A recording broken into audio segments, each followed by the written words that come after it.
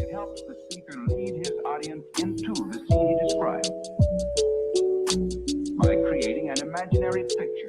Usually, it's something that moves. Interesting.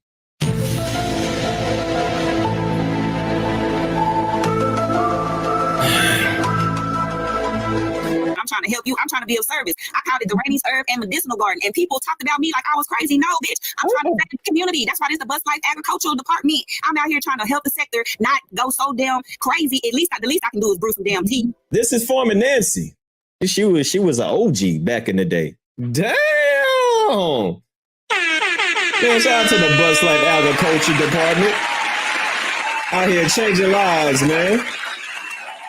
Shout out to the Bus Life Agriculture Department out here changing lives, growing tea, herbs and juices, cows, pigs, all organic, no GMO, no preservatives, 100% natural. Damn, that's what's up.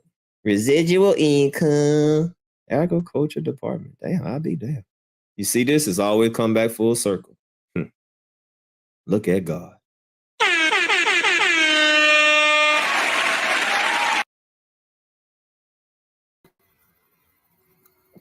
Good morning. Good morning. Hey, let me look. We having an issue. We want to stop sharing. Hey, Lonnie. Hey, Lonnie. Thank you for coming this morning.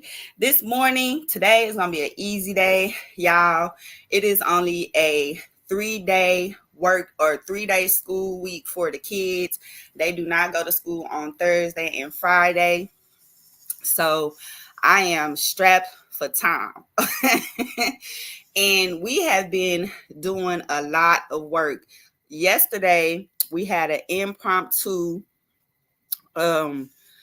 module inside of our course. We just started doing the farm to prison, the prison to farm pipeline. So I was not prepared for that. It's just something that flowed out. And Lonnie submitted so much research that we got to shift through that. We got to build out that module because that is something that we definitely must talk about. So because I have so much content to sort through and information to get down for you guys, I thought that I would just let today be a little laid back student holiday. We just vibe out, have a little chit chat early this morning. I did drop the link. If anybody wanted to hit the link and come ask any questions, we can do that this morning. We will hope that eventually Russell Red will show up and come around since he has so much to say about us and Farmer Nancy and the Bus Life Agricultural Department. And if you notice, right, hey, y'all, I'm Big Nance. Yes, I'm y'all substitute teacher. Farmer Nancy is out for the count. I'm sick of me. I play too damn much. This be so much fun. This is my the good part of my day. Yes, I would love to hear from him. We did go back. I had to go back through that content. It's a lot of people that have little things to say, and I would love for them to come over because they act like we don't be live, Lonnie. They act like I don't be over here on my own platform going live talking. That's what you call hate right there. And what did we do to deserve so much haterade? We didn't even do nothing. Would be great. Exactly. I didn't even know until I heard him talking to you. I was like, oh, he in Texas? And that's what made me look at. Matter of fact, let's dive back into that. See, let's dive back into the Texas prisons and farms conversation. Because I told y'all I wasn't going to be able to let that go. Texas prisons and agriculture.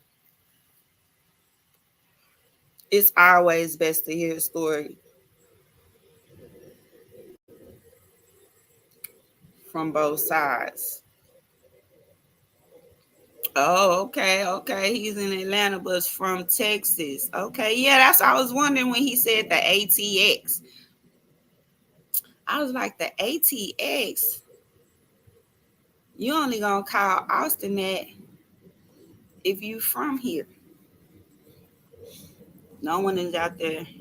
I know they hate when you great, and so they hate when you great. I'm a little bit late myself today. I was doing some housekeeping around my own damn house. Cause we ended up extending, y'all. I'm sorry, I be watching the neighbors walk by. We ended up extending for another month. So we won't be moving until November. Um, which is cool, which is cool.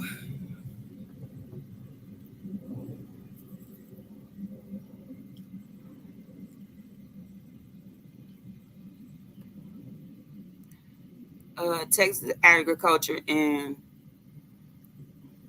for-profit prisons.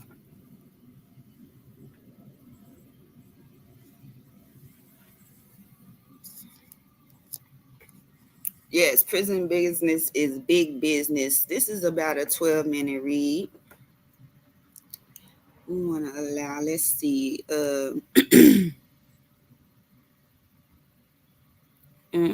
to Bruce Jackson's collections of photos are haunting reminders of the way the past reaches into the present into the past, providing a glimpse into Texas prison farms from 1964 until 1979.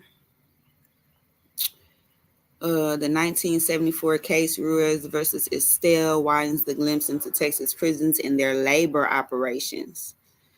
Inmates charged in the 1974 lawsuit, inmates charged the Texas Department of Corrections, TDC, with cruel and unusual punishment at the wine unit in Huntsville, Texas, which houses a mattress factory, coffee plant, records conversion plant, plastic sign shop, and an agricultural operation where prisoners have grown crops and raised livestock since 1883. What? Not since 1883. Oh, wow. Oh, wow. It is big business. And so, look, okay. This one right here. The Austin Chronicle, June 14th, 2024. Here you go, M. So I'm bring us around the loop. I'm bring us to today. Plantations to prison farms. How far have we come? This should be crazy. Welcome to the Teachers Lounge. I'm just lounging it up. Today is a student holiday. Because the kids got student holidays coming up on Thursday and Friday, and I got a meal plan. I don't know what the hell they're gonna be. I don't know who told these children they can be home from school in the middle of the week, in the beginning of October. It's not even Indigenous Peoples Day. Sorry, y'all. Plantations to prison farms. How far have we come? Texas's tradition of forced labor lives on. June 14, 2024. It's going down in Huntsville. That's why I was like, we wanted to ask if he had any experience in the Huntsville. Prisoners at Ellis unit in Huntsville in March of 1966. Ellis is built on land from a former slave plantation. Oh my God. On a 90-degree June day, a memorial unit in Southeast Texas, the humidity makes the heat cling to your skin. Live oaks line both sides of the long driveway to the prison. There's the faintly herby scent of the fields and the curdled hint of something dead when the wind shifts. Crackles swoop down with their telltale squawks. To the right, prison fields eventually run into privately owned land on the Providence Plantation. A sign by the road reminds you it was established in 1824. But just ahead, there's the prison. Red brick ring with barbed wire. In a field behind the prison, you can see a group of mostly black and brown men at work for no pay. It's uncanny how little life has changed here in 200 years. Like every Texas prison established before the 1980s, Memorial Unit is built on a former slave plantation. A short drive away, you can see the rubble of slaver Abner Jackson's home and sugar mill. The live oaks around his plantation are covered in Spanish moss, and they are older and larger than the ones lining the driveway to Memorial Unit, but otherwise they look the same. Jackson owned the Darrington plantation that the Memorial Prison was built on. He also owned close to 300 slaves. Some of those enslaved people worked in the same fields that prisoners do today, on the 6,000 acres of state-owned land that surrounds Memorial Unit. In 1865, the 13th Amendment of the Constitution abolished slavery except as punishment for a crime. Today, Texas is one of a handful of states, all in the South, that pay no wages to incarcerated workers. Every inmate who is physically able has a job in the prison system. So that answers our question. Was Russell Red physically able? I don't think he's identified himself as having any disabilities. He was getting into fights. This is not funny. This is not funny. This is a very serious situation because this is what has happened to our black men. A lot of them have been incarcerated and put to work for free. And that shit is fucked up. Wow. Every inmate, every inmate who is physically able has a job in the prison system. Texas Prison Agency explains in the FAQ, inmates are not paid for their work, but they can earn privileges as a result of good work habits. Wow.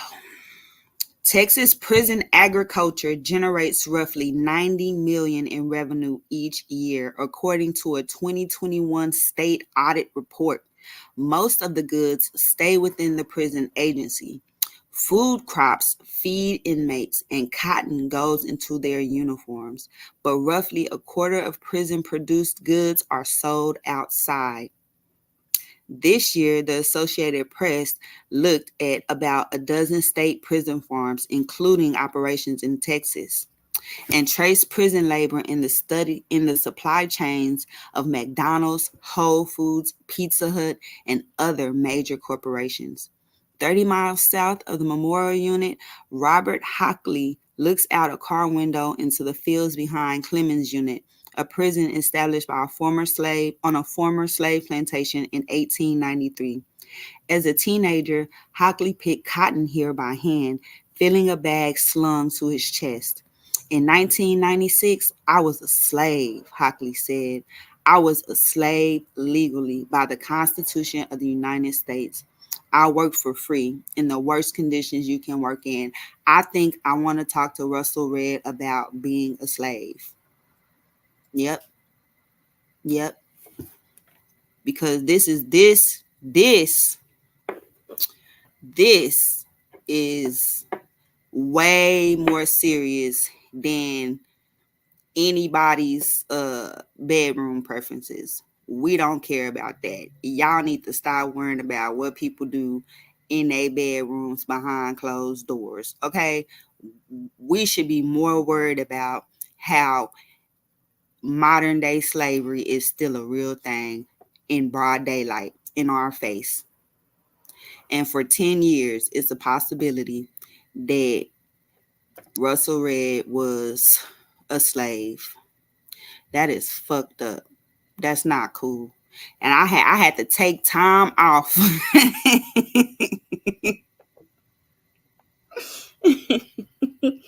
from farming in my fields Because on yesterday, when Farmer Nancy, y'all's Bus Life Agricultural Department head, found this shit out, she was so devastated that she had to take her her Prozac and sleep, and she ain't woke back up yet.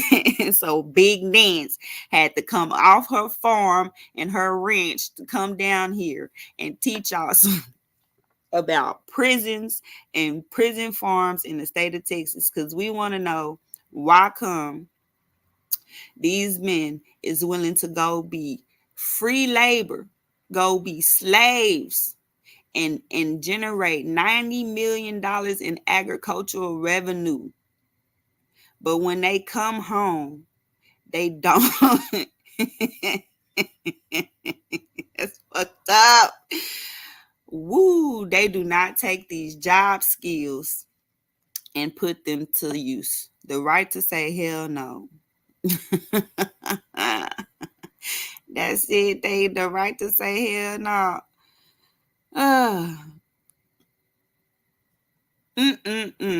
Where he picked cotton by hand from 1996 to 2000. He was in shock, looking for other people around him to the firm that they couldn't really be there to pick cotton. What the fuck? The Texas Department of Criminal Justice spokesperson points out that a small percentage of prisoners are working on the field force at any given time. The field force, where is Free Thinkers? He got the unit on the green workforce. He is doing research for us on the green workforce. Let me show y'all this shit. Oh my God. Because we don't never make this up.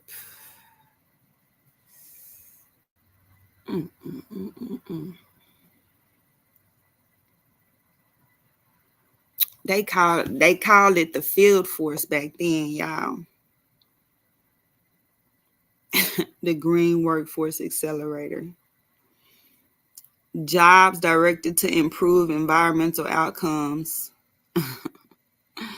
Green jobs, work that produces goods and services that benefit the environment or conserve natural resources.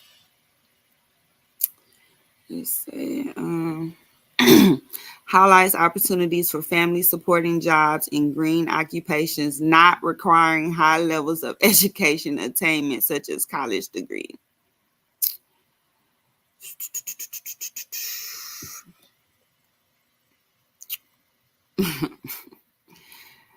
There is nothing new under the sun, you guys, and they are constantly. This is why I feel like we're in a warped simulation, because they just repackage and rebrand they plantation games. And what do? We fall right in line and play the plantation games. Today, a prisoner who refuses to participate. Today, so when was this article written? Because they use the word today. June 14th, 2024. Okay. June 14th, 2024 is what it says. Today, a prisoner who refuses June, July, August, September, October. This was 3 months ago. Today, a prisoner who refuses to participate in farming, was it 2023 or 2024? Nah, let's say 2020. Okay, 2024. Girl, that was 3 months ago. And they talking about today. We don't never want to make this up. Today, a prisoner who refuses to participate in farming will be disciplined. What? Will be disciplined per the disciplinary rules. Minor penalties can lead to cell restrictions for 30 days per disciplinary case. That means a prisoner is not allowed outside their cell except for certain essentials, including showers and doctor's visits. The spokesperson declined to answer whether TDCJ agrees with prisoners' descriptions of their work as slave labor. but generally the agency frames field work as a benefit to prisoners. What the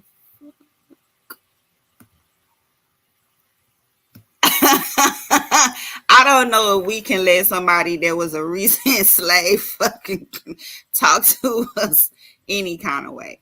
I think that everybody should be open to conversations, especially when they've never had a conversation with a person, to get their point of view and their perspective. Like we said, the farm to prison, prison to farm pipeline did become a part of the course load here in the Bus Life Agriculture Department's 4-H forestry program, because it's important, especially when we're actively seeing $90 million in revenue be generated by free labor, and the majority of those doing the free labor are Black and brown men. Let's look at the statistics in Texas prisons of the demographics. Oh my God.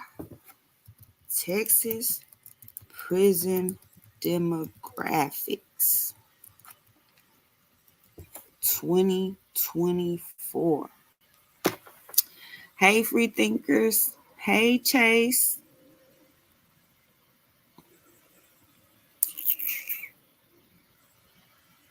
Let me see. Oh my God.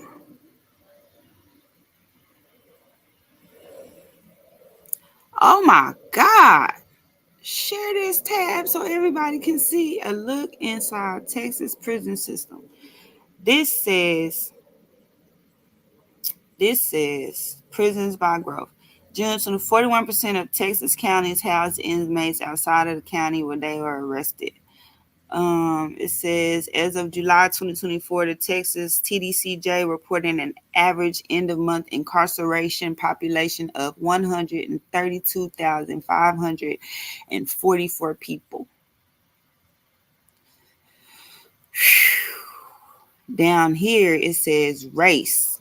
While Black people make up 12% of Texas's population, they make up 44% of the prison and jail population.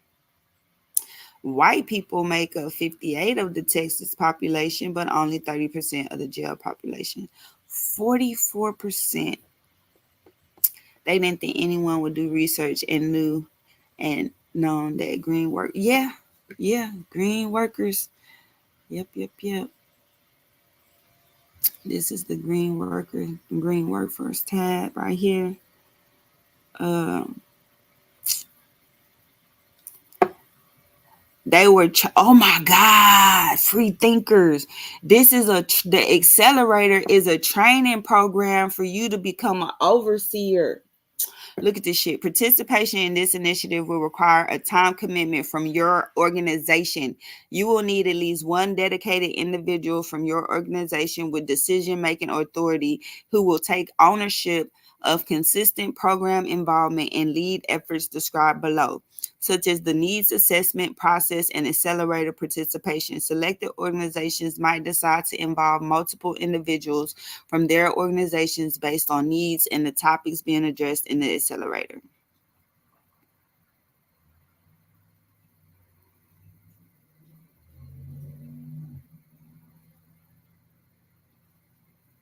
This is when they do the sessions for this. Organizations will have access to speakers throughout the accelerator, and additional time might be spent meeting one-on-one.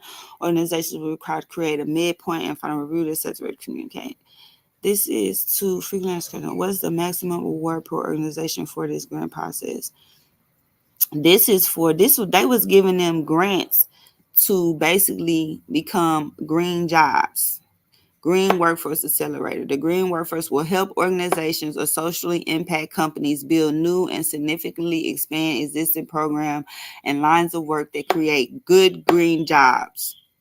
Though this is a this is a training program for the overseers to train and know how to properly oversee the green workforce workers, which would be okay.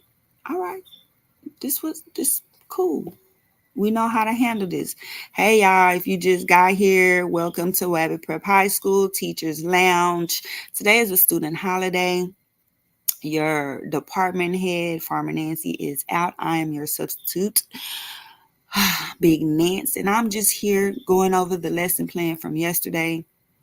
We don't really have any real class notes today. It was so much content and information from the prison to farm pipeline that Farmer Nancy's mind was blown. So, I love it. You guys are hilarious. You guys are so funny. We was just reading this more up on this. Hey Bumper, what's up? What's up? Well,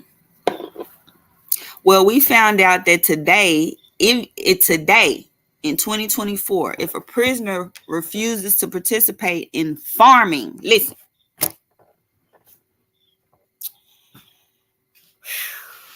Man, y'all see this?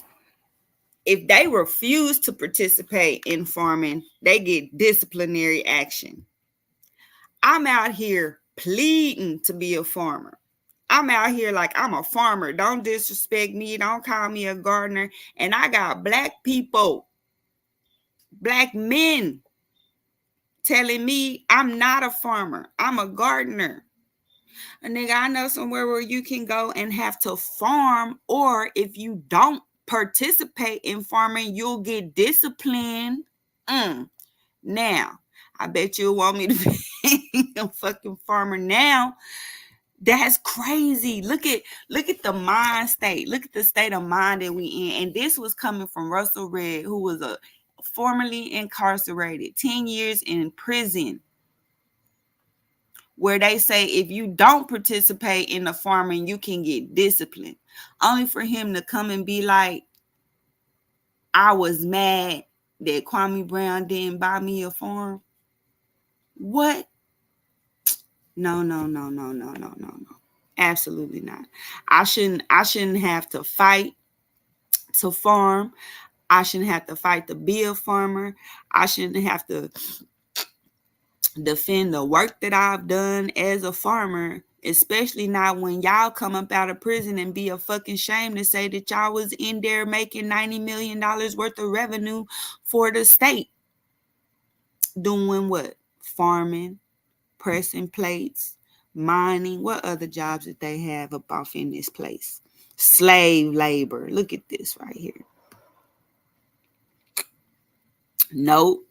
We sure didn't. And matter of fact, free thinkers, I went back and I rewatched that video, and he donated several times. So he needs to at least put down 50. He got to at least put down 50 on his free tuition. I'm sorry, but we cannot allow that. Oh my God. The inmates learn to use equipment, which translates to job skills to help them gain employment. What the fuck? I'm offended. We are offended in the Bus Life Agricultural Department. You know what? We finna slave them. Free thinkers, we about to slave them. Fuck that. I can't get too hype. I can't get too hype on Farmer Nancy's time. Y'all had her too hype yesterday. She was pasting. Nuh-uh. Not today. Don't start this shit. Not today. Had her pasting. Oh my God.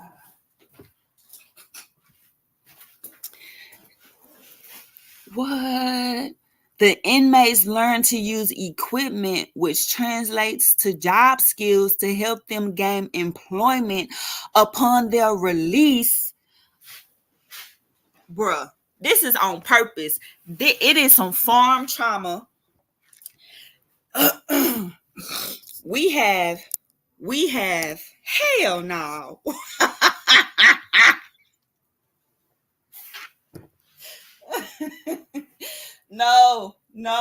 No, we're not doing this today. We're not doing, oh my God. Today is a student holiday. Get out. Y'all get out of my school. Get out the school. Get out the building. Oh shit. regardless of any perceived benefit to inmates, the benefit to taxpayers is not clear. We don't benefit from none of this shit. Y'all been in the prisons working, and as a taxpayer, it don't help me. The 2021 audit found that while the state brought in more than $90 million selling agricultural products in 1 year, it would have saved $17 million over 5 years by buying canned foods and certain crops instead of producing them. See that? They can just see that. They teaching you niggas.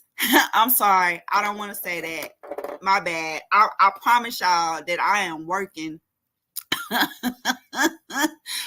Oh shit, bro, they give you the job skills to learn and farm.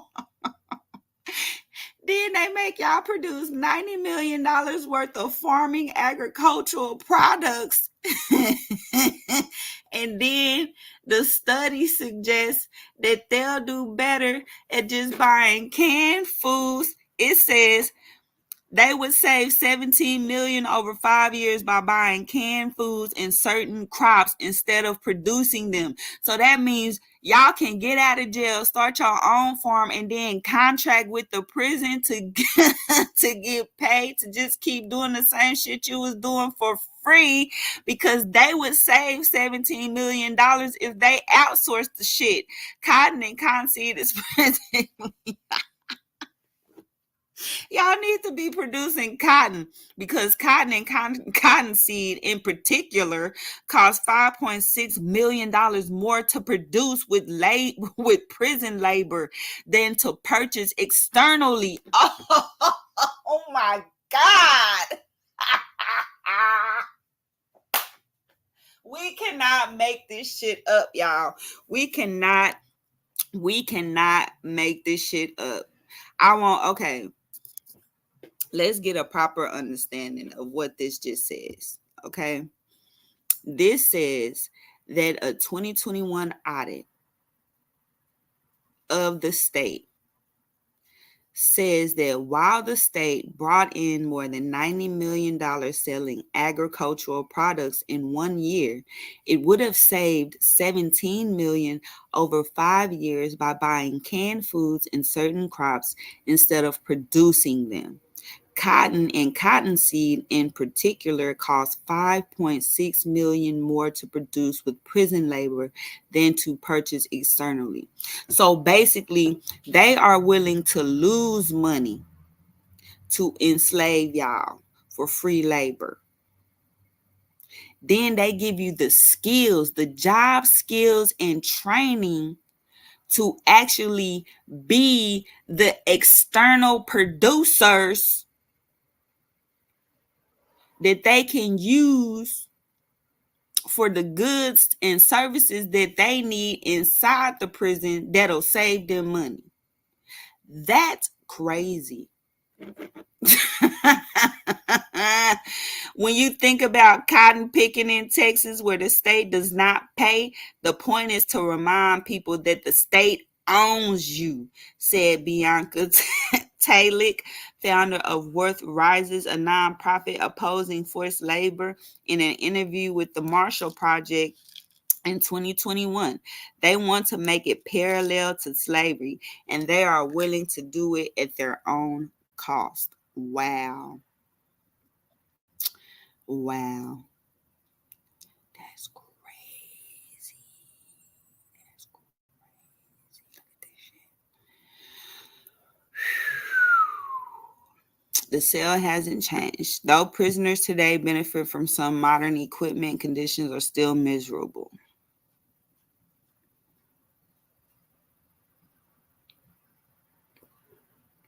At the end of the day of field work, prisoners may return to cells that exceed 110 degrees in the summer. Let's talk about this. The living conditions haven't changed. Yeah, picking cotton has, but living in 100-degree cell hasn't. So how far have we come? This is crazy. You sweat all the way up to 1 or 2 o'clock in the morning when it finally starts cooling off a little bit. Whew, man. Cooked to death. crazy. Hold on. Oh, here, this is the one. This is the one right here. Uh-oh.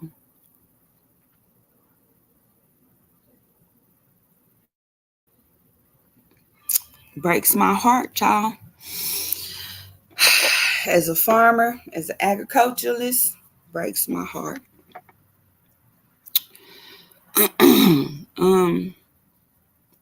We talked about this yesterday. This was manufacturing, agribusiness, and logistics division. They actually have a division. We did get this information because we do want to reach out and find out how we can be of service as farmers.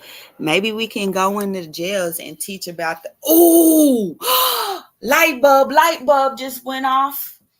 Maybe we can go into jails and talk about how important it is that when they leave the jail and they have all this agricultural experience, that it is detrimental to our health and wellness that they get out here and get on the land in the free world and produce for their families, friends, and communities. Oh shit. Man, just imagine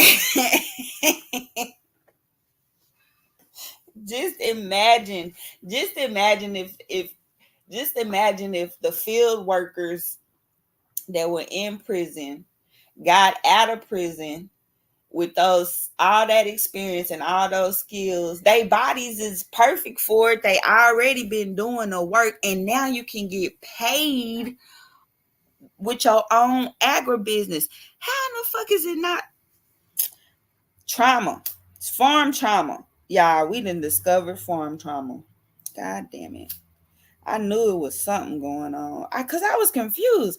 I was like, how in the hell am I getting so much flack for being a farmer? Or how do I get so much flack for identifying as a Black female farmer, right? I was tripping. So then I said, well, damn, I might as well just identify as a white plantation owner. So I might as well identify as the warden. I'm the warden of the blank slate farm. What up, Cat? I'm over here talking about the prison to farm pipeline. Girl, don't start that shit. I'm over here talking about the prison to farm pipeline. Appreciate you for stopping through. Appreciate that, Rich, too. You know what? Matter of fact, why you over here? Shout out Cat from the Austin sector. I don't even know how to, what's the name on this thing? I was surprised. I just be baffled at why it is we have to, as Black farmers, we gotta fight. But that's because the ones in the prisons, oh no, free thinkers. I just freely thought. Wait.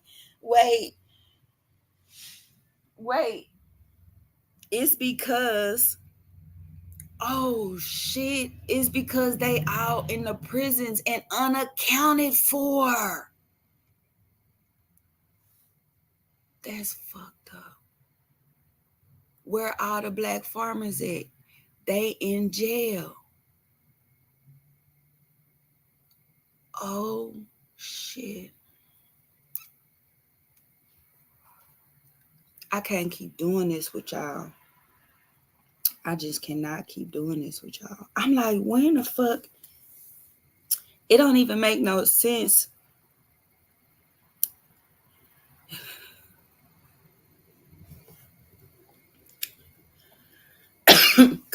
I'm like, it don't even make no sense that we keep having the same conversation for 30 years. So they're like, why the fuck is Leah Penniman? She don't even look like she been doing this for 30 years. So how old is she?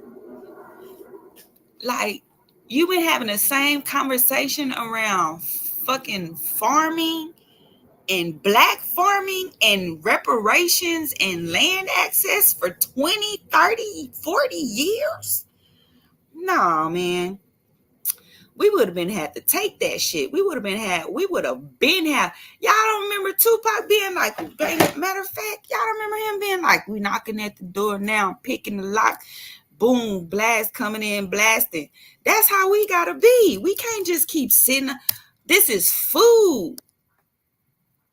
Like, this is food. This is not like fucking voter registration. This is not, this is agriculture. This is land development, agriculture, and our food systems, whether you are going to be a vegan or you're not. And we just sitting around talking about it, the same shit over and over, being like, there's not enough black farmers. There's not enough black farmers. 95% of the farmers in the United States are white. Now that we just found out that they have to participate in farming. If they don't participate in farming while incarcerated, they can get disciplined. So they not being counted as people, as farmers on the census, because they like missing persons because they in jail. This just fucked me up. It fucked me up, and it kind of pissed me off a little bit.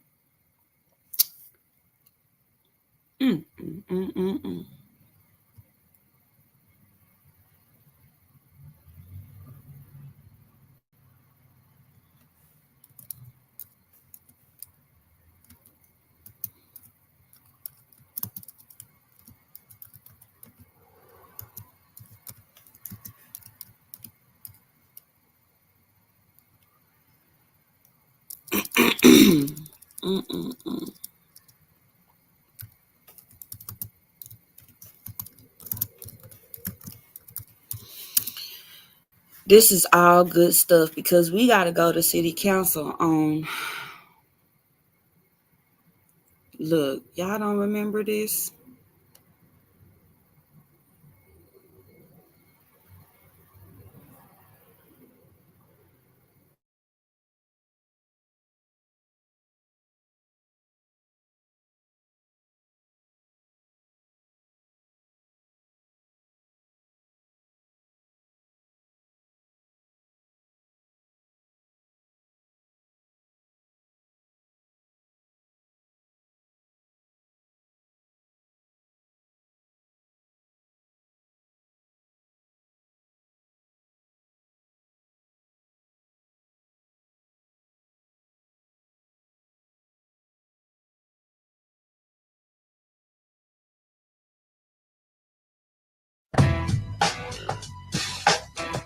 Yes, my raps are filled with rage. One of these days, we gotta bust back for the homies. You have to be logical.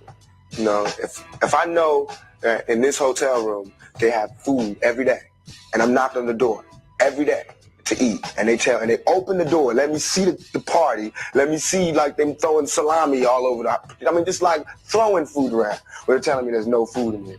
You know what I'm saying? Every day. I'm standing outside trying to sing my way in. You know what I'm saying?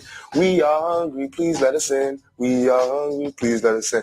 After about a week, that song is going to change to, we hungry, we need some food. After 2-3 weeks, it's like, give me all the food, ragging out the door. And after a year, you just like, you know what I'm saying? I'm picking the lock, coming through the door, blasting, you know what I'm saying?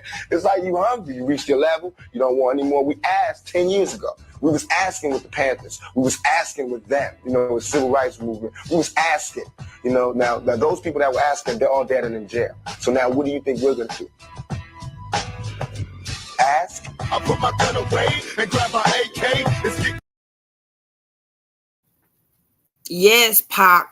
Yes. Them niggas kept asking. Sorry, y'all. I hate that laugh. But it's a real one because I'll be fucked up. Yes, they kept asking, and I'm over it. I've been over it. I was like, I don't have to fucking ask to be a farmer. I don't have to ask anybody that. You can't, and you look so stupid, having been a formerly imprisoned captive, free slave labor, where they taught you free farm skills, possibly, maybe, I don't know, because we still haven't had the conversation about it. Let me see. Let me slide this over real quick. Yep, no.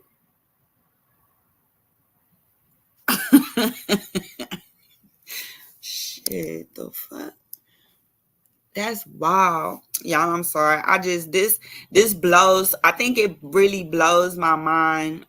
I could go so far deep into these conversations about stuff like this, but this was a topic that just kind of came out of left field for me.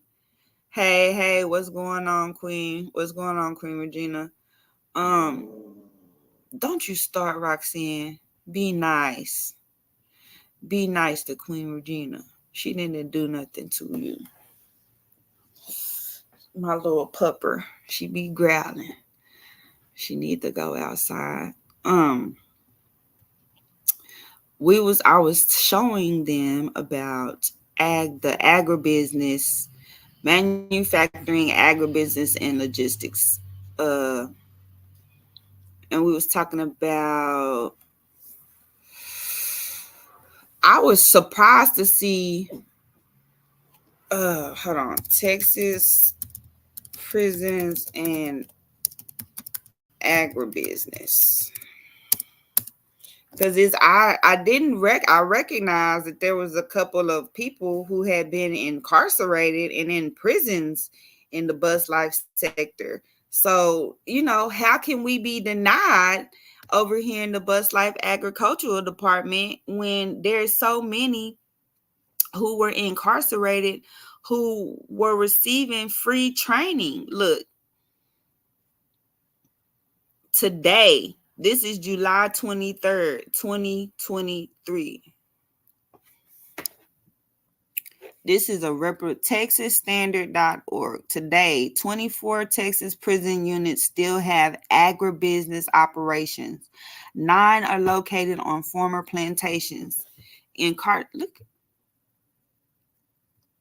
we finna start talking about big business around here, Queen Regina. They can be mad.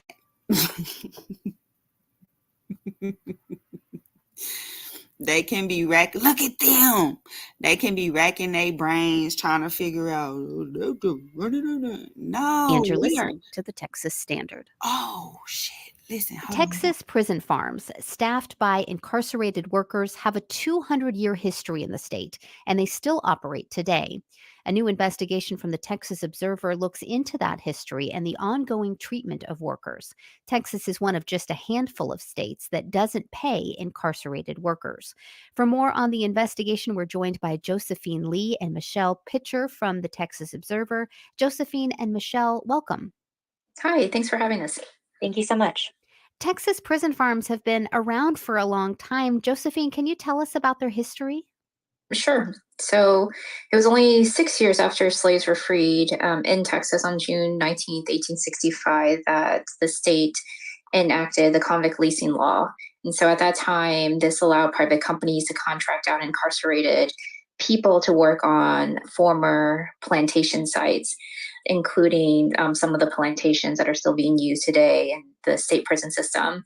And so in Brazoria, in the Sugar Bowl district, the area around Brazoria County, most were cultivating sugarcane and cotton, and the private companies and former slaveholders were allowed to contract out the incarcerated workers because of the 13th Amendment, which abolished slavery, but it included an exception for those convicted of a crime.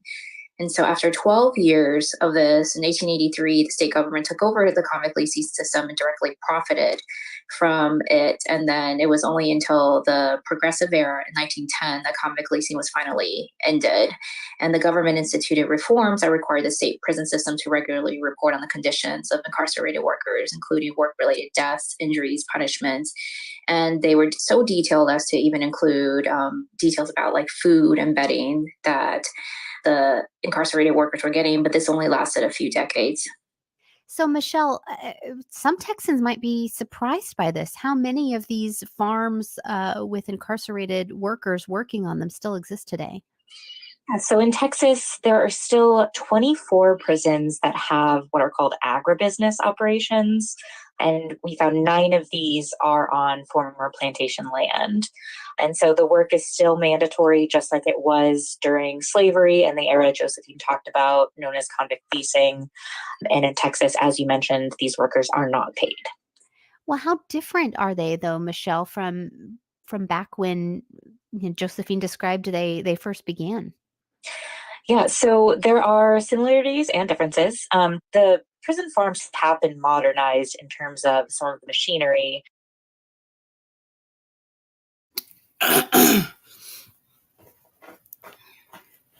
You see this right here, what you just said, Queen?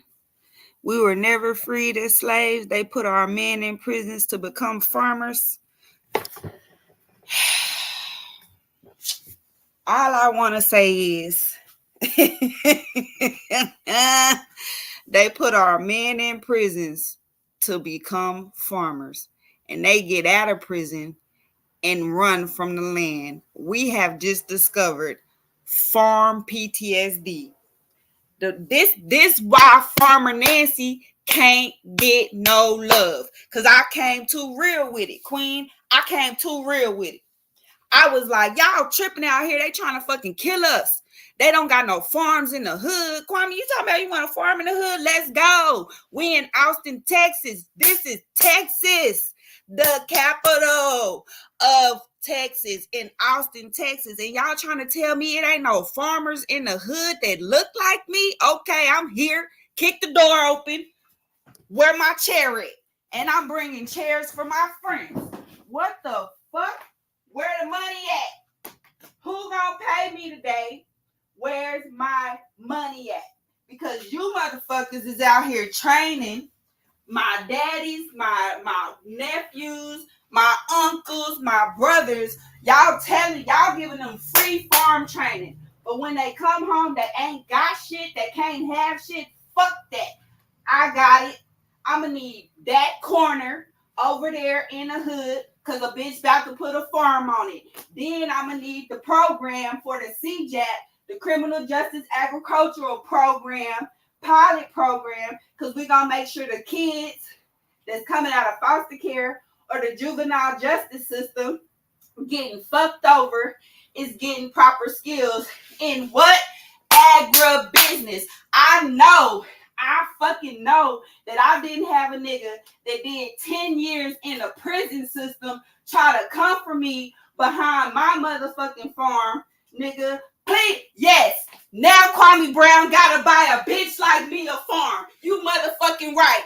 Can I get my farm? Can I get one so that I can help? So that I can help some black men? Because ain't nobody else doing it. So what I do? Welcome to the Bus Life Agricultural Department, and you niggas mad. Ooh.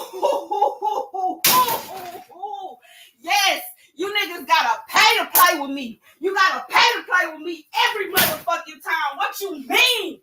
Yes, what you mean? Let me calm the fuck down. Sorry, y'all substitute teacher Big Nen showed up. My bad. Queen, get out. You can't be here. You gotta leave. You done ran my pressure up. Queen Regina done ran my pressure up. No, these niggas can't. Hell no. Not over here. Y'all can never play with me. Don't never play with me. Because I step the way I rep. I'm about what I be talking about.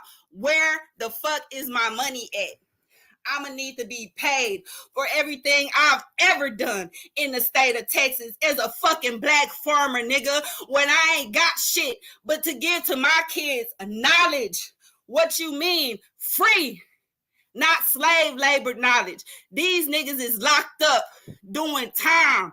Nigga, what you mean? Having to do what? Farm or be disciplined for not farming. And y'all want to tell me what I am and what I'm not? You gotta pay to play with me. Fuck you mean? That's what the fuck Rainey should have said. You niggas gotta pay to play with me. The fuck you mean? Or get the fuck on. Move around. Move around. Cause I done started some shit. Now, move the fuck around. Farming. These niggas is out here. They learning how to do agribusiness. Let me shut the fuck up. Let me sit back and shut the fuck up. Let me sit back and shut the fuck up. If you drive by any of the units, maybe around Brazoria County, you might even see incarcerated workers wearing all white driving tractors. There are also fewer people assigned to agriculture jobs in TDCJ than in years past. But these modern farms face modern problems like supply chain issues, record high heat, and rising costs. And, farm work is farm work. And so we see that even though some conditions have changed, the baseline of the forced agriculture work has not. Well, Michelle, you mentioned heat. When we talk about prison heat, I think the focus has primarily been on air conditioning in inside units. You guys are asking questions about heat-related deaths and this outside work. What have you found so far? I asked TDCJ which workplaces were air conditioned. So obviously agriculture jobs in the field happen outside, but some of these jobs like in the cannery or even if you're in a manufacturing plant might take place semi-indoors, semi-outdoors. You might be loading trucks. And so I asked what workplaces were air conditioned, and I was told they don't actually track that information. So if we're talking just about agriculture, though, heat is a major workplace hazard in every agriculture job. And there is actually a lawsuit currently moving through the courts about how TDCJ has handled the issue of heat in the past decade. And that does address things like air conditioning, but we wanted to see if we could actually find out if any workers had died of heat-related causes on the job or after the job. And we found it very difficult, if not impossible, to do. How has the Texas Department of Criminal Justice been reacting to your investigation? Yeah, so they didn't have a comment about reporting requirements today versus what was in place a century ago. Like we found reports in the past were actually a lot more detailed. The only comment they did have was to confirm that they currently don't provide legislative reports on a lot of these conditions for prison workers. They did reach out to highlight some of those differences in the agriculture work I mentioned today, like the fact that workers in the field are using more modern machinery. But they didn't address the policy of forced labor or the viability of the prospect of paying prisoners for their work in Texas. Well, Josephine, what else sticks out to you about what you've discovered? What else would you want Texans out there to know?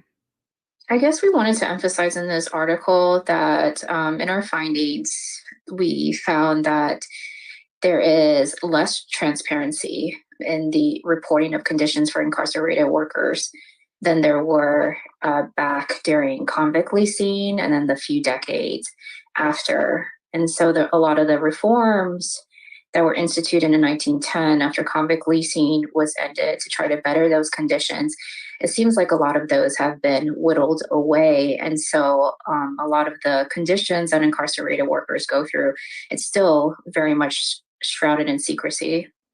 One of you used the word slavery to describe those conditions still. Is that what you feel like this is? So I've spoken with dozens and dozens of currently and formerly incarcerated workers, and I would say the majority use that term to describe the forced labor, as do a lot of the advocates. And it all harkens back to the 13th Amendment that abolished slavery except as punishment for a crime. So those are, forced labor is what we're looking at here in Texas, forced labor for no pay. And it's an issue that a lot of people are actually turning their attention toward here in Texas. We've been speaking to Michelle Pitcher and Josephine Lee from the Texas Observer. We'll have a link to their article and more over at texasstandard.org. Josephine and Wow. Sorry, y'all guys, for my exploding earlier. I had to settle myself down. I'm very passionate. This is true, Queen. Now, like I said, I'm not here to be inside nobody's bedroom preferences. You know what I'm saying? I don't want to spread no rumors, Queen. So let's not put nothing negative out there about Mr. Russell Red. You know what I'm saying? And we don't know if he was in a Texas prison system farming. But what we do know is that he was incarcerated in a prison for 10 years. And we would like to know, was he a part of any agricultural services? Did he participate in farming? Was he incarcerated in a Texas prison? Because if so, this is what we have learned about Texas prisons, especially when it comes to agribusiness. Now, we're going to keep saying that word, agribusiness, because we are in the business of agriculture. Okay? I didn't see him go to war with me. Hey, what's up, Mr. Skinny? We should have learned this when you won, and he should have had you on the platform. I appreciate that, Queen. You know what I'm saying? Some things get lost in translation. You know what I'm saying? It is what it is, but we're here now. We're in the Bus Life Agricultural Department. Ain't no love. Ain't no love lost. We still here to be of service. And I think that we actually found a good place to start. This was actually a blessing. I didn't know. I never knew that Russell Red had been incarcerated. So it just so happens that he was telling his story, and he was so passionate about putting this out there around, standing up for himself and, being able to I don't want to say fall in line, but figure out how things work. I don't know. I've never been to prison, but just hearing his story, it just made me also think, well, damn, he keep bringing up Texas. Did he know about the Texas agricultural system? And then I just remembered that he had donated that $10. And I was like, oh, man, that is crazy. He could really be doing some real work over here at the Wabbit Prep High School in the Bus Life Agricultural Department. Like, we could put him on as like a watchdog uncle or a watchdog dad or something. He could be helping the little Wabbit kids learn about agriculture, or just learn how to be stand-up workers with the green workforce. Shit, I was definitely triggered. I was definitely saying, man, yep. This is why he has around his home and not grass. He didn't want to listen to the professor, but was he exactly. And that's crazy, free thinkers. That is crazy that you said that. And you know what I'm saying? It's crazy. But look, well, Mr. Skinny is here.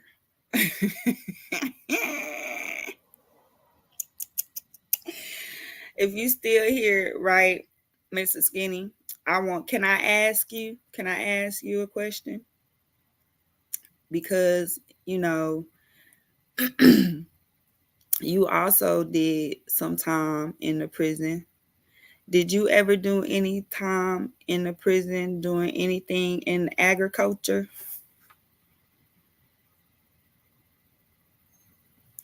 And if so, do you want to talk about it with me?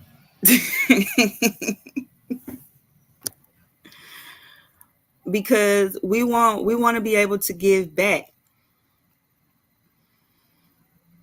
Don't be mad. Don't be mad, Queen. We all got used. Everybody got used in some kind of way. We didn't came past it. We just gotta make the good from the bad.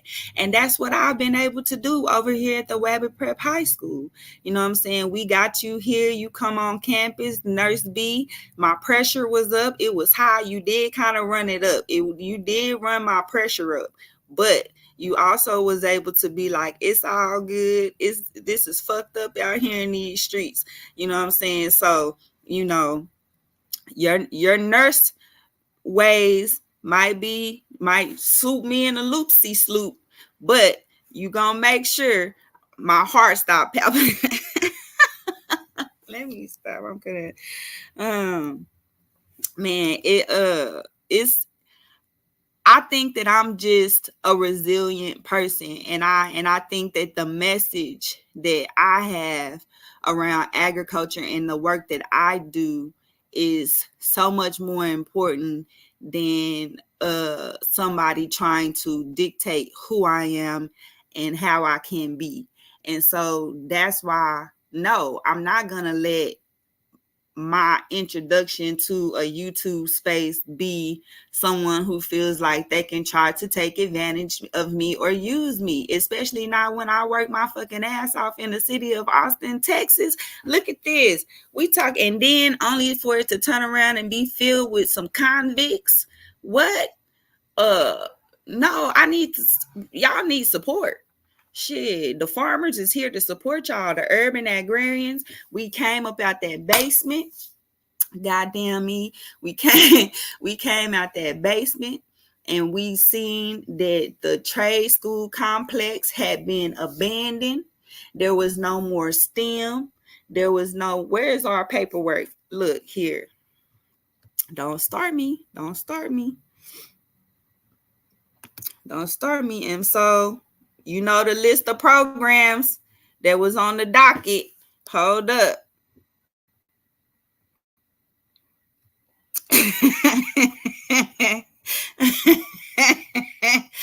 I feel like it's so like there she goes. She code switched on us again. Y'all didn't see it, but I seen it. And then you giggle.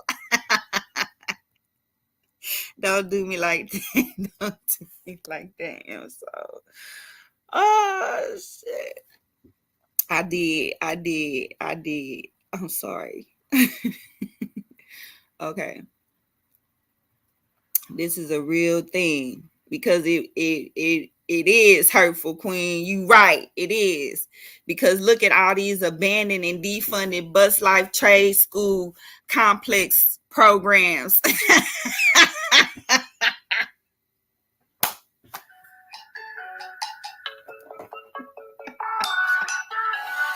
Oh shit. Hello. Hey Nina. Hey, how you doing? Good morning. I'm okay.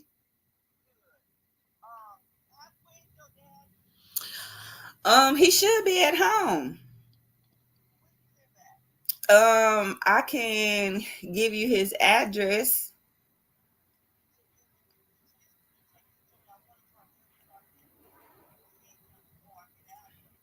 Okay, and I don't know, the 281 number.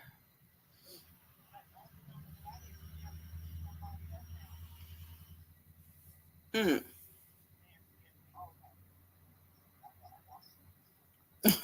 Well, I'll text you his number and his address just now. All right. Nothing. Just sitting here talking to people live on YouTube. It's something I like to do. I was telling everybody, y'all need to get comfortable because I'm gonna be live on YouTube. So agriculture, the only thing I like to talk about. And how so right now I'm talking about the prison to farm pipeline. Yep. He's doing okay. A part of the prison to farm pipeline. Oh, where they have they have a big, like, it's like $90 million worth of revenue that goes through agribusinesses in Texas prisons. Yeah, so a lot of the black and brown men end up doing farm work inside the prison. So yeah, it's like the school to prison pipeline.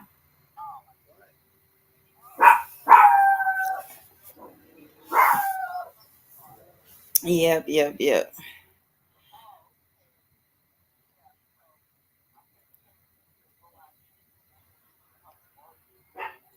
Oh yeah, she cuts up.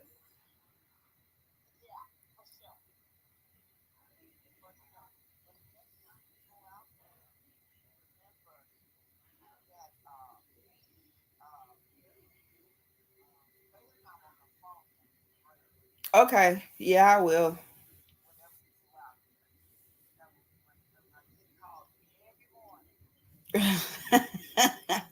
That's good. That's good. Yeah. Shh, Roxanne, cut it out. I'm sorry, my dog is doing the most. Yeah, she barking at people walking down the street. But okay. I yeah, I'll text that to you just now. Okay. All right. Bye bye. Roxanne, stop it right now. Stop it. Sorry, y'all. That was my cousin from San Diego, California. She down here in town to see my auntie. If y'all know what's going on with my auntie. Stop that. Sit your ass down. No, matter of fact, get out. Get out. No, sit down. Just back. Your ass won't be out there barking and chasing shit. Sorry, y'all. Roxanne, cut it out. My bad. My bad, free thinkers. I have to answer. My auntie got hit by a hit and run driver.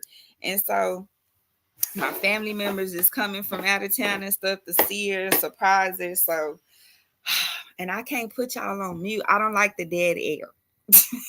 I don't like that dead silence when I listen to the playback. Okay, so we was talking about the abandoned and defunded bus life trade school complex programs. Queen says, I have PTSD. Girl, I snap listening to you teach us black farming and the black incarceration rate is high. The state of Georgia tried to steal my black son for prison farming wages. Not on my watch. I know that's right. They got my peoples locked up. I had to fight for my black daddy, my son, and my black man. This is how black queens are made, fighting for the freedom of our black men. Speak on it. Shit, y'all can't be mad for Queen for speaking on it. Shit. I don't know what to tell everybody. I don't know what to tell nobody. It just is what it is. And so because of that, okay, we bust out of the basement. Hey, Lisa B. We bust out of the basement and built up the Wabbit Prep High School with the primary program here being the Central Texas Agricultural Services Complex Bus Life Agricultural Department 4-H Forestry Program.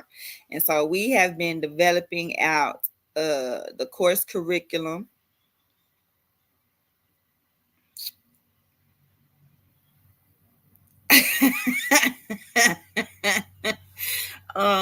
And then we purchased some stuff.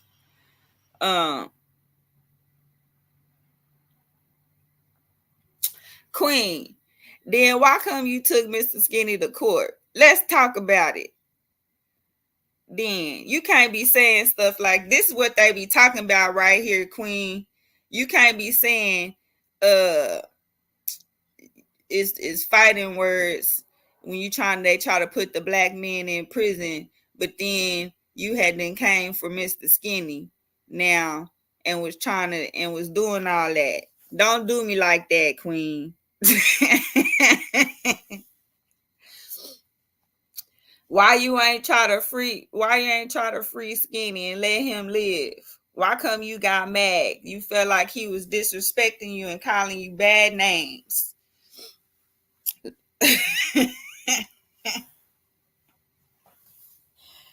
Shit. I'm not even supposed to be teaching class, and so I'm just over here supposed to be holding it down in the teacher's lounge. Today is a student holiday.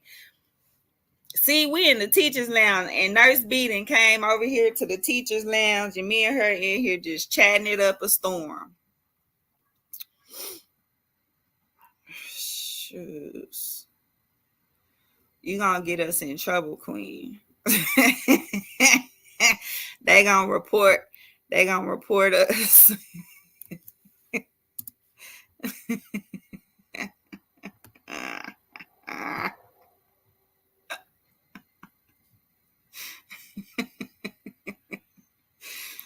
Oh shit.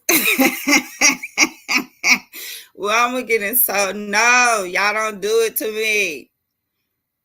Don't do it to me. I'm just keeping it real. Hold on.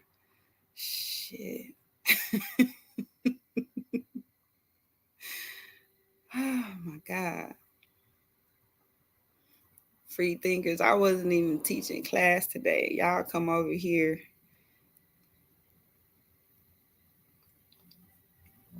Doing the most.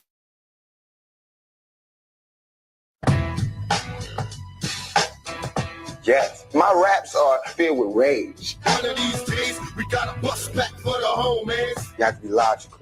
You know, if I know that in this hotel room they have food every day, and I'm knocking on the door every day to eat, and they open the door, let me see the party, let me see like them throwing salami all over just like throwing food around. But they're telling me there's no food in here. You know what I'm saying? Every day. I'm standing outside trying to sing my way in. You know what I'm saying? We are hungry, please let us in. We are hungry, please let us in. After about a week, that song is going to change we hungry, we need some food. After 2-3 weeks, it's like, give me all the food, racking out the door. And after a year, you just like, you know what I'm saying? I'm picking the lock, coming through the door, blasting, you know what I'm saying?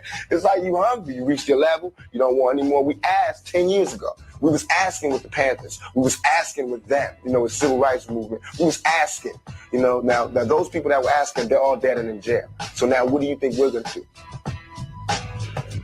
Ask? I put my gun away and grab my AK. It's getting hectic. I can't call it. House full of alcoholics. Now a nigga's under pressure.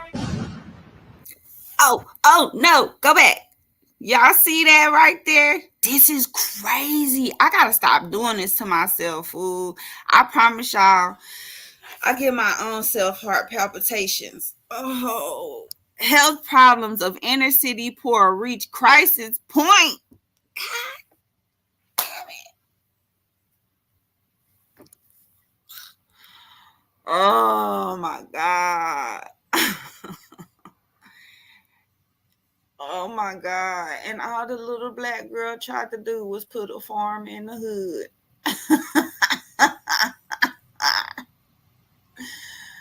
Oh man. In Austin, Texas.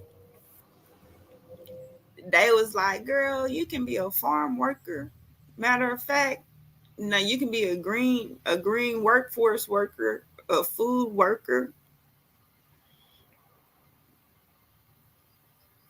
Look, y'all. Austin.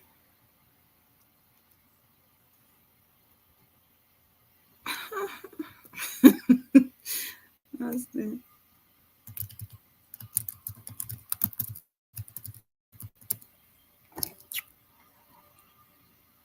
We coming through the door, picking the locks, blasting.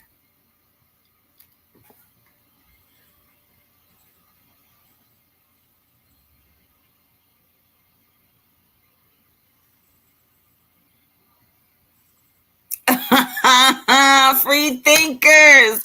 Welcome to class. I love it here. I'm fucking loving it here.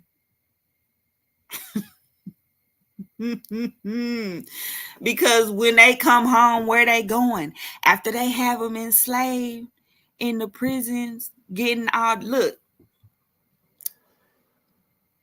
because I don't want nobody to ever think that we making this shit up.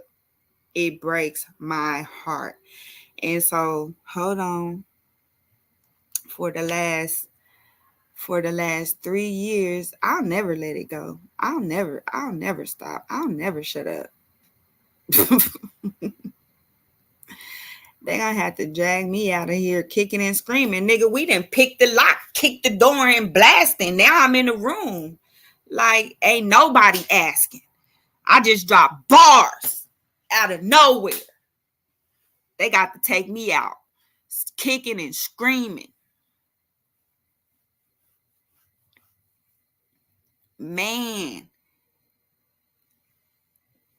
I see the food. I see the food. I see y'all growing the food in the hood. Is that a whole ass farm in the hood? I see the lady telling me that it been here 150 years. That's a city plantation? Oh no, it only had 19 slaves. 19 slaves? What was they picking? Foodstuffs. Shit, I see it ain't nobody else look like me in the hood farming, but I see y'all doing urban farm tours and biking and shit. I see y'all done made $300 million in local food and agriculture. Oh, fuck that. Kick the move the motherfucking shit out the doors. Kick the door. Big Nance in the motherfucking building. Where the money from my farm at? Y'all shit is already popping. So I know y'all got a susu going. Is it my turn to get paid? Shit. What you talking about? Shit. Oh, I can't just get paid. I gotta do some work first. Oh, okay. Well, shit. Let me make sure I go teach some interns at the AISD schools. Shit. Let me make sure I put the word out. Let me make sure I raise a cow for 18 months in front of the whole damn hood. Let me make sure I get some experience, then come back and be like, so we still can't work? Oh, well then I gotta take your shit. I gotta come take your shit. What? And ain't no black people will support each other and make money, which hold on, wait. Let me see. Share this tab instead. What this say? What this man said? Let me drag y'all over here right quick. See what Mr. Bill said.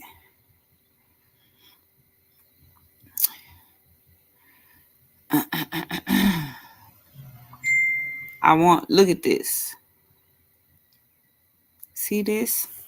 Manufacturing, Agribusiness, and Logistics Division.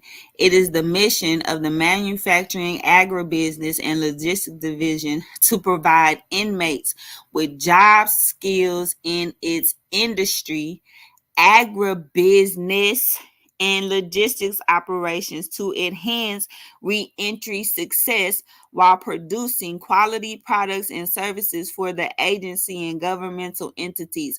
So we want to let the prisons keep teaching the black men how to farm and gain job skills in agribusiness. What the fuck am I reading? What the fuck am I?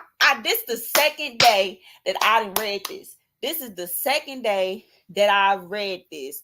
And I am toe up from the flow up. because this is not on my list of things. But what I am going to do is screen print this. Control Alt screen print.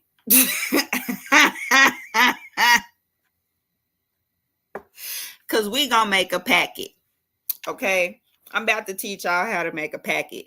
Because this shit is across the border. Okay? This says that the Texas Department of Criminal Justice, the prison system, okay, its mission, the mission of the manufacturing, agribusiness, and logistics. What the fuck?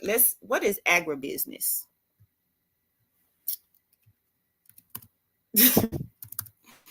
What the fuck is that? What is agribusiness? Business.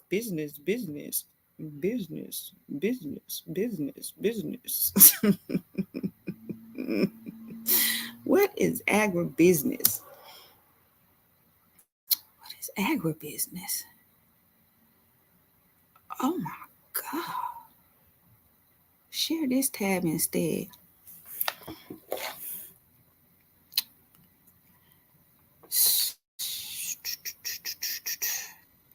Agribusiness is the business of agriculture encompassing all aspects of the industry from start to finish. It includes the production, processing, and distribution of farm-based goods, such as food and fiber products and byproducts. Definition: agribusiness includes production process. Agribusiness is a combination of the words agriculture and business, and it refers to commerce in farming and farming-related activity. Agribusiness covers the production, processing, and distribution of farm-based goods. Agribusiness. So over here on the Texas Department of Criminal Justice, the prison system's website, let's share this tab instead. They say that it is the mission of the manufacturing, agribusiness, and logistics division to provide inmates with job skills in its industry, agribusiness, and logistics operations to enhance re-entry success while producing quality products and services for the agency and governmental entities. You mean to tell me that they are teaching, they are actively giving them skills in agribusiness in Texas prisons, in the prison system? Let's look at Georgia. Georgia prisons. Look this shit up.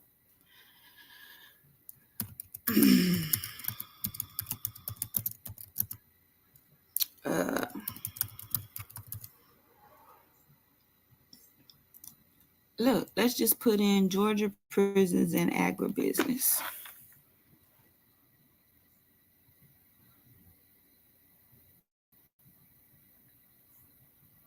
Georgia in correctional industries.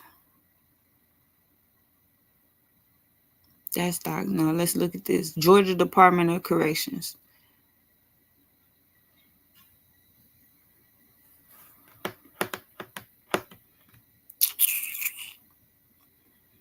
Georgia Corrections strives to improve the futures of men and women in the industry's program through mentoring and skills development. GCI provides meaningful work experience that promotes career opportunities and marketable job skills. Committed to building strong community partners.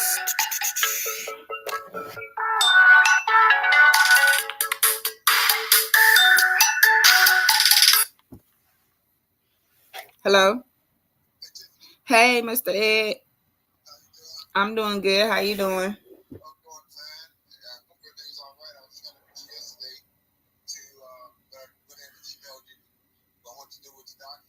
Uh-huh.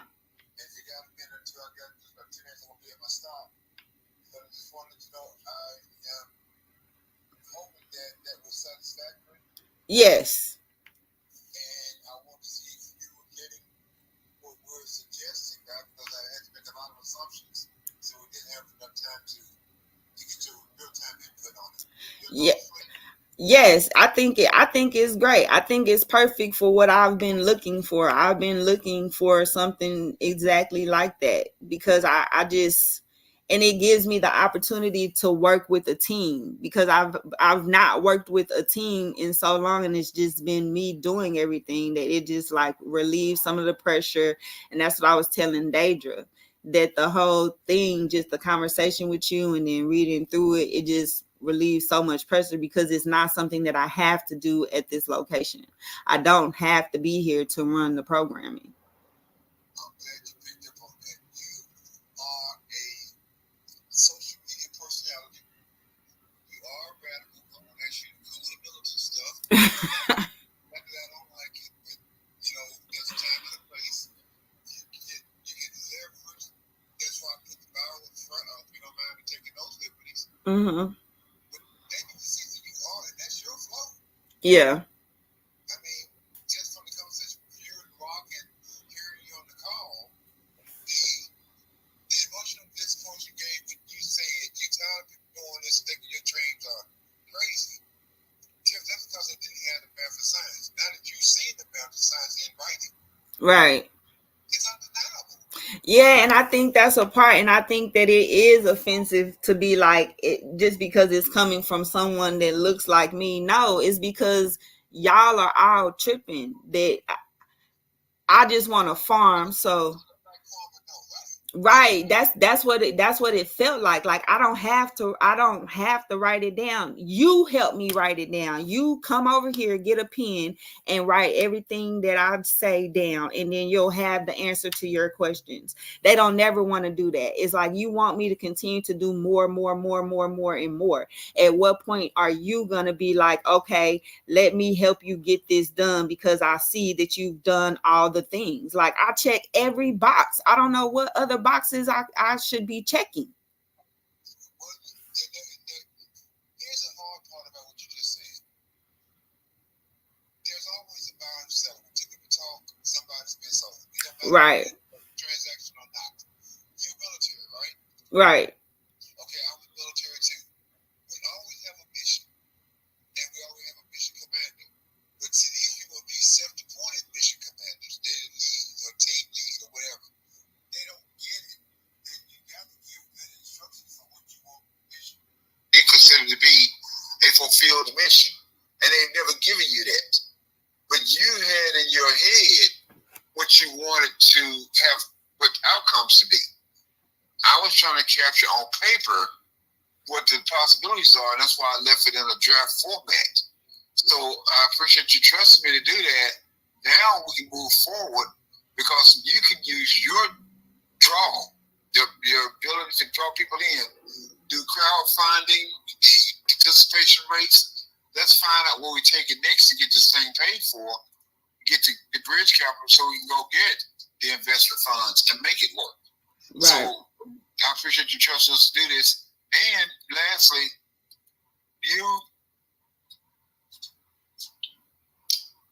the celebrity, I can't think of better words, I'm just going to use that you have, both in the city and with the media, can be easily leveraged because if they don't want to do anything with those buildings and lots and vacant and abandoned properties, then we'll pass on it. But you can do this all across the nation or the world.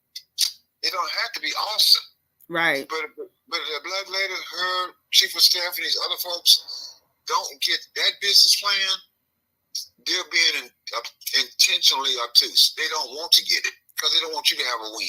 Right. And that's what I keep saying. That's what I've been saying, that at this point it's intentional. And I ain't do nothing but tell them the truth. But you told them in a way that they're like, this black girl don't respect me. Well, and it's because I don't, because y'all been saying the same thing for 30 years and not doing nothing. I'm not about to watch my kids go through what I did when I see my grandmother be. No, like my grandmother, absolutely not. She did not get breast cancer trying to save black people in the city of Austin, only for me to come home from the United States Navy to look around the room and y'all be still trying to kill us. And it's not, and it's from all the systems. It's like the white supremacy, the black elitism, it's just not fair. At some point, y'all have to give us a break. Stop trying to choke us to death. And that's all I said. And they really got mad. And I was like, that's because y'all are really doing this. No, you have to let us have some type of win. And if it's just a little bit of land, it's a little bit of land. Leave us alone. All we doing is building a food hub and a place to teach the kids how to grow. That's it. I'm baffled that it had to go this far. But yes, everything that you put in there is exactly what's been in my mind. And I think that I've grown. I think that the militant part just comes from the initial shock of what I was up against. But now that I've grown and I see exactly what it is, I'm good.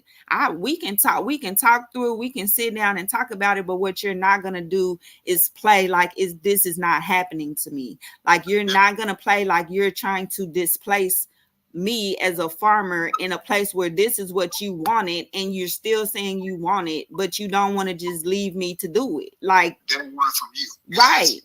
I've got the same piece. I don't think I'm passive on it. I tell everybody, they say, why don't you reach it? Because they want it, but they don't want it from me. Right. And they don't want it from you, but you're well positioned because you put that PBS spotlight back on them, and she reach across and get her some mainstream, help people get what they want. Georgette, is that her name? Yeah. If Georgette wanted to go national and sell that to AP, she could sell that spot again on what we're doing now. You follow me? Yeah. I feel like you years ago, now you got this plan. And she could just simply ask the question at the end of her piece. Why aren't they accepting the plan? And later that would blow up so quick. They would be running trying to accept the plan in different cities. And that's what we want. Because we can go in there now and show them and edit the draft and tweak it for whatever city or market we want to go into. Right. So, thanks again. Let's get going. I will talk to you again later. I'm where I'm supposed to be right now. Let's go in. But this is going to be good. This is going to be very, very good for everybody.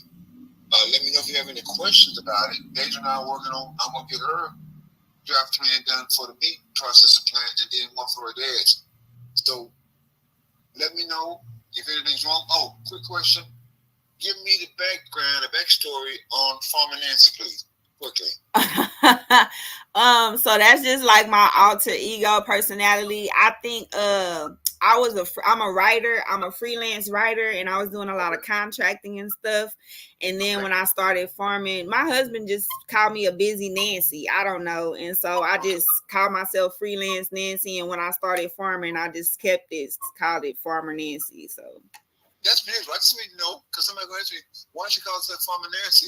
Because I wanted to avoid the intentional aggressive black lady angel mama image. Yeah, well, the story is better. You follow me? Yep. You're pretty you got that image. That's a great image for a Farmer Nancy initiative. Yeah, so I just tell people nobody called Batman Bruce. Nobody call what now? Nobody calls Batman Bruce. All right, that's right. That's right.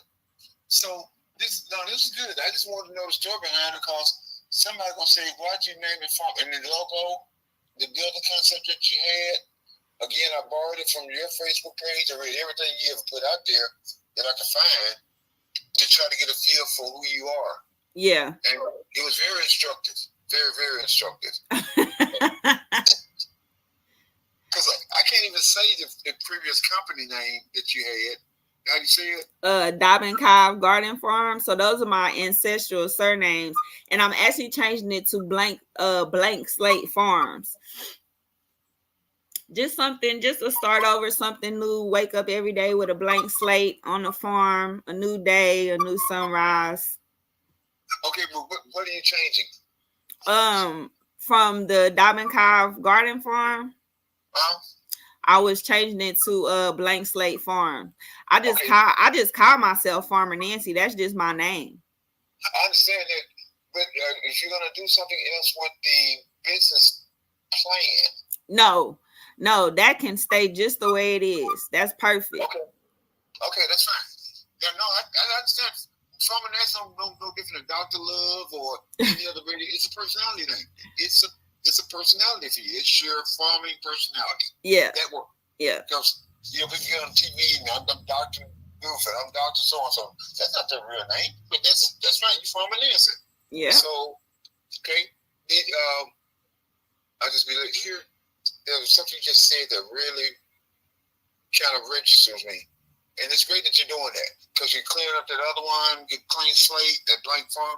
Yeah. You're going with this model. You can do it anywhere with any number of properties, and you got other people. Yeah.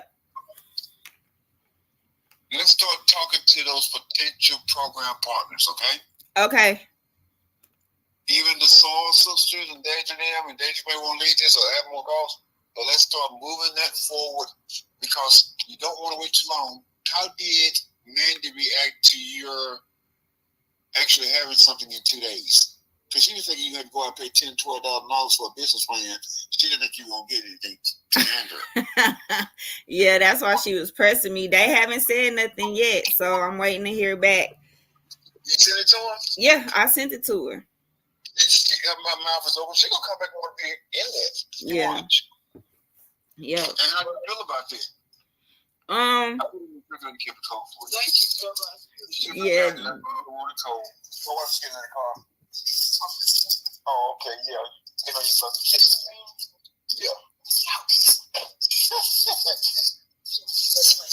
Calling Nancy. Yeah. Meet my wife Joanne. Nice to meet you, Miss Joanne. It's nice to meet you. I feel like we would have to have a real conversation about how involved she gonna be. I really want her to just be gone. Like I just want to, if I would want to buy it and be done with any input from them. No, don't get me wrong. I do not want her around.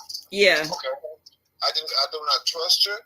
I think that she would overstep, but she would try to give it to the white boys, but she's gonna ask. Yeah. And I'm sure you understand it's okay to say no because this is our intellectual property, and that's why I told you to attach that FBI intellectual property advisory on what it is. Just like the doctor put his notes on the medicine to your prescription. Yeah. She didn't know what she was about to get into. Right. She's not going to just walk out and go and say, oh, because, yeah, it could easily cost you, $100 an hour, some accountant coming back and talking about this. She didn't think you could get it. Yeah. She didn't think you could articulate your thoughts. Right. So I'm sure she was thinking, he's on this call doing all that big talk, but he can't make that work. And then she see it in writing. It's like, you got to intentionally try to make it fail. Right. Because that market is already there. That low income market exists and they have a spend every day. For food, for transportation, and for housing. Yep. We just making it better and improving on it and sharing in the savings. Yeah. So punch a hole in that now. And they can't. Yeah.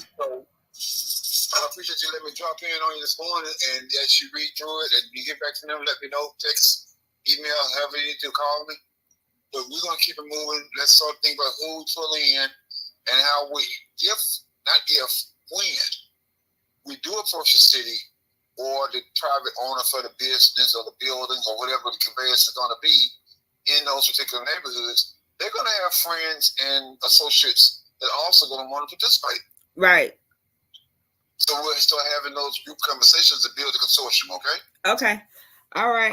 I appreciate it, Mr. Ed. Thank you so much. All right, then. We'll talk later. All right. Bye-bye. Bye-bye.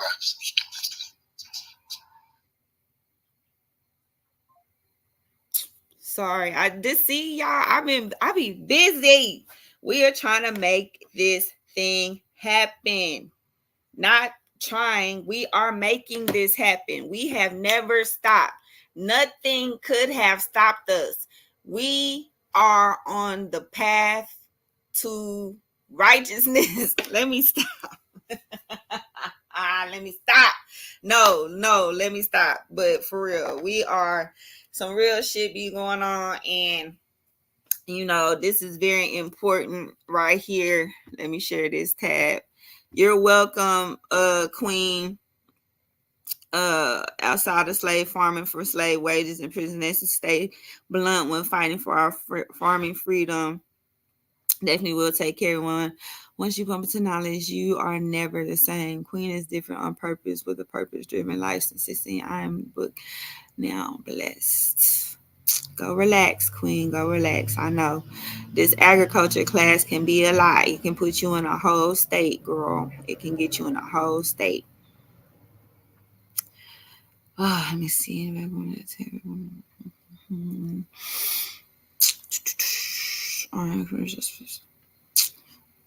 Tell them, Queen. Tell your story. Let them know. Shit. Y'all got space. And y'all know what? I was supposed to come on here today and talk about what? Oh, Jesus. It's 15 minutes. I'm glad that he called me and had that conversation with me right now, because I was watching the news about everything that was happening with the storm, right? With Helena, I think. Yeah, that's it. It's a crazy name. But I was like, man, I just literally was talking about the winter storm that we had here in Austin. And now look, over there in Georgia, they was talking about the food banks. Look, let me show y'all. And I had shared it on my wall too. Oh man, let me share this one instead. Health problems of inner city poor reach a crisis point. Look at that.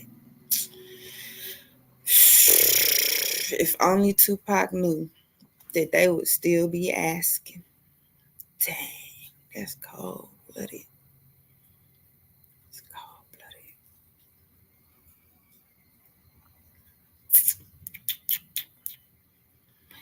Do, do, do, do, do, do, do, do, do.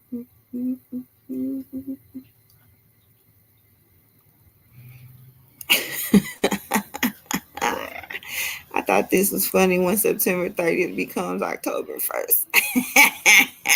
That's hilarious. Y'all stop it.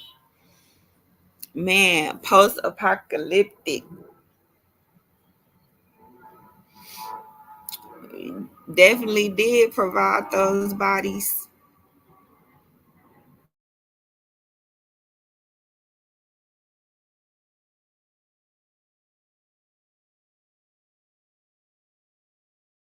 Anyone with $10,000 or more in credit card debt or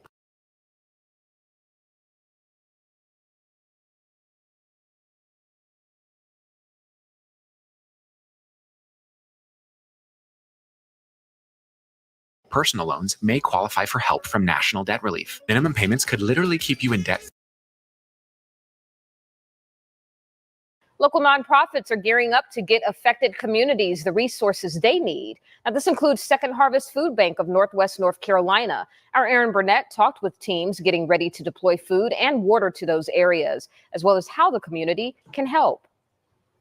Second Harvest is asking the community to make a monetary donation, volunteer, and spread the word to keep food on the tables of these families in need. The mission is especially crucial right now as Second Harvest says 10 out of the 18 counties they serve have been affected by Helene. So starting Monday, they'll be sending food like these ready-to-eat meals and other non-perishable options. The nonprofit says they're reaching out to their food assistant network to assess where else their resources are needed. As they say, road closures, power outages, and flooding have even damaged partnering pantries, making it harder for them to get people the resources they need. CEO Eric Aft says the need has already doubled from last year. So after a disaster like this, the nonprofit is forecasting food insecurity in these areas will increase as a result. Now they're asking for the community's help. You can find out more ways you can get involved on our website, WXII12.com. In Winston-Salem, I'm Aaron Burnett, WXII 12 News.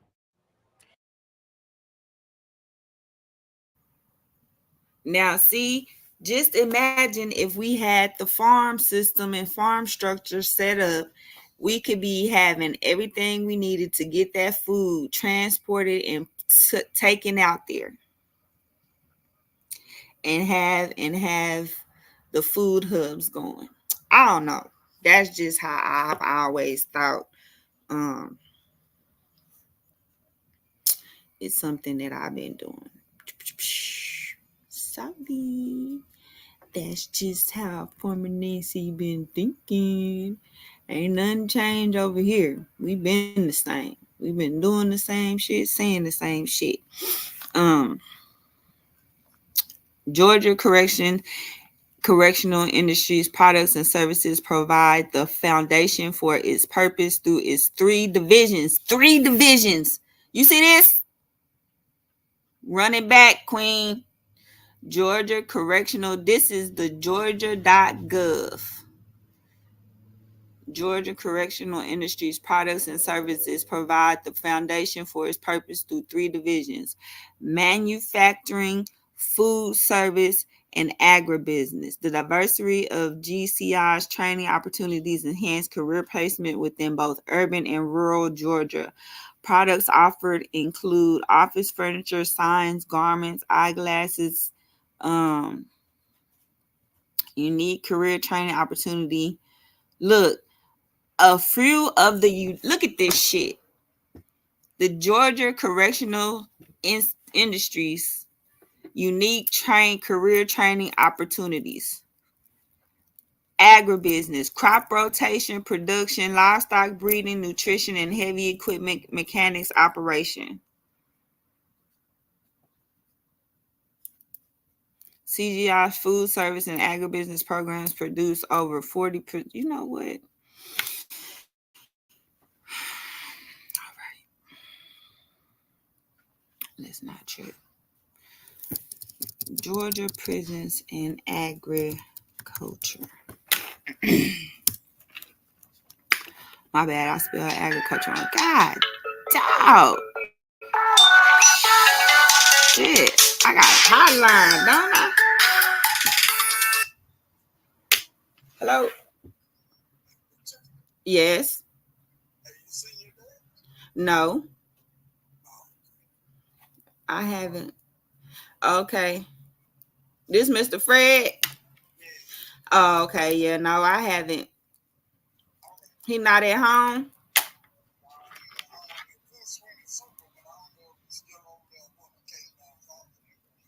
Oh. Oh, nuh-uh. All right. No. I'm about to have to put my phone on vibrate. They is interrupting class. Free thinkers, you ain't never lied. They tripping.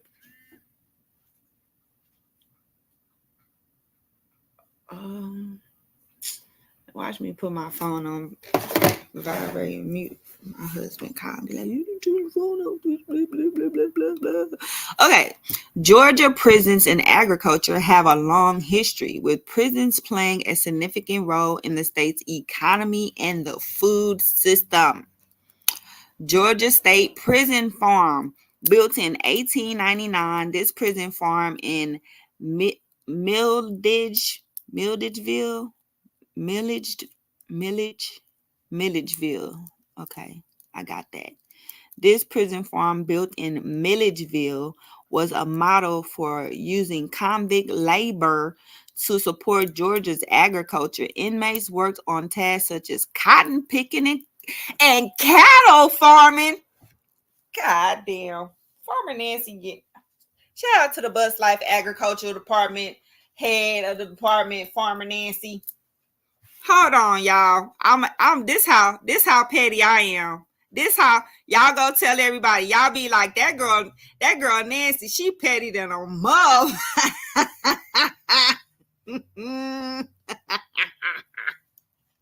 this right there. Stop doing that shit, y'all. This how petty I am. The workers on strike at the ports. People are going to wish there were more local farmers in a few weeks. Man, look, free thinkers. This how petty I am. What this say? Inmates work cotton picking and cattle farming. Shout out Farmer Nancy out there in the Bus Life Agricultural Department.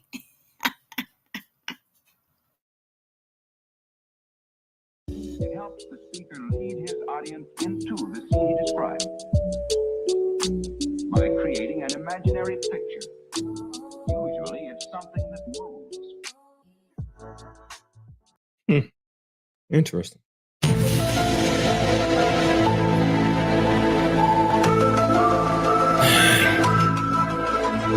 I'm trying to help you. I'm trying to be of service. I called it the Rainey's Herb and Medicinal Garden, and people talked about me like I was crazy. No, bitch. I'm trying to affect the community. That's why there's the Bus Life Agricultural Department. I'm out here trying to help the sector not go so damn crazy. The least I can do is brew some damn tea. This is Farmer Nancy. She was an OG back in the day. Damn. Man, shout out to the Bus Life Agriculture Department. Out here changing lives, man. Shout out to the Bus Life Agriculture Department out here changing lives, growing tea, herbs and juices, cows, pigs, all organic, no GMO, no preservatives, 100% natural. Damn, that's what's up. Residual income, agriculture department. Damn, I'll be damn. You see, this has always come back full circle. Look at God.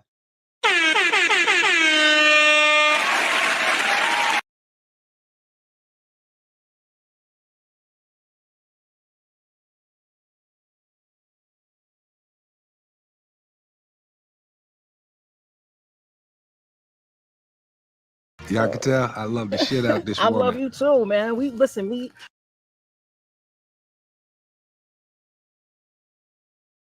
Me and this man got Grammys together. Yes. Let's just get into it. A little Mary J. Okay. Blige.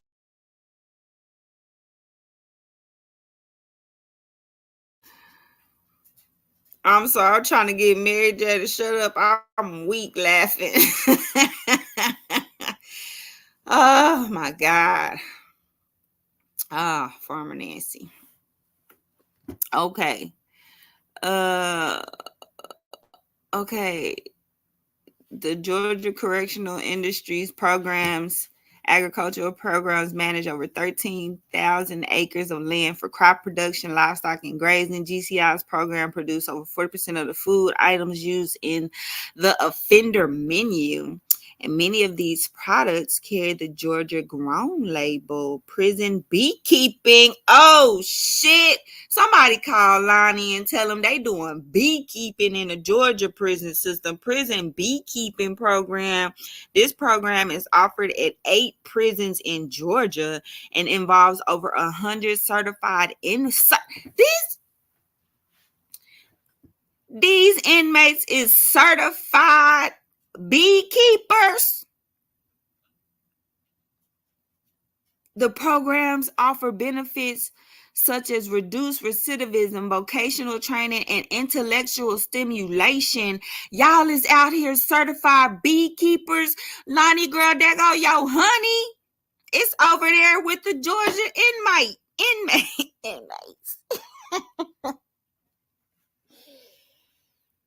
Girl, them niggas in Georgia is beekeepers, girl. They beekeepers. What the fuck? We've been wasting the last 3 years of our time listening to these men from Georgia up on here. This is why this is the Bus Life Agricultural Department. Shout out to Farmer Nancy for finally bring them out. Beekeepers, y'all niggas is in the house. I'm ratchet. I'm sorry, y'all. I'm ratchet. I give y'all a little bit of the petty, messy, ratchet me sometimes. I apologize. But look at this. Free thinkers. What we supposed to do with this? They is certified beekeepers. Prison labor. Many prisons in the United States have labor programs that involve agriculture, such as raising cattle, keeping bees, and growing produce. Prison farms. University System of Georgia.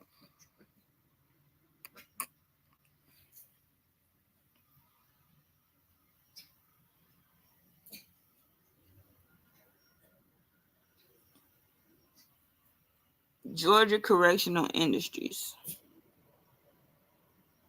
Food and farm. Oh, look. state prisons, Georgia Department of Corrections. Don't you start that, MSO. The Georgia Department of Corrections has 34 state prisons across the state of Georgia, which house nearly 47,000 felony offenders. State prisons house violent, repeat, and nonviolent. Judges may sentence offenders directly to prison, or offenders may be sent to prisoners. Operations within our state prison, work details, food and farm operations. Approximately 5,000 offenders work on prison farms or in preserving, prepared, and serving food. Get more detailed information, the agency's food and farm operations. Let's click on it.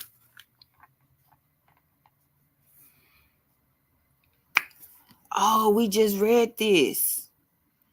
Agribusiness, crop rotation, food safety and sanitation, culinary skills, commercial food production, processing, and packaging.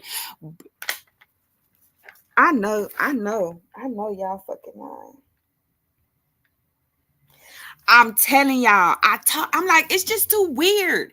It just doesn't make any sense to me. Why you go from how did you go? That's a genocide. How do you go from over 1 million farmers and like 1 million black farmers to like 45,000? How many black farmers in the United States of America?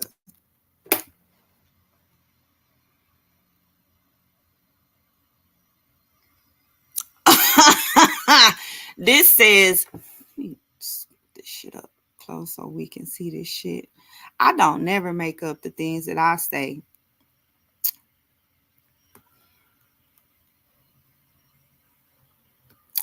Earlier this summer, the U.S. Department of Agriculture released data that suggested that after years of decline, the number of black farmers has grown to more than 45,000.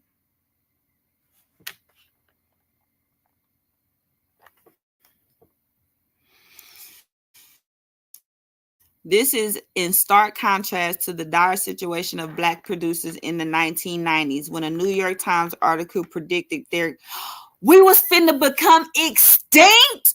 Oh, this shit gets better and better.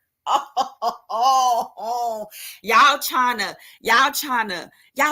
extinguish me, bro. Didn't I say absolutely not? I will not let nobody erase or try to replace me. Why? Because what? Look at this shit. Look at this. This what? Predicted their coming extinction.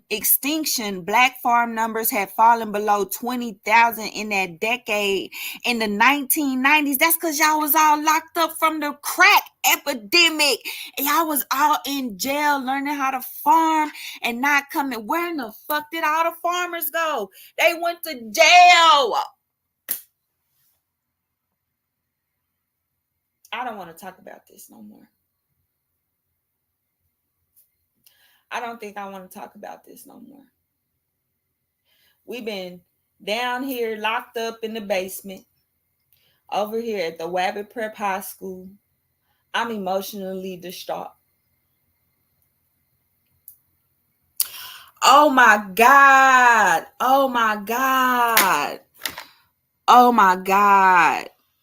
The extinction, y'all. Okay, we got to start. Okay, let me get a Google document because we gotta write this out. Let me pull up a Google document sheet because we running through this research. We gotta jot this shit down. This might be a long one. This might be a long. I am fucked up. I have chills on the back of my neck, my arms. Oh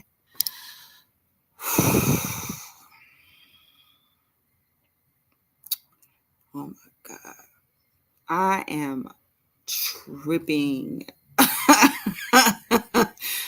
What? Hold on. I'm sorry, y'all. I gotta pull up a Google document so that I can copy and paste these links under the prison section.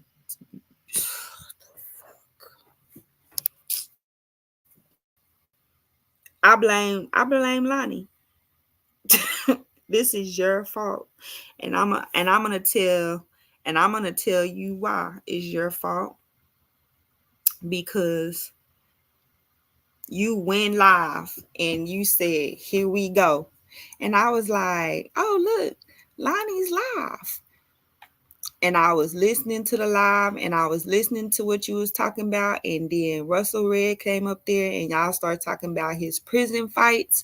And I was like, dang, he pressed about these prison fights and stuff. You know what I'm saying? It's a lot of in prison is a crazy place. And like as a farmer, you know, oh, he was in Texas. He was on I wonder if he was in a prison farm. Like that's how my brain just worked, right? And then, oh my God, we done dove deep. We done dove.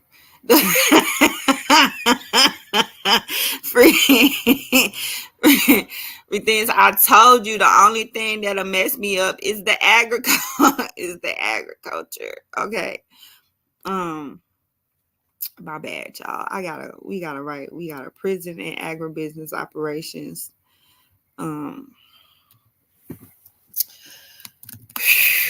Research links.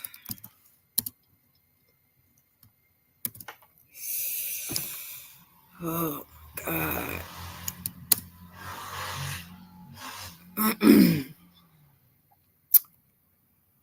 Okay. Shit. To create the time. Look at this. Look at this. Now, look who took credit. Tom Vilsack. Didn't we just talk about Tom over there? From the Obama administration. This was his at the end of his first term as Secretary of the Department of Secretary of Agriculture. He claimed, oh my God, we need to look into Tom because he been here the 90s. Tom Vilsack took credit at the end of his first term as Secretary of Agriculture. In a 2016 essay, Vilsack wrote that the department was forming new partnerships in diverse communities and regaining trust where it was once lost. We put this. What? It's a narrative that look at this. After all, the department is the main culprit. Yes, the U.S. Department of Agriculture behind the huge land loss suffered by Black farmers in the 20th century when African Americans lost almost 90% of their acreage, worth more than $326 billion today. Oh, my heart just stopped. Oh, my heart just completely flew out of my chest. Oh my God. We put this article in the, oh my God. How many white farmers in the United 95% of them is 96% of them is white.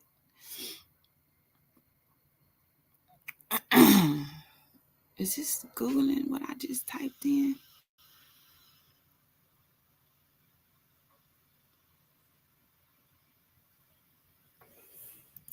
Oh, shit.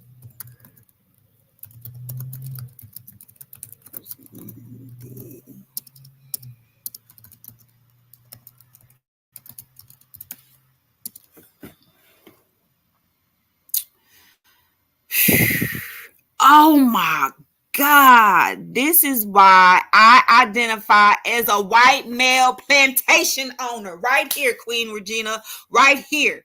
According to the 2022 Census of Agriculture, 3.2 million people, 95% of all farm producers in the United States are white. 64% of them are male. 62 of agricultural workers are over 55. Veterans, 11% of farmers have served in the military. 3.3% of farmers are Hispanic or Latino. 1.7% are American Indian or Native. 1.3% are Black. And y'all think that I'm supposed to let y'all disrespect the Bus Life Agricultural Department? Nah, we gonna fight behind that. Shit, you tripping. Y'all know what we had to do to get here? We the one percenters. I'm a 1%er. Y'all gonna put some respect on Farmer Nancy name. I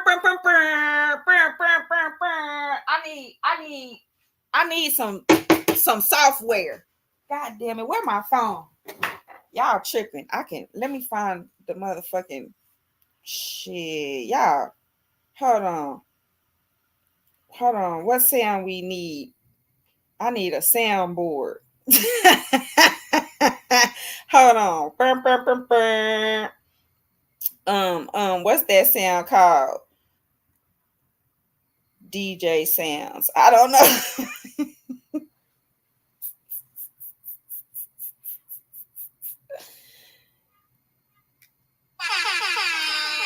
Yeah. Y'all tripping.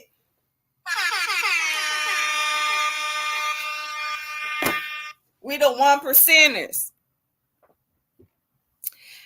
Free thinkers. Welcome to the Y'all heard the news? The southern border down. We are busted, free thinkers, okay?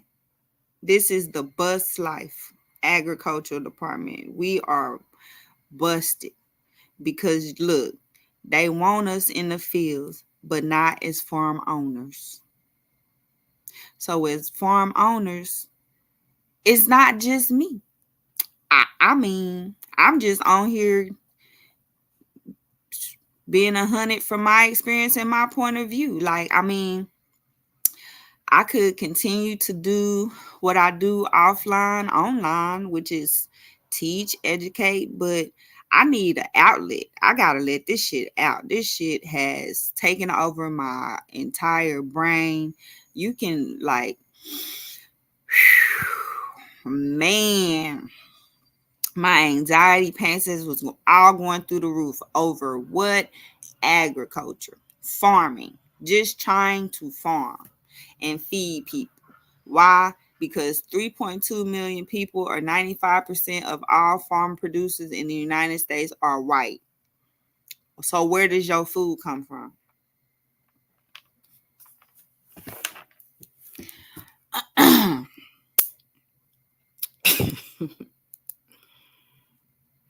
We can talk about that because, I mean, I don't think this is accounting for those incarcerated doing free farm labor. And so where are all the Black farmers? Where are all the Black and brown farmers? They in the penitentiary. And so they get all of this training and they come home and they don't get in the agribusiness, but they be in the agribusiness while they in the penitentiary. And they even tell them this says it's their mission to help with reentry success. This is crazy. Let me see some shit. I'm finna look some more shit up. Y'all got me looking shit up.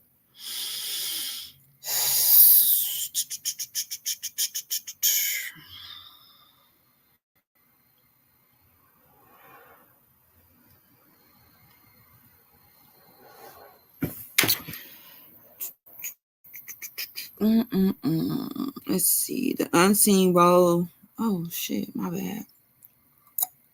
The unseen role of prisons in our food system. Detention facilities have active agricultural labor. Prison agriculture has been a historically lucrative industry across the South and remains to be the case. May 9th, the Bittman Project.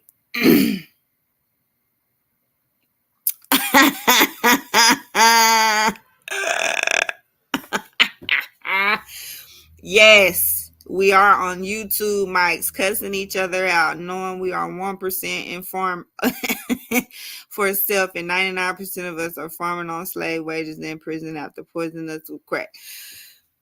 The unseen role of prisons in our food system.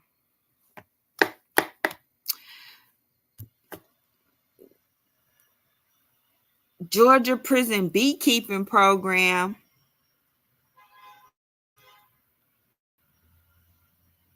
for well-deserved meal. This is the Bittman Project. Don't you start that stuff, Roxanne. Cut it out.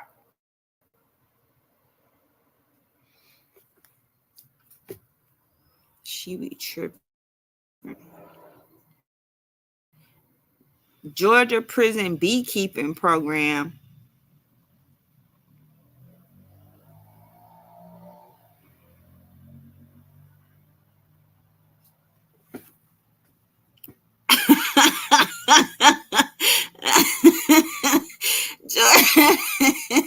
The Georgia prison beekeeping program. Why you tell Lonnie, here go fucking bees about the program? Oh my goodness.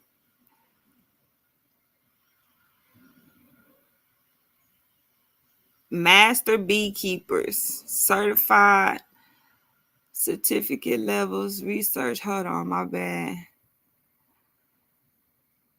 What? In 2015, the Georgia Beekeepers Association and the University of Georgia Honey Bee Lab, now UGA program, joined forces to form the Georgia Prison Beekeeping Program.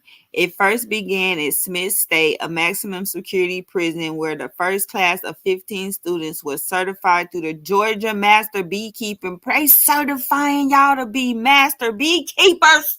Since then, the program has expanded into 8 prisons with well over 100 participating and certified inmates. I know full well we didn't waste 3 years.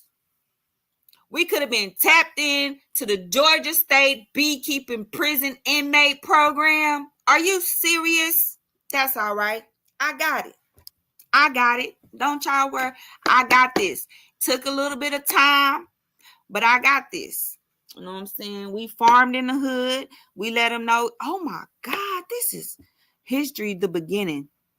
If you'd like to know more about the Georgia Beekeeping Program, explore history, the beginning. The initial goal of the Georgia Prison Beekeeping Program was to educate inmates in the art of beekeeping, but it has grown much further than that. Aside from general beekeeping skills, students have acquired other skills, from learning how to read to woodworking, welding, painting. Look at this. Just from learning how to keep bees, they didn't learn how to read, work wood, weld, paint, and write. Since becoming certified, several have gone to complete their GEDs. Many have expressed tokens of self-satisfaction, like, I never thought I could pass. This can't be real. This not real. This is not real. History, this not real.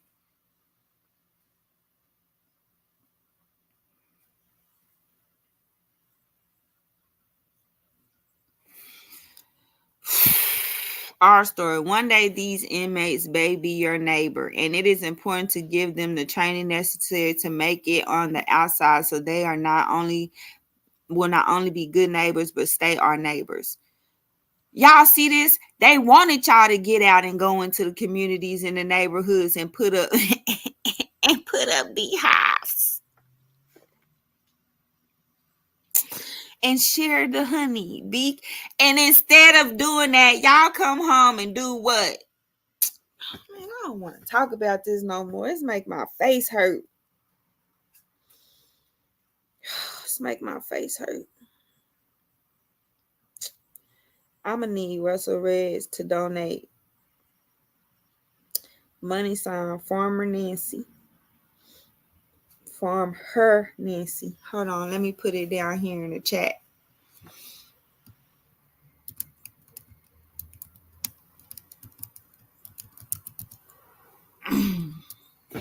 That's where he can send us his donations. You can be an anonymous donor, Russell. You don't even have to let nobody know. I won't even tell nobody that you donate. Swear to God, I promise you, I won't never tell. But you should definitely support. You should definitely support what goes on over here, because beekeeping behind bars all started within the concrete walls of Sprint State Prison in 2012 when an inmate, Royal Nichols, started talking with other inmates about the bees he used to keep on the outside. Oh my God. As he reminisced about his beekeeping days, he began to pique the interest of his peers. Eventually, the discussions turned into the idea of starting a beekeeping program at the prison. One day, as Warden Stanley Williams was making his routine rounds through the dormitory, Ward took it upon himself to ask the warden if beekeeping behind bars would be possible.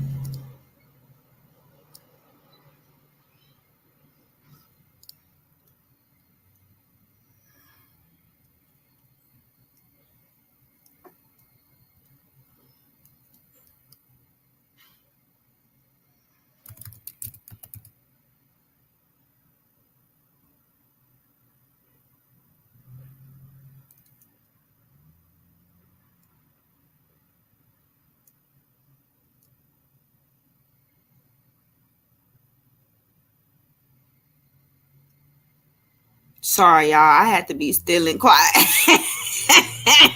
let my let my heart rate come down. Oh shit. Oh my God.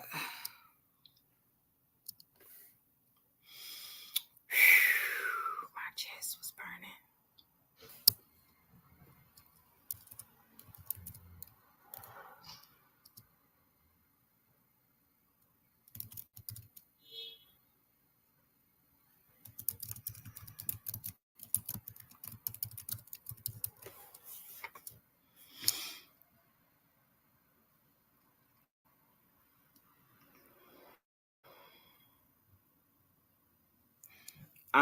We just going further north. Philadelphia's prison system is fighting food waste.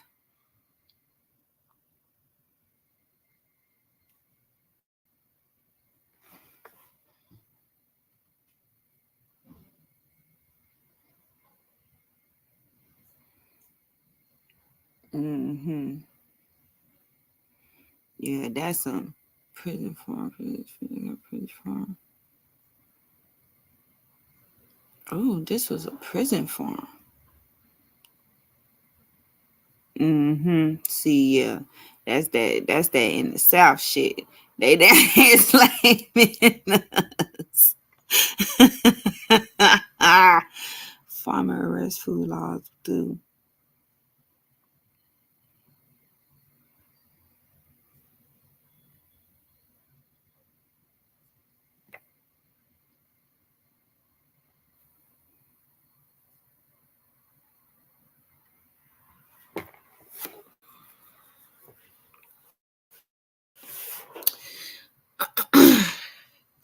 Thank you, Queen. I appreciate it. When I'm done, I'll be exhausted mentally. The unique prison program diverts 685 tons of food waste a year into composted and trains. Oh, snap. The Pennsylvania prison system, they teaching them how to compost. They teaching them how to sell soil. They teach them how to process the food waste. The butternut squash has them. Oh my God, Civil Eats, cut it out.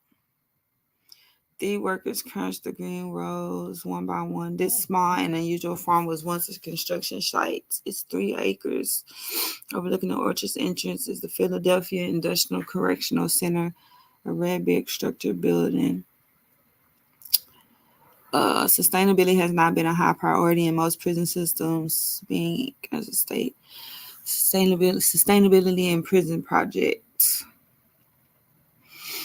The Office of Philadelphia Mayor Jim Kenney noted recently that the program diverts 685 tons of food waste a year into compost, saving the city more than $40,000 in landfill costs. Kenney awarded the Prison Department Sustainability Manager a prestigious innovation award for her efforts in creating Philadelphia's first city-run captive food waste. Oh my God! See, the inmates in Pennsylvania and Philadelphia, they out here running food waste composting buildings. How much does a compost facility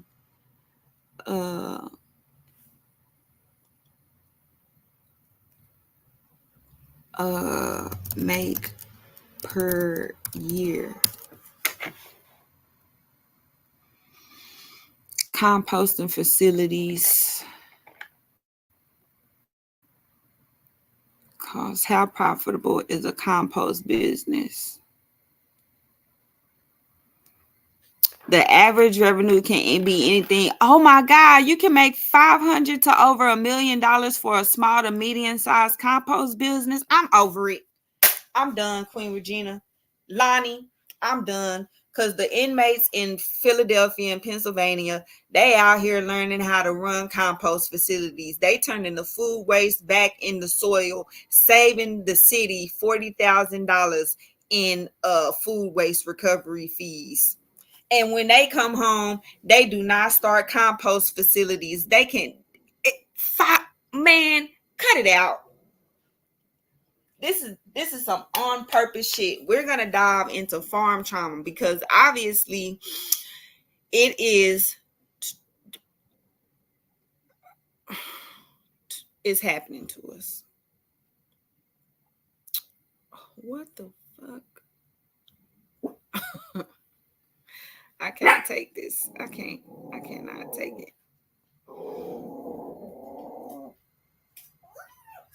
Shh. Let's not forget, you guys, that we are gonna be making sure. Stop it. She needs to cut that out. Hey, Papa. Acting like that because he coming up the driveway. Hey, Papa. What's up? What's up, you little cuteness? This what you wanted? Some belly rubs? Oh, you wanted some little belly, little baby love? See. Hey, babe. I'm coming right I now, love you too. Stop playing. Yeah, I'm getting everything out. Y'all see that stuff right there? Come over here and give you a sugar mooga wooga. I don't want no sugar mooga wooga. After you Yeah. just wiggle with the damn Girl, dog. that was with the fingertip. I'm sick of that shit there. This is agenda item 20. Okay, so speak of that, what is agenda item 4? It says what's agenda? Childcare or something. What's agenda item 4? I You took was a looking. picture of it. It's proposition something. I took a picture. Prop 4. Yeah, here, look, I'm about to show you. I'm pretty sure that's what it is, but I might be wrong. Look. That's something from the city clerk.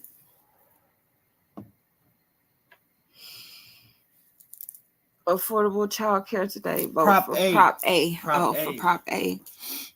It looked like a 4 though. Babe, Queen Regina said hello. Hello, class. I couldn't wait to do that. Hey, Queen, how you doing? Let me see. Adopt the Austin Travis County Food Plan, which was co-created with the community to set clear goals and strategies to move toward a more equitable, sustainable, and resilient food system. So we're gonna sign up for council to speak on this item 20, and we want to speak on item 26. Approve a resolution directing the city manager to identify and define leadership roles and responsibilities, as well as work with co-partners to implement the Austin Travis County Food Plan, including funding now and in the next fiscal year, and identify and prioritize plan strategies to address racial inequities, displacement, food insecurity, food workers, and emergency preparedness. So we're going to make sure we get on the city's agenda. What did I tell y'all? Remember I told y'all that it says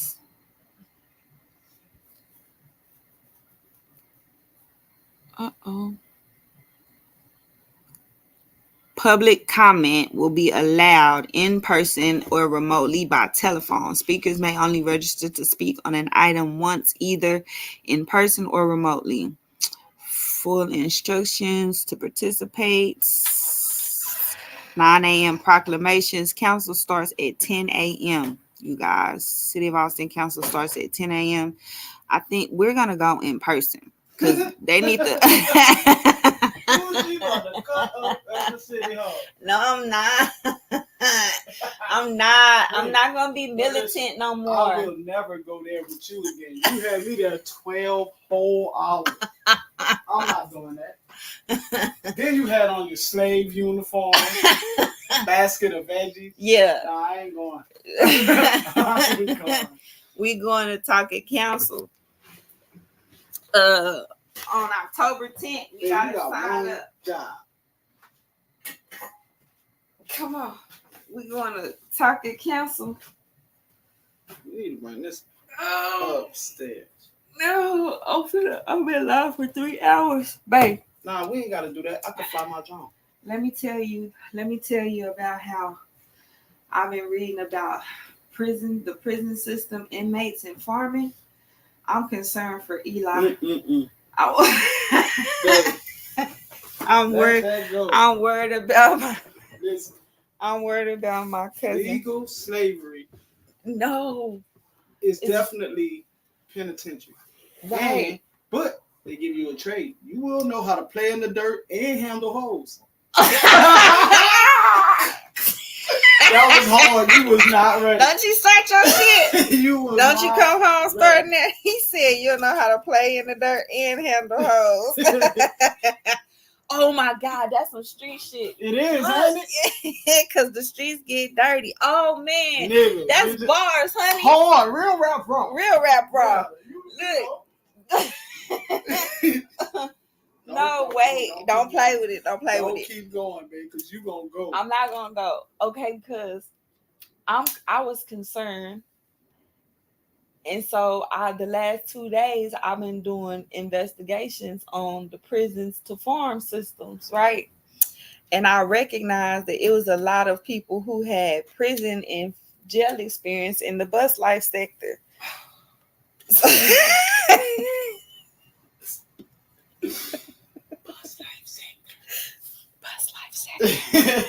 That's funny, man. So I was like, man, we got to get it out there. We got to put it out there. We can't keep. I got to put it out there. I'm sorry, y'all. I'm sorry. You know what this is? Blow the whistle. No, I don't be blowing Blow the whistle for me, y'all. He said I'm a whistleblower. That's not the truth. I'm not no whistleblower. I just don't like to be jerked around. Ooh, a radical hard. rationalist. That's hard. Mr. Ed just told me I was a little bit radical, and if I could just tone the militantism down just a little bit. But I told him I've grown from there. I'm not the same as I was 3 years ago. It was really bad 3 years ago. Like it was 3 years ago in 2021. Yes.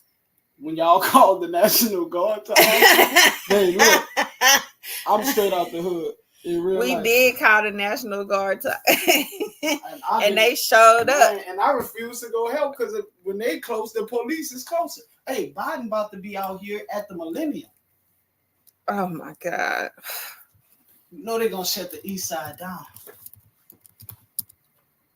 Oh my God, that's going to be crazy. Not Biden, Bernie Sanders. don't know why I said Bernie Joe Biden. Sanders? Bernie Sanders is gonna be out here.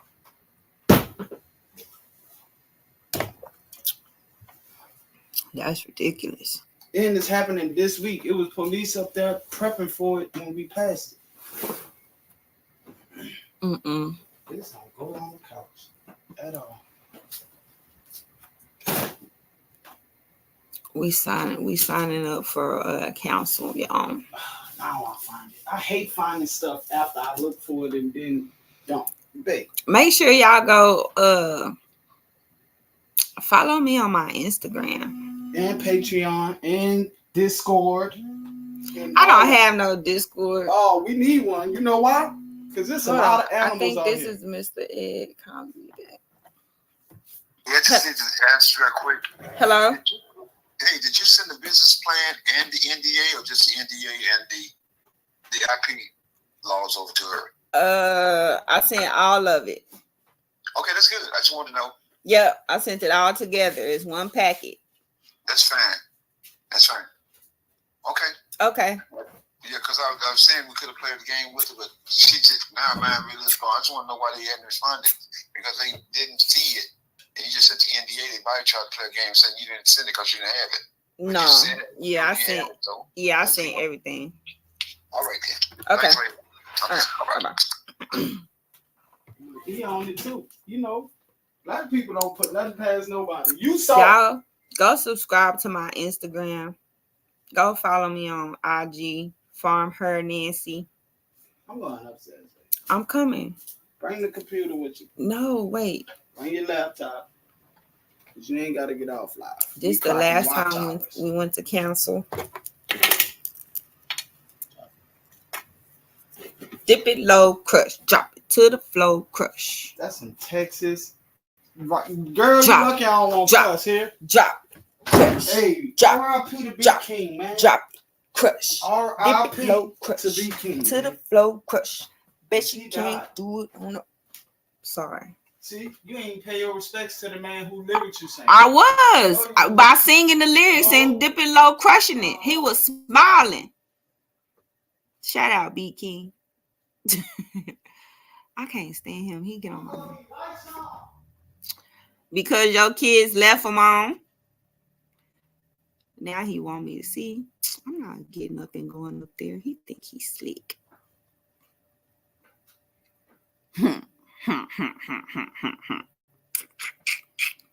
I'm just scrolling. Follow me on Instagram. Look at Roxanne. Look at the little sweet puppy whooper. See my puppy? She's so sweet.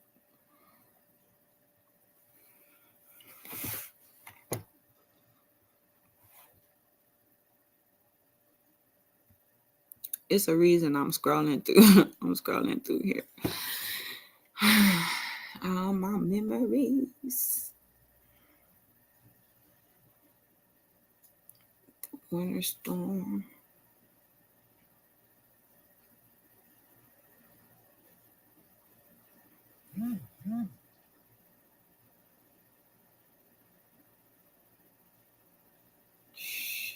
Shit. It's got a lot of content on here. That's when we first moved in.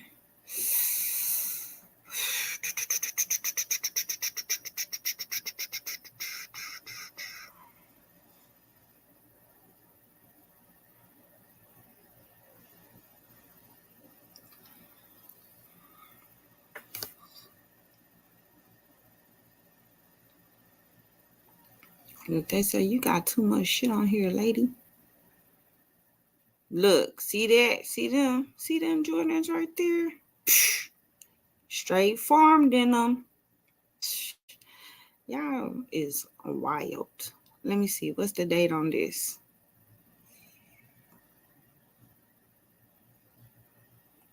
April 1st, 2021.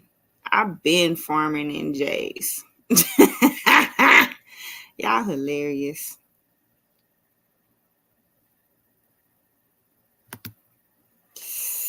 My farm boots. They were trying to take me to jail. Here we go.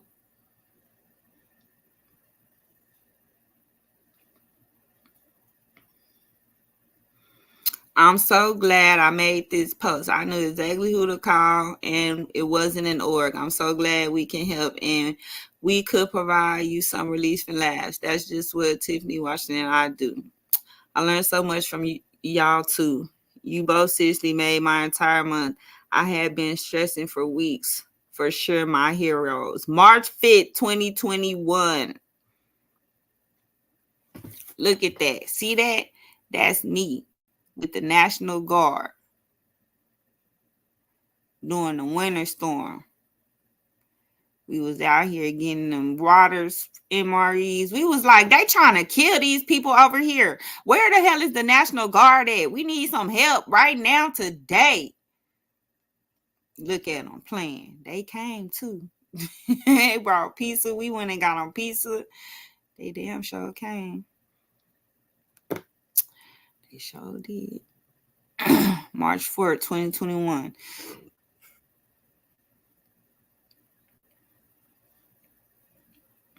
Get that food in and out.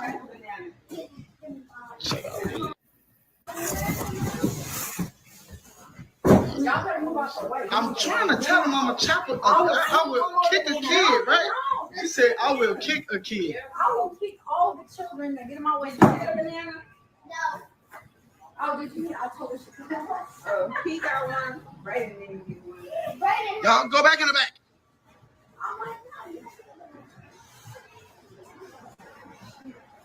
I see y'all. Y'all in the building. Yeah. The kids was in the way. We was like, y'all need to move. We trying to get these boxes packed. We trying to get this stuff up out of here. Yep, y'all. We've been outside. We've been doing this.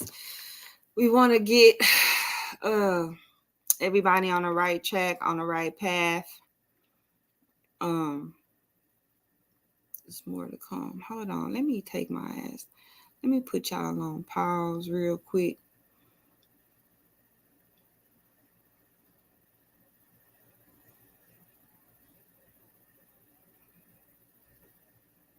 I've just been live. Hold on, y'all.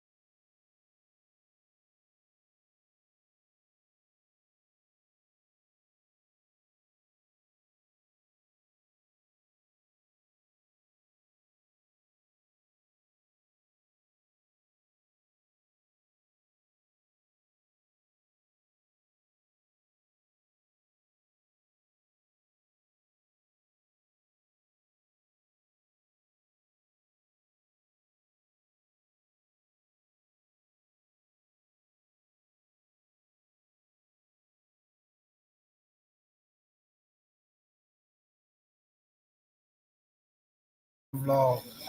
All right, I'm back. Some money kick. I just be wanting the money, babe. That's it. Yeah, it's time. We gotta come up. I want the sector to see us on our yacht. With my life vest on. We just came up. Oh my God.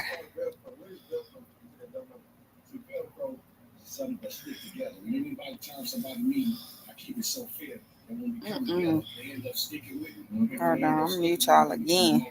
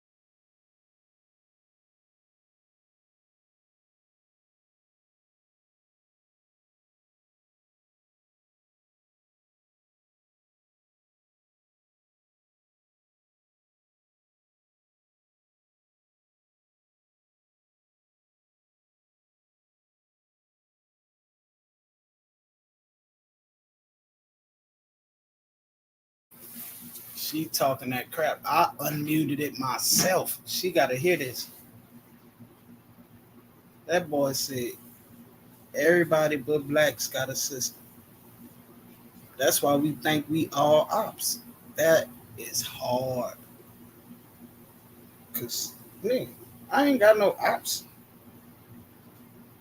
That's crazy.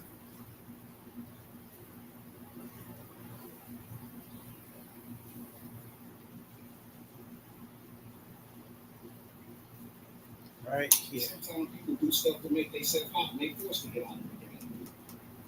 Hey, though, when you see in the first million in your account, like, what age do you remember? I know it's been a minute. 30.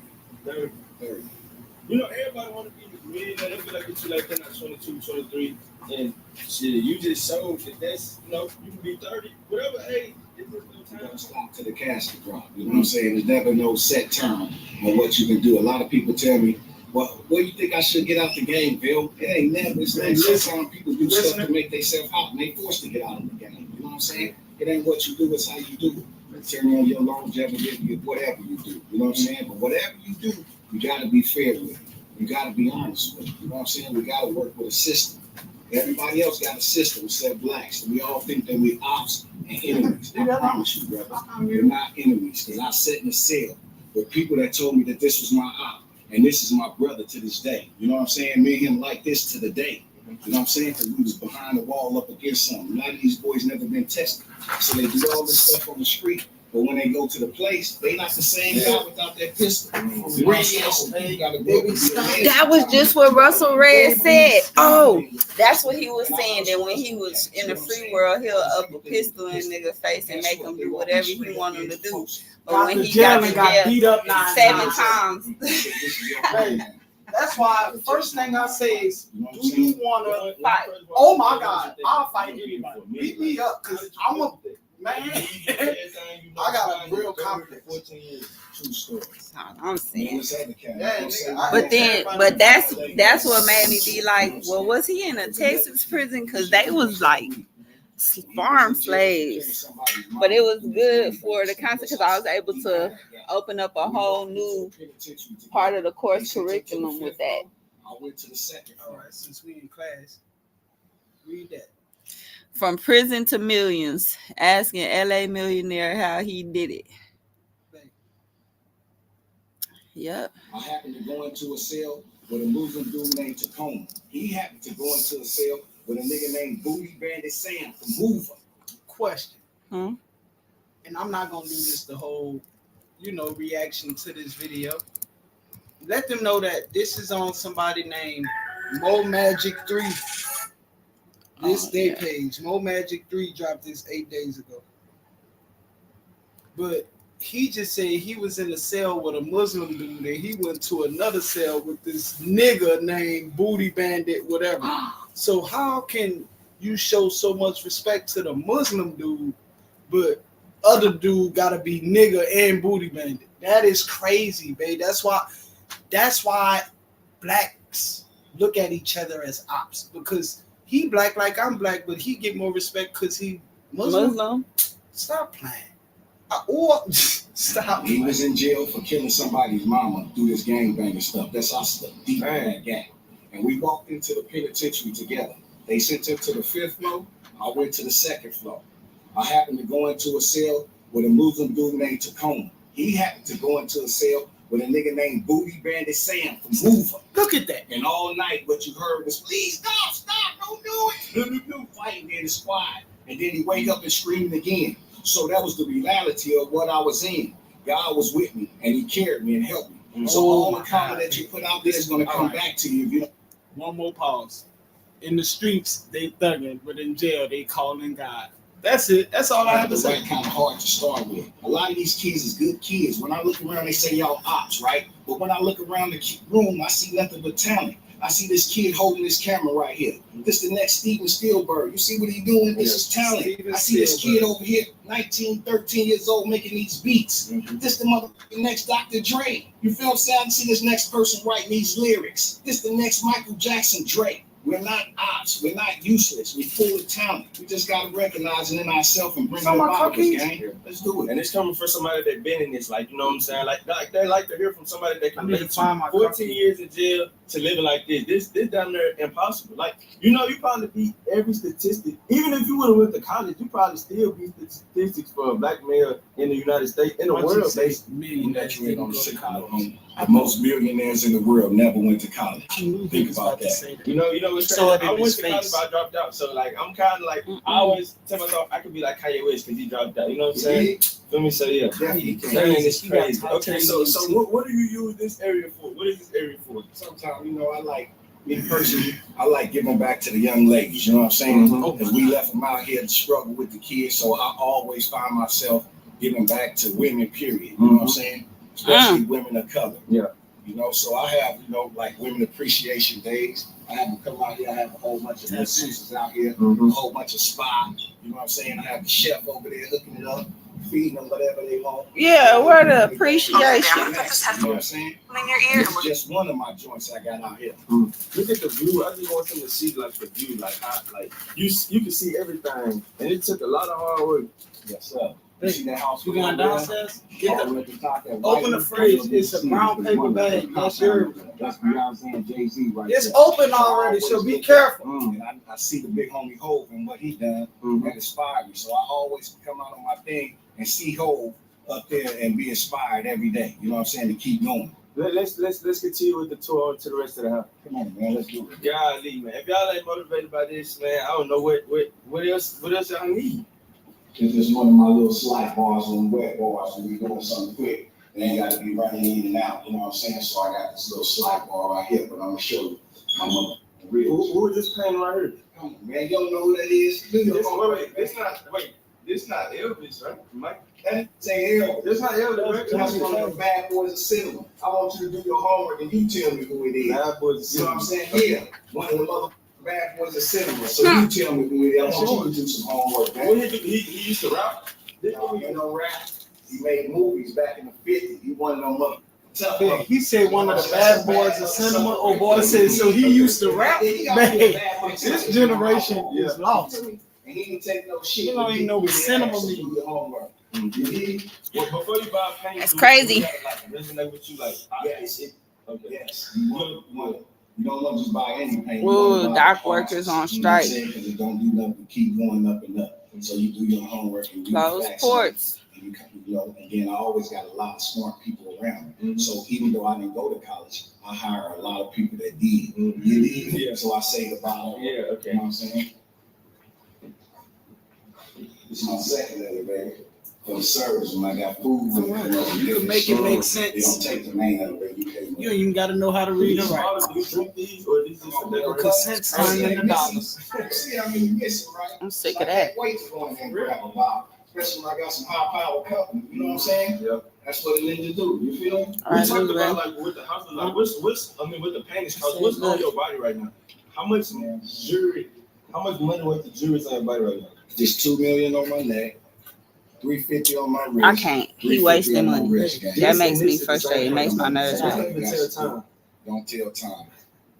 It just let me know what time it is. You dig? So normal people, when they see it, they probably don't even know what they're looking at. And that's the beauty thing about this piece. It's so clean, and the diamonds you can wear it with a suit, you can wear it up and down. You know what I'm saying? So a lot of time I try to be low. I just had this on, boom. That's all I And then you need. got the Velcro. Y'all got a Come on, brand, man. clothing brand. You feel me? I rock my own shit every day. I aspire my own self. I'm my own best friend. I used to spend money with all them labels. I don't know more. Every day I come out the house, I'm promoting myself. Yeah. The label. Why did no one tell Texas drivers about this new rule? If they don't listen, sure. Drive less than 50 miles a day. All right, y'all. How hard was it for you? Like, well, it wasn't hard for you to believe in yourself from the jump, right? Even though when people, if some people not believing you, like, I'm gonna be a millionaire, like that just sounds so far-fetched. So how do you deal with Nobody believes in it. What do you mean that some people not? You know, they still don't right now. They say amazing. They can't wait for another shoe to fall. Yeah. Guess what? God got me, baby. Yeah. You know what I'm saying? I don't stop until he tell me to stop. Are you very religious? I'm very spiritual. I came up in the church. I'm very spiritual. I don't go to church. Me and him on a one-on-one. Every day I wake up, I give thanks to the Lord, drop to my knees and thank him every day. So that's very important because some people they live in like they don't even know God. So like God is you feel like without God none of this is possible. Without God, nothing is possible. I'm trying to make them. I'm asking. I don't know the answer. I'm just letting them know. Without God, nothing is possible. Just because they don't know God, God don't know. You know what I'm saying? Pimps and snakes, Jesus was with them, in the words of Kanye West. Real. Jesus ran with the thugs, man. It ain't them walking beside you, it's him carrying you, gang, because you don't even know which way to go. He's saving you from yourself. Dang, that's deep right there. When there's one foot in the sand, that nigga, you is him carrying you. That's right. Yeah, that's fucking. You think you walking side by side with you. Why you know do what I'm saying? that? Them ain't my words. Them words is already written, gang. You know what I'm saying? Okay. What is this painting right here? Come on, man. It's an Alex. I thought that was Madonna. No. Why you all calling my business? business? You know what I'm saying? I ain't see it. Just And that's Marilyn Monroe. Marilyn Monroe, yeah. That's another famous painter. You know what I'm saying? He known for them type of paintings. So he cold. What is this alligator symbolize? What is it, man? It's your fault. Oh, I got snakes. I got gators. You dig? It's your fault. Yes, it is your fault.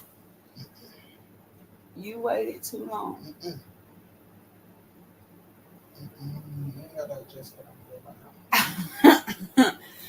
I'm just telling you.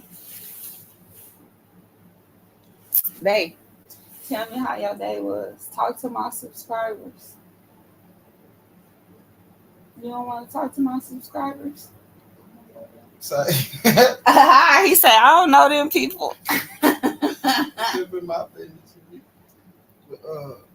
What I'm talking about? I don't know anything.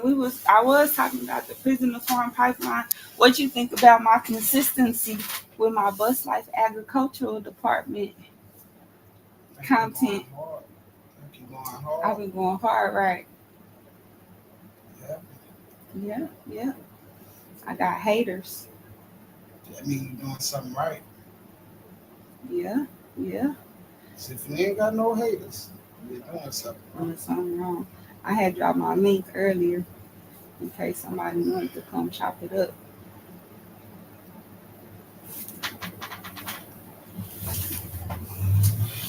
I should have put on there.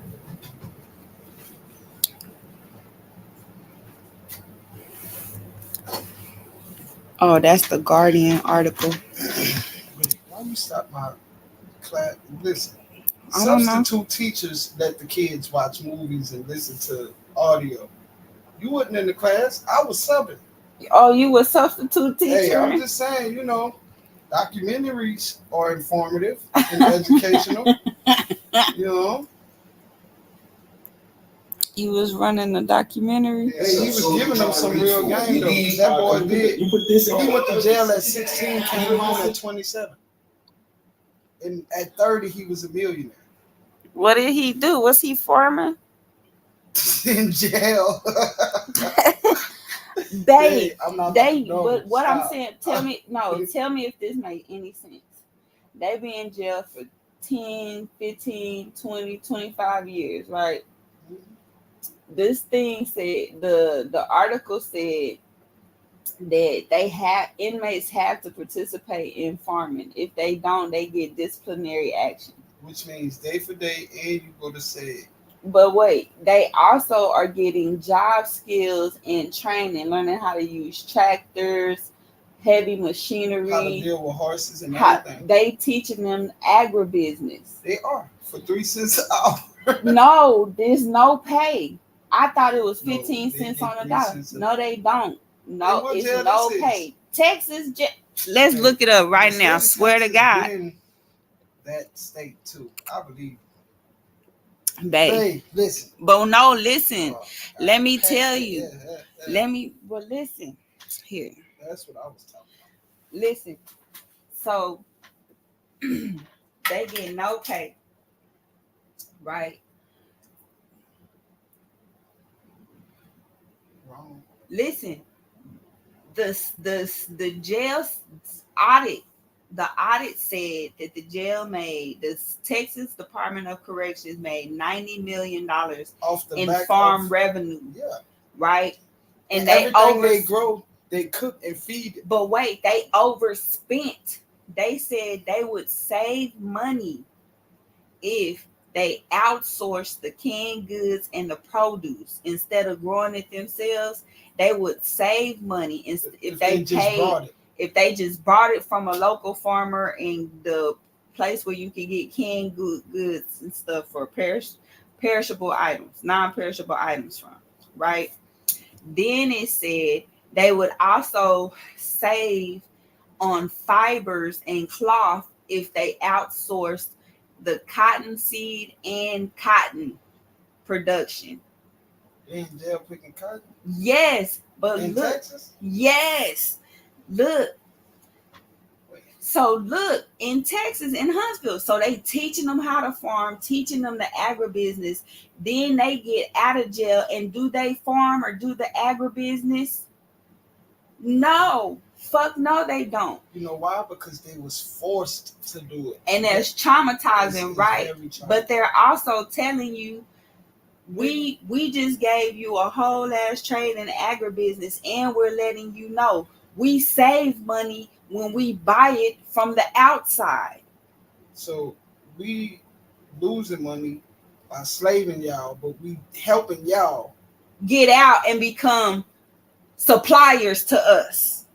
But y'all not doing it because of the farm trauma that you have from being locked up and being enslaved. Yes, exactly. And I wouldn't do it either. Is that not how you commit genocide on a whole industry where black people don't want to have no equity? You're not trying that's how that is such the repetitive part of this system till you know that though. Right. And I think that that's something I've been trying to get these people to understand in the bus life sector. And it only came out when Russell Red was going around crying about his experience and trying to tell his story.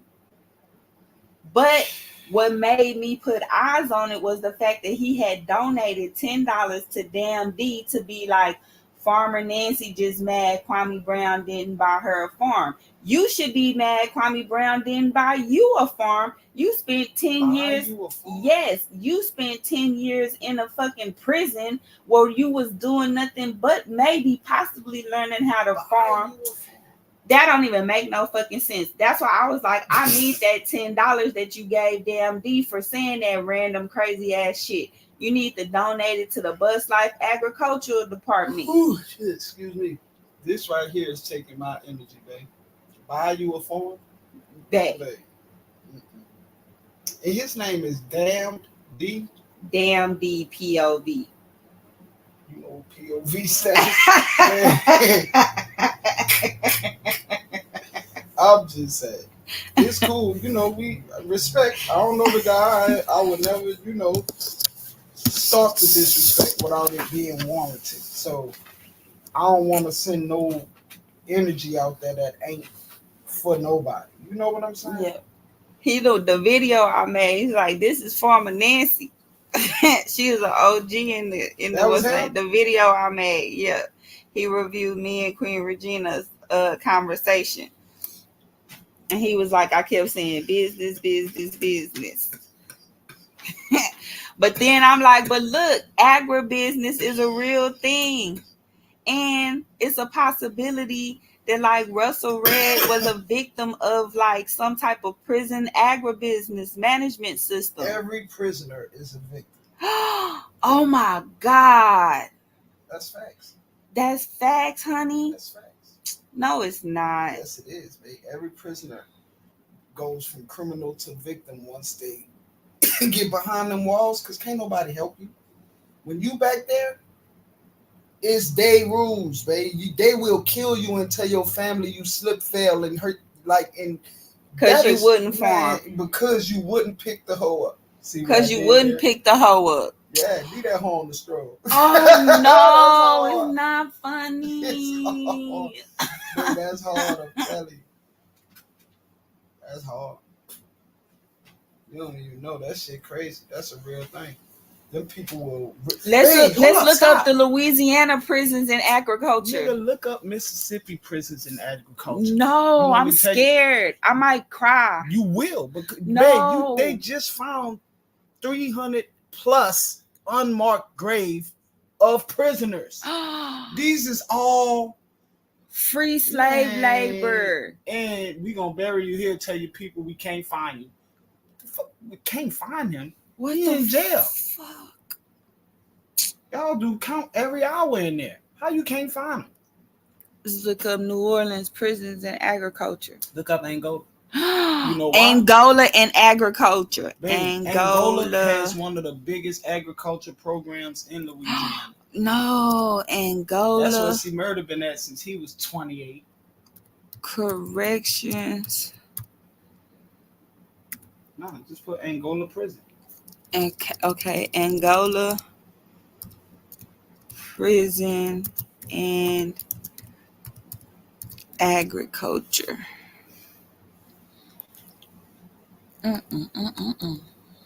It's real though too.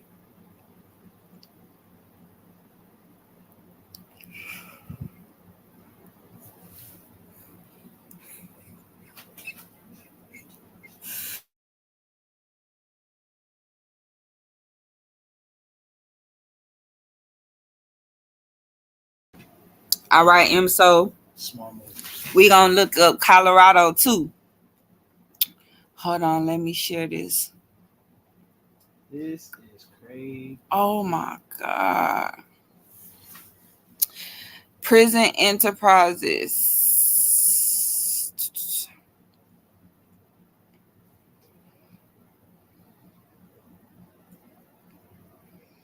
Prison enterprises, safety and savings through work and training. Agriculture. Our crops, which include wheat, corn, soybeans, cotton, and milo, are primarily grown and harvested at Louisiana State Penitentiary in Angola, Louisiana. They are sold on the open market and are used to feed our livestock and flight birds. What? The prison enterprises? Got you making bird food. Oh my God. Hold on, wait. I gotta stop this shit. Inmates in Angola's prison sued to end a class action lawsuit calling for an end to the farm line. That's the chain gang. Oh shit! Look at them. What the fuck? Hey, that's a real thing. This is a real thing. June 25th, 2024. July 25th. Sorry, July, August, September. Oh shit! This was 2 months ago. Left. In this August 18th, 2011 photo, prison guards ride horses that were broken by inmates. Even the even the inmates. Oh man, bro, we gonna be on this unit for a while, you guys. I'm gonna have to pull down so much information and really flush this out because I mean, it's something that I wanted to get into, but you didn't know this Wabbit hole. I didn't know it was gonna be such a Wabbit hole. I didn't know you ain't shit. I know. I You didn't caught know. it late. You caught that so late. I didn't know this Wabbit hole was so deep, y'all. And not only did I not know the Wabbit hole went so deep, it just go. I feel like it just verifies all the things I say without having done the in-depth research. You know what I'm saying? Just my surface knowledge, just my experience as a farmer, and like my reasoning for want to work with the juvenile justice system before they even get there. Right. Because I feel like they take advantage starting there. They're like, oh, you look up urban roots of Black farms in Austin, Texas, the first thing that was popping up was urban roots. And it's an at-risk leadership program for Black and brown kids at the farm. Yes, you remember your little yes, and he was like, man, that's cool. I did that at Urban Roots. And I asked him, why don't he keep doing it? And he was like, they said he was trying to steal or some shit. He went to put the equipment up and they couldn't find it and blamed him for he had a traumatizing experience. Trying to work on the farm. Trying to be legit. Up and up. Up and up, babe. How do a program that's meant to help reform these at-risk youth treat them like criminals? Oh my God. So it's just the prison to farm pipeline. Hey, are you listening? We fucking, oh my God. Legal as soon as they realized that all they had to do was put them in jail. Once they realized if we lock them up, they ain't got no choice. The president can't be mad. You know why? Because he committed this crime based off of the bill the president signed. And I'm offended because I'm out here trying to fight to be a fucking farmer. I gotta identify as a white male plantation owner just so people will fucking take me serious as a farmer. Because when I say I'm a Black female farmer, babe, they be like, you're a gardener. You went so far. She said a white male. Plantation owner. I know, man. I heard. Shoot. I was just emphasizing on the gender role. Gender. Colorado prisons. And agriculture. We didn't look Colorado. Yeah, MSO living. There's snow up there. Ooh. You remember I went up there. Yeah, but I'm saying that prison system is all out of way. They Oh no, MSO. It's horrible. Farm, Colorado Correctional Industries, colorado.gov. Our incarcerated farm workers learn about the importance of soil health and water quality. What you just say, babe? They doing hydroponics. You smart, boy. Shout out to my babe. Hey, this is why I stay out of jail. Because I'm smart. Nigga, what you mean? I'm not about to play with these people. Oh no, our quality raising and harvesting crops as well as developing important. Oh my god. Yeah, and guess what? That's totally legal. This is our new thing, y'all. Over here in the Bus Life Agricultural Department, we're about to dive into prisons and agriculture.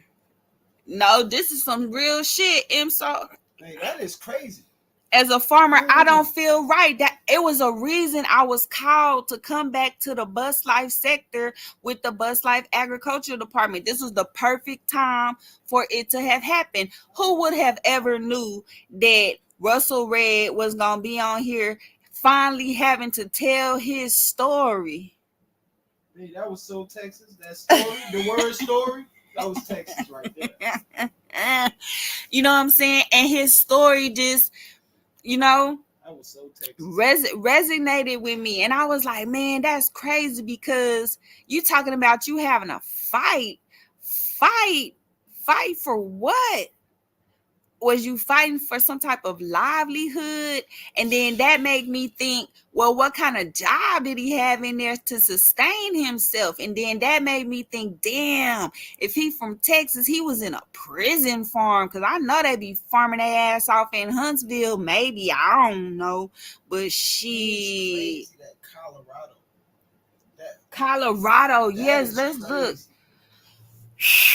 Colorado Correctional Industries Farm. The CI Farm at 4 Mile Correctional Center utilizes authentic learning in a real-world farm environment. Bro, I can't. It's so hard. I'm fucking dying. We raise game birds and hay for sale on the open market. Incarcerated workers are trained by CI Farm staff to use different types of equipment, machinery, and advanced technology. I need a job to be farm staff to teach these, because obviously I can go into prison and teach them how to farm. But you gotta go to the female prison. Okay. I gotta go to the male prison. Oh my God. They're not gonna let you go into no male prison, like not Supermax, but no high. And teach them beekeeping like they do. They got a beekeeping program in Georgia, in the Georgia prisons. Or is that the Philadelphia prisons? No, Philadelphia prisons do the composting program. They do food waste recovery. I need to write this shit down. Oh my God. The workers on the farm. God, they damn deep. And the fucked Wabbit up community. They pissed off. Guess what he is? What? The warden. Because I was called. He the warden. And it's, oh, look. So see, now we got a mayor, Rabbitry Town Penitentiary. Yep. And Damn D is the warden over there. And that's what I just said. And he the superintendent of the Wabbit Independent School District. Oh shit.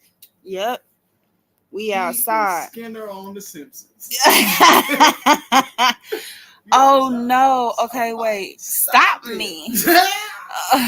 Don't be finishing my sentences. Oh snap. Okay. I gotta write this down. I ain't gonna lie. It's intriguing. Texas and Georgia, they do produce, livestock, and cotton. Why you saying it like stop? The Texas is slipping. Sorry. No, don't be sorry. That's your badge. Everybody got an accent. You swear to God you don't, but you do. You got an accent. Pennsylvania prisons, they do food waste compost facility careers,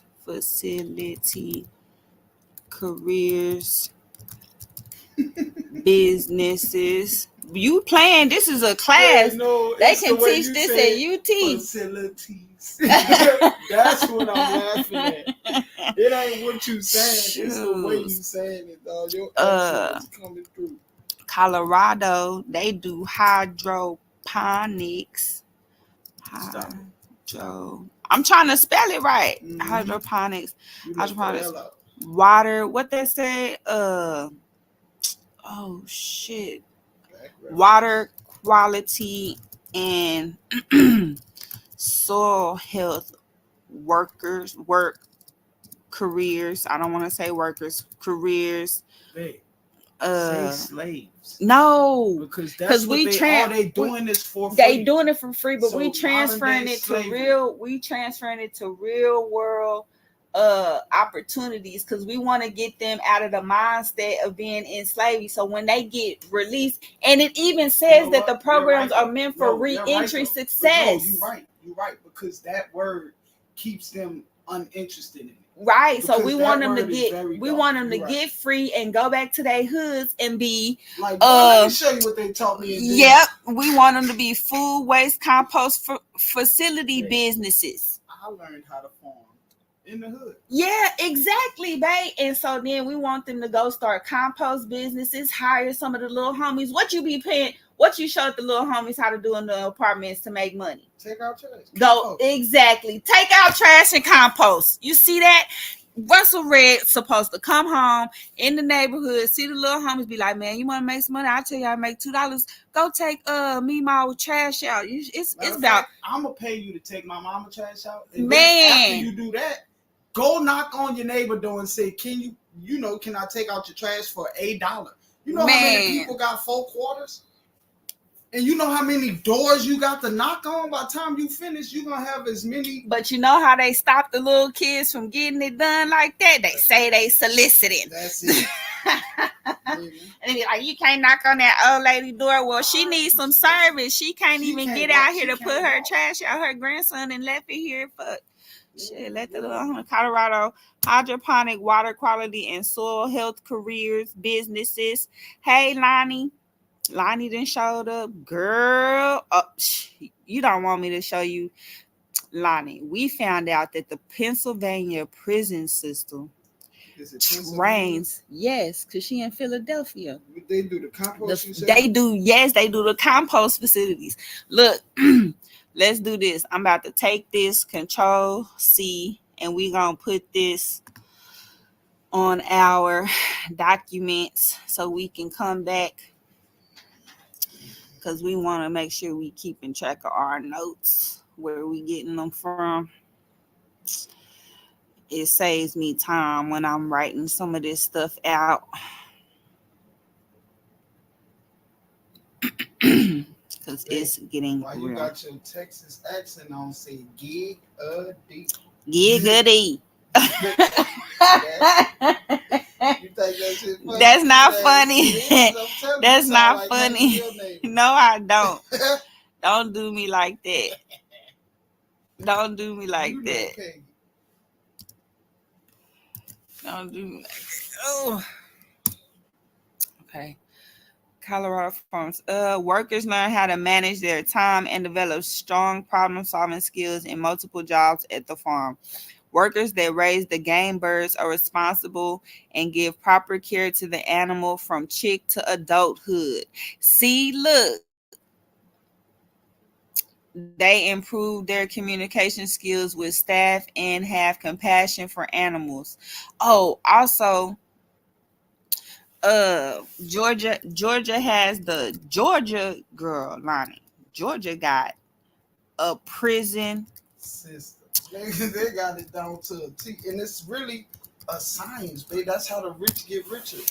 They got a prison beekeeping program. They out there making that honey.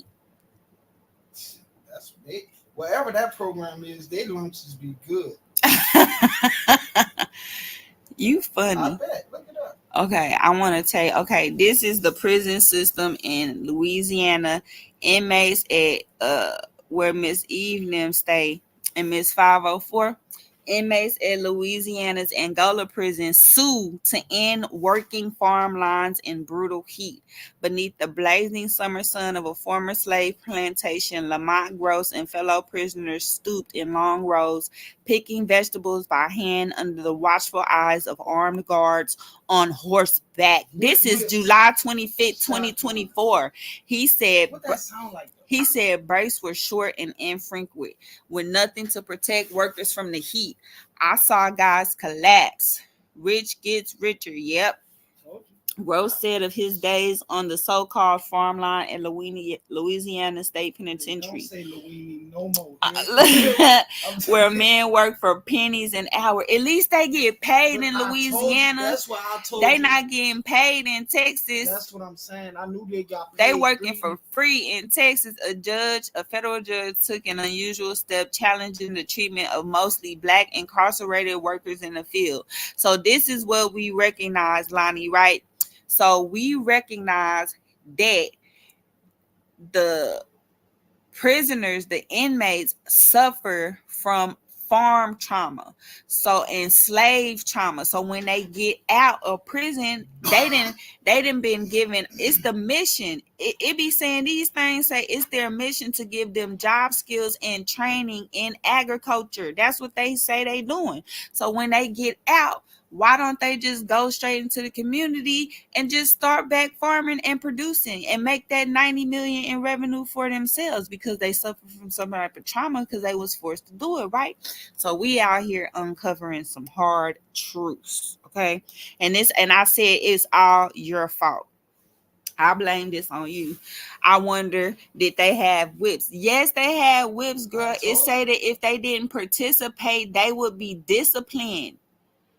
Look. Hey, they replaced the whips with the goddamn cuffs and the guns and the sniper tower.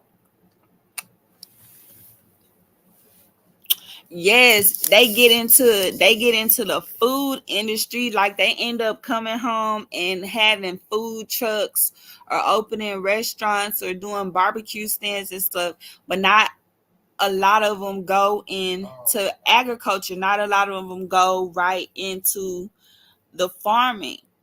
Let's see. Let's look that up.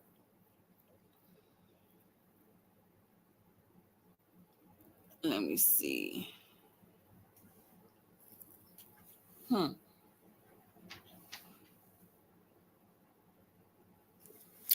But I think they don't recognize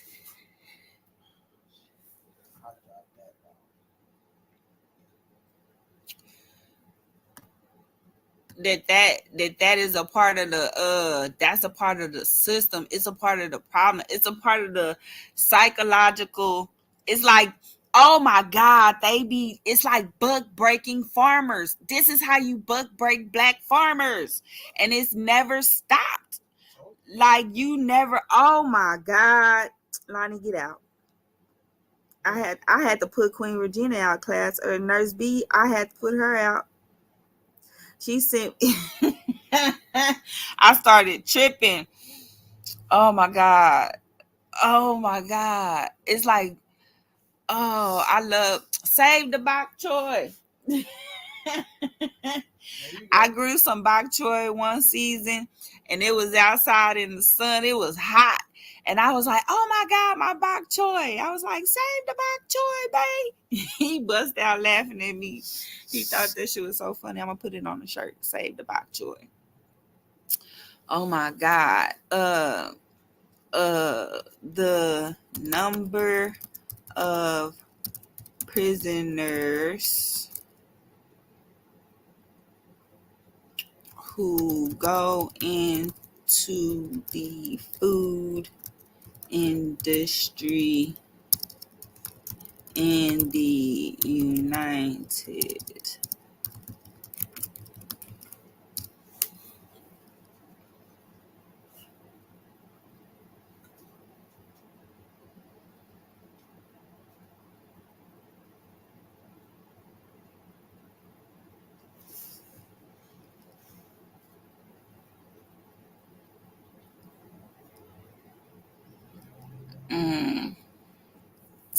says at least 600, and I put in the number of prisoners who go into the food industry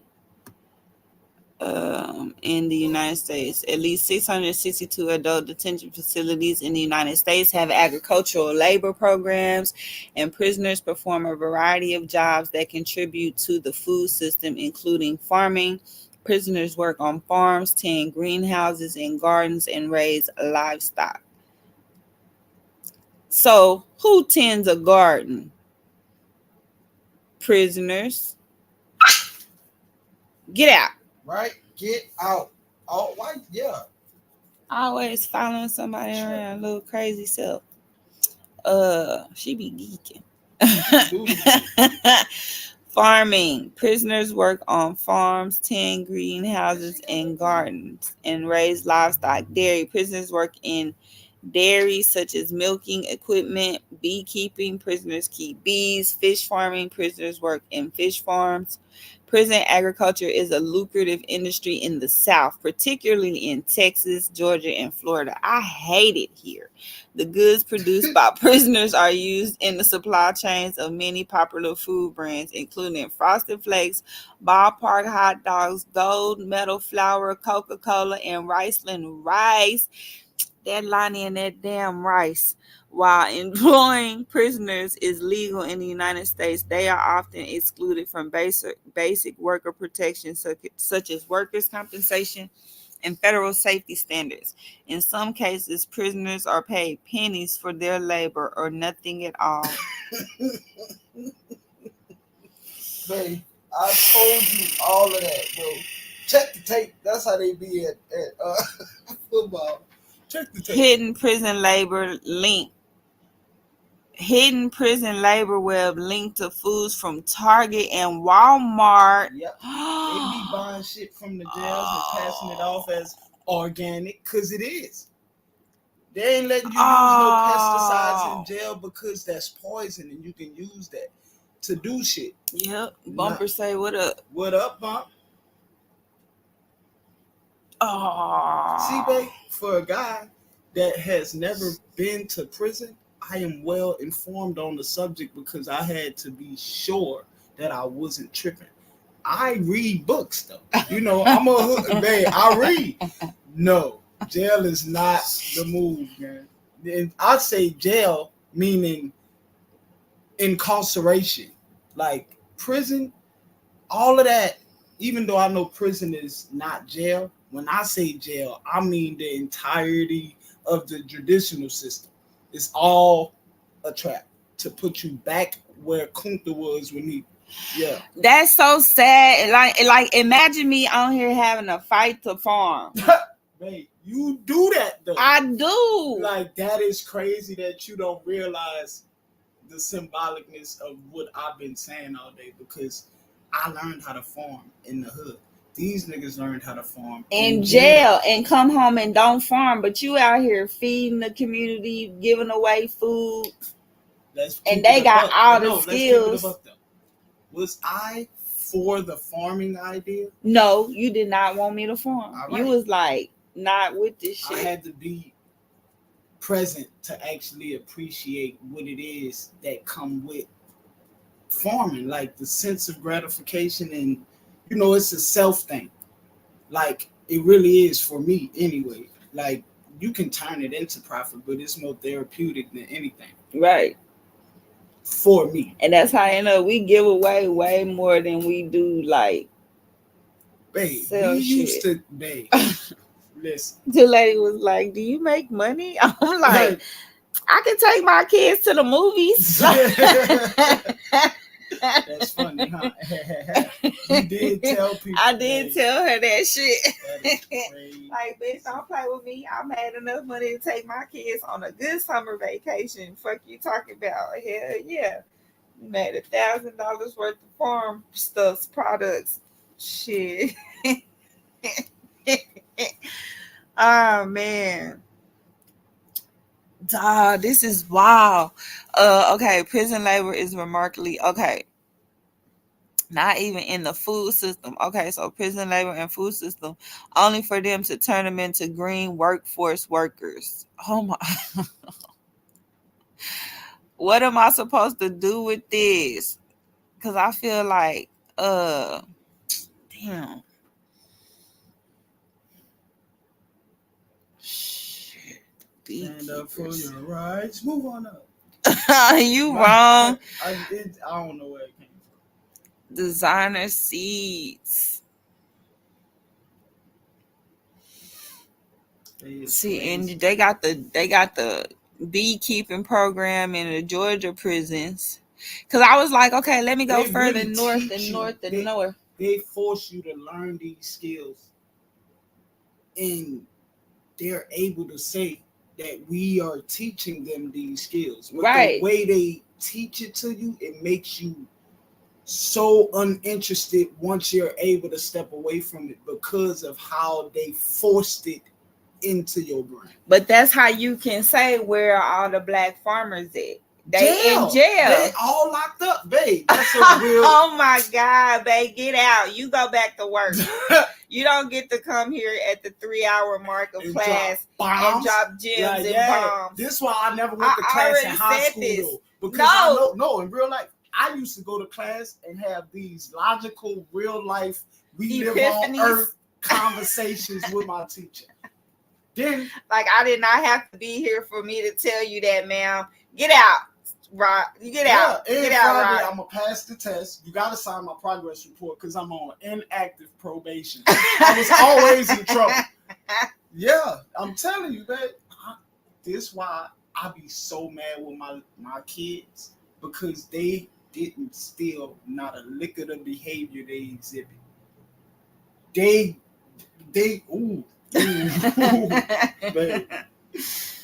Man, but I gotta teach them how to use this knowledge for greatness. You know, I was like, how the hell they going around saying that there's no black farmers? Like, none of us want to be farmers. Like, no, lady, they all locked up, and when they get out, they don't want to do that shit. But that's crazy. Some people, not all, but some people that's locked up, when they get locked up, they want to farm because it's an escape from where they stuck at. Right. But when they come home, they don't want to go farm because, man, this was the only way. Like, it don't make sense to me because that was the only way you felt a little sense of freedom. Right. And when you really get actual freedom, you don't even tap into the thing that was most therapeutic for you when you was away. That made them $90 million in revenue. And that's the low end because they could have made more if they just brought the shit from you on the outside because you done started your compost business. They need soil for the farm. You done started your waste recovery business. You done started your cotton farm. Guess what though? Let me trip your head out. A lot of felons come home and become city workers, trash men. Babe, all these is jailhouse skills. No, babe, I can't breathe. They keeping them in a cycle. It's a system that's it's the systematic cycle of labor. Write that down, y'all. Systematic cycle of labor. Systematic cycle of free labor. No, I'm gonna just say of labor. Oh my God. This one I don't be liking to get online. I never been to jail either. I've been to jail. I've never been to prison. You're welcome. Queen Regina say this was a painful but beautiful class session. Nancy and husband, thank you for fighting to give us this knowledge. Black love. Shout out to that comment. And who said that? Queen Regina. Shout out to you, Queen. You know. Nancy, please reach out to us and interview him about this topic. This is coming off the forced labor for slave wages. I know people that have trucks, they pick trash because I walked to take in to the here dump and yard. you told me you was researching that, and I'm like, but why? You know how strongly I feel about that. And about what? Jail, period. Yeah. Like, I'm not good with that because it takes so much more than just time away from you. Right. Which is the most important thing that you lose, but you ain't the only one that lose that time. Like, I can't come home and be a great father to my 27-year-old, and I left when he was 7. Man, this little dude don't like me out the gate, and this is metaphorically speaking because I'm 35. You know what I'm saying? Right. Like, this is books and shit I've read, and I done stood next to people that really feel Been through like, like, how can you feel like your pops abandoned and neglected you when in reality he was taken away from you and forcing the free labor? All I could say is he fed you. And see, that's a dark joke. That's fucked That's up. a dark joke. See, that's a dark joke. I can't be doing that, babe. Oh, babe. I'm gonna stop. I'm gonna play Madden. This is why I play Madden. That's fucked up. That's a dark ass joke. It is, all you can man. say is he fed you. He was farming in jail. Oh no. And the Frosted Flakes. Babe, you don't understand. And how the much flour of the and the stuff rice. that is in HEB, Walmart, all that shit stuff. Oh, Babe, that's your a daddy real still fed you. That's hard, right? Oh, That's why. that's fucked up. All right. That's I'm no gonna cry. Don't cry. Oh my God, that hurt my heart. Oh my God. That's why I was over here laughing like, dog, this is gonna get so deep. That is a dark ass joke. Right. I'm telling you, babe. That was hard though. Man. God damn. Yep, I did it. I said that. Tell your daddy come see when he come home. Babe, see, look, I got all the this jokes. is what I need. You should not have let me do this. It's the same. Queen Regina says she need her gummies. Me too, Queen. Oh, man. Shit. This is why I play Madden when you live, because man, over opinionated people that make sense when they voice their opinion tend to get on people's nerves, and I don't like getting on people's nerves no more because I know that I'm good. That was crazy.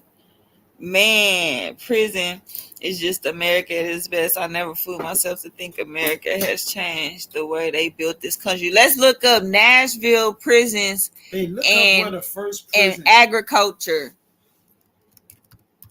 Google the first prison ever. I bet you it wasn't in the U.S. Not ever, but you know, where did the prison idea start?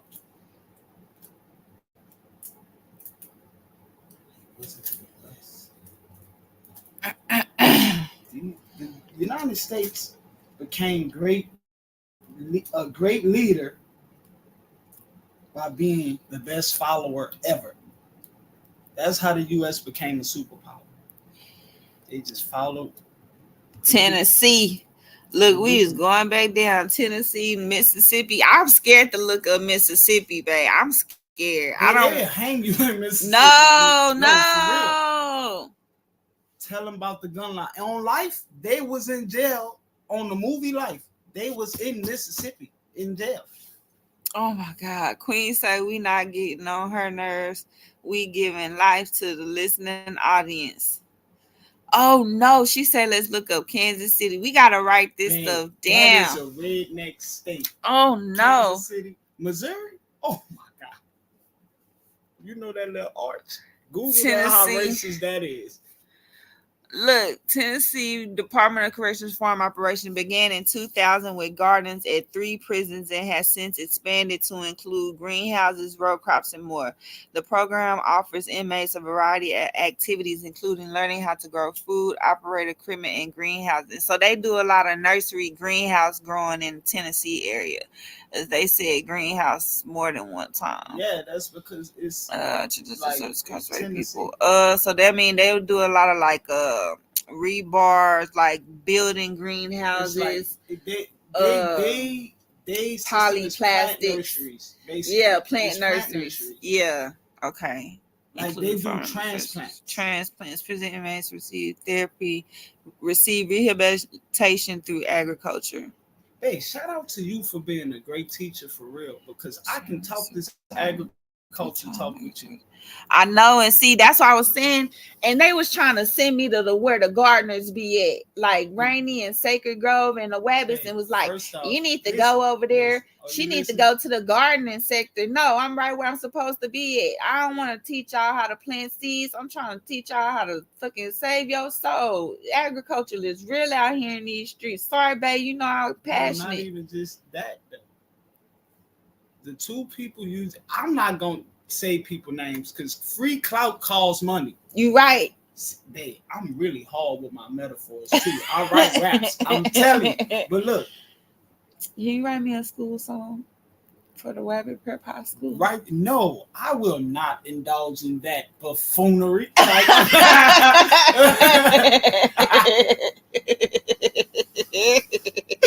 All right. Don't play with me. I'm about to leave you alone. No, don't play I'm with about me. to leave you alone, man. I'm about to put my earbuds back in. No. And listen to my music. You got me talking crazy online, man. This is the metaverse. This is the oasis. We going live. Go subscribe to Xander's That Family mean TV. That's the mic. No, this the mic right here. So that light is the camera. That's the camera. Yeah. What if the camera is just a facade and it's really right here? I don't know.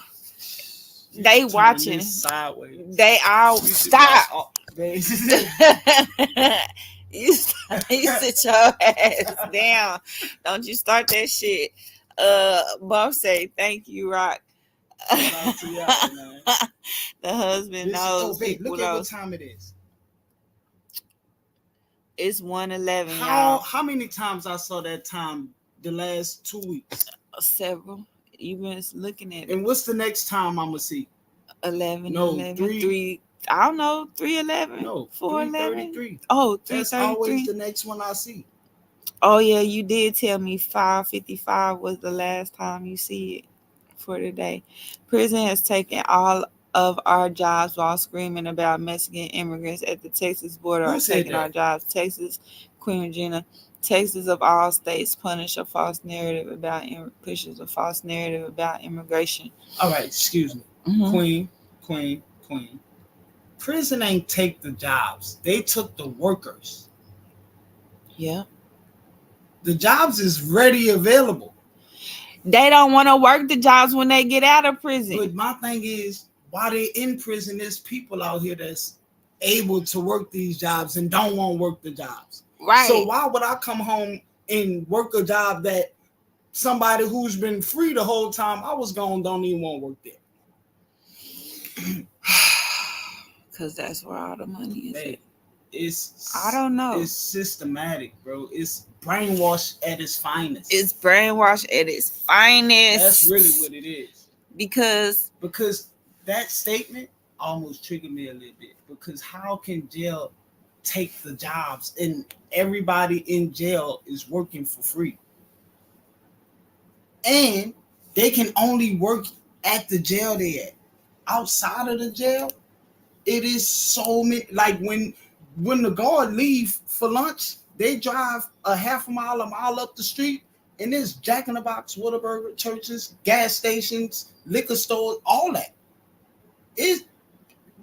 People gotta deliver. It is jobs out here. In jail is where all the workers are. All the people that need to be working so their family don't have to stress about whatever it is. They taking all the real breadwinners and making them work for crumbs. That's what they doing. That's crazy.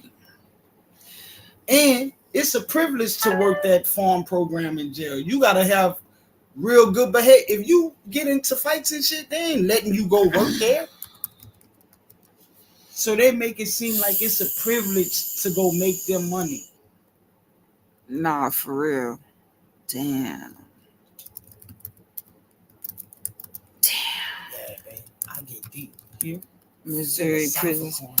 And hey, ears. To the streets. Yes, it's Ears to the Streets. I know their class, man. I know the students' names. Yes. So look, Ears to the Streets. I'm glad you here. This is Ears to the Streets. Because you donated the land for the Wabbit Prep High School. Maybe about 3 years ago. You was the land developer. You are the reason for the season.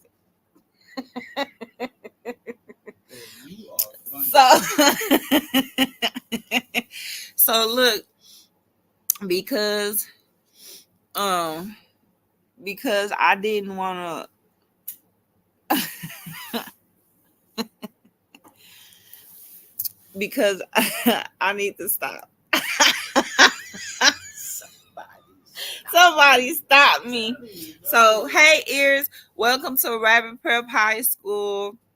This is the Bus Life Agricultural Department, and this is my 4-H forestry program. I am your department head, Farmer Nancy, and I am so glad that you have made it here. We want to say thank you for donating the lands for the Wabbit Prep High School and our trade school complex programs. Unfortunately, the building and the land was abandoned and defunded by Bus Life, and then we ended up locked in the basement, we being the urban agrarians or us agriculturalists who are land developers. I'm talking about the Wabbit Prep High School and how we ended up here.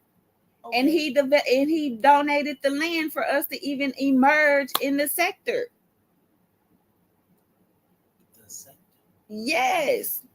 Boy, this is the sector. This is how we got here. My husband thought I was going crazy. No, I'm like, man, why is we on this now? Because he just popped up. This is his first time here. Listen, are you listening? Yes. It is kids that go to school that when they walk in the classroom, the teacher know, sit in the back. Yeah, class is gonna continue. You're late, and you disrupting my class. How you no, no. Well, I'm saying this is how I you know. Yeah?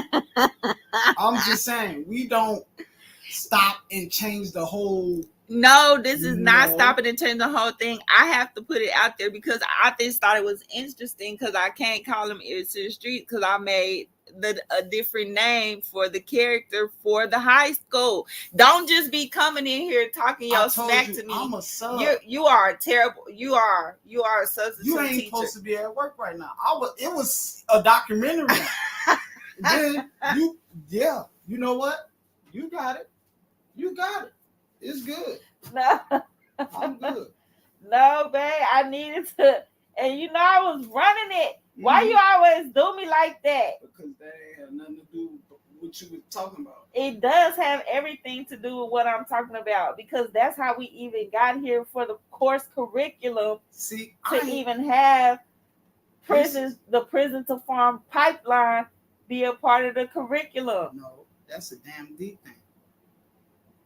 That's because he's the superintendent. No, that was Russell Red talking about his boy prison right there. stories.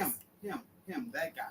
It is a lot of male. You need to do some Are these your guards or something? Like, do they be patrol? Like, boy, I see you. Give me them suits. Yeah, is this them? No, they don't even donate. No, they take the prisoners' food. And I don't know. Cause I don't have a prison in Rabbitry, Texas yet. It's just a high school. Well, is these the detention teachers or the in-school suspension people? They can be the prison guards at the prison in Rabbitry, Texas. I don't know. We need to write this and lead it. I do write it down. No, I'm saying, like, literally write it, publish it, and put an illustration to it. So that way they can buy it and know they reading about themselves. Oh, my God. Look. See, he think it's a game. Y'all think this is a game. I'm not playing. I'm serious for real. I could drop. Oh, my God. Oh, okay, so Ears say he was in prison. He did county work, but he knew people who worked on the farm. I asked him, they was sweating every day, shower time, yeah. Ears is a good person to interview on this prison farming subject. What is county work? Yes, what was county work? What is county work? You say drop my link. Like that's trustee work. Interview. Shit, drop the link and talk to him. Here, let's go set up this. Yeah, I'ma just sit right here and talk to him. All right, yeah, I'm gonna play Matt. Good. Push over though, cause I'm about to sit right here, and you gotta take your camera. I ain't got no shirt on. That's why I said push over. I'm not even going. What's name? It can stay the way it is. Oh, with the picture on? Yeah. That is so teacherish. Shoes. Hold on. He said it's cleaning ditches, parkside road. See, that's what you just said. You just said most of them end up working for the city. The scum jobs nobody else Park, really wanted to do. like doing Parks and Rec. Like sewer waste, water management, and all that. Oh, my bad.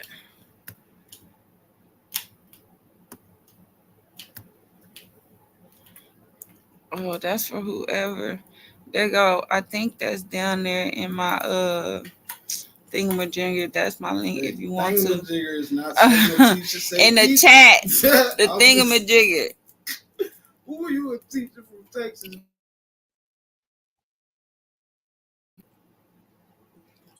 Hello. Hey, ears. Yeah. Can you hear me? I'm at work, so I don't know if from up.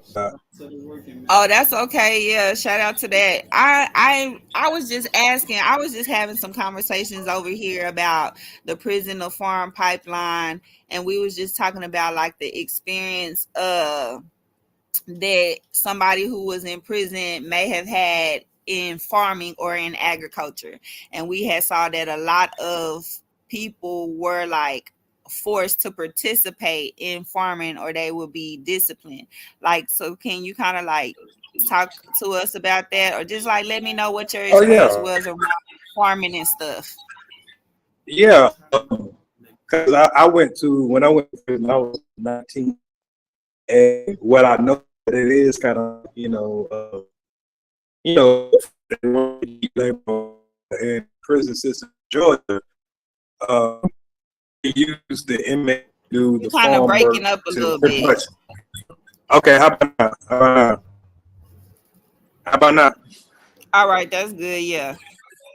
All right, but in Georgia, they use the farm to feed themselves. So whatever you do on the farm, that's what feed us stuff with. So they'll have inmates out there picking peas, inmates out picking cows, some work in the slaughterhouse, dealing with the chickens and eggs, things of that nature like that. And they put me on what they call bull gang. And I kept breaking up in my clip.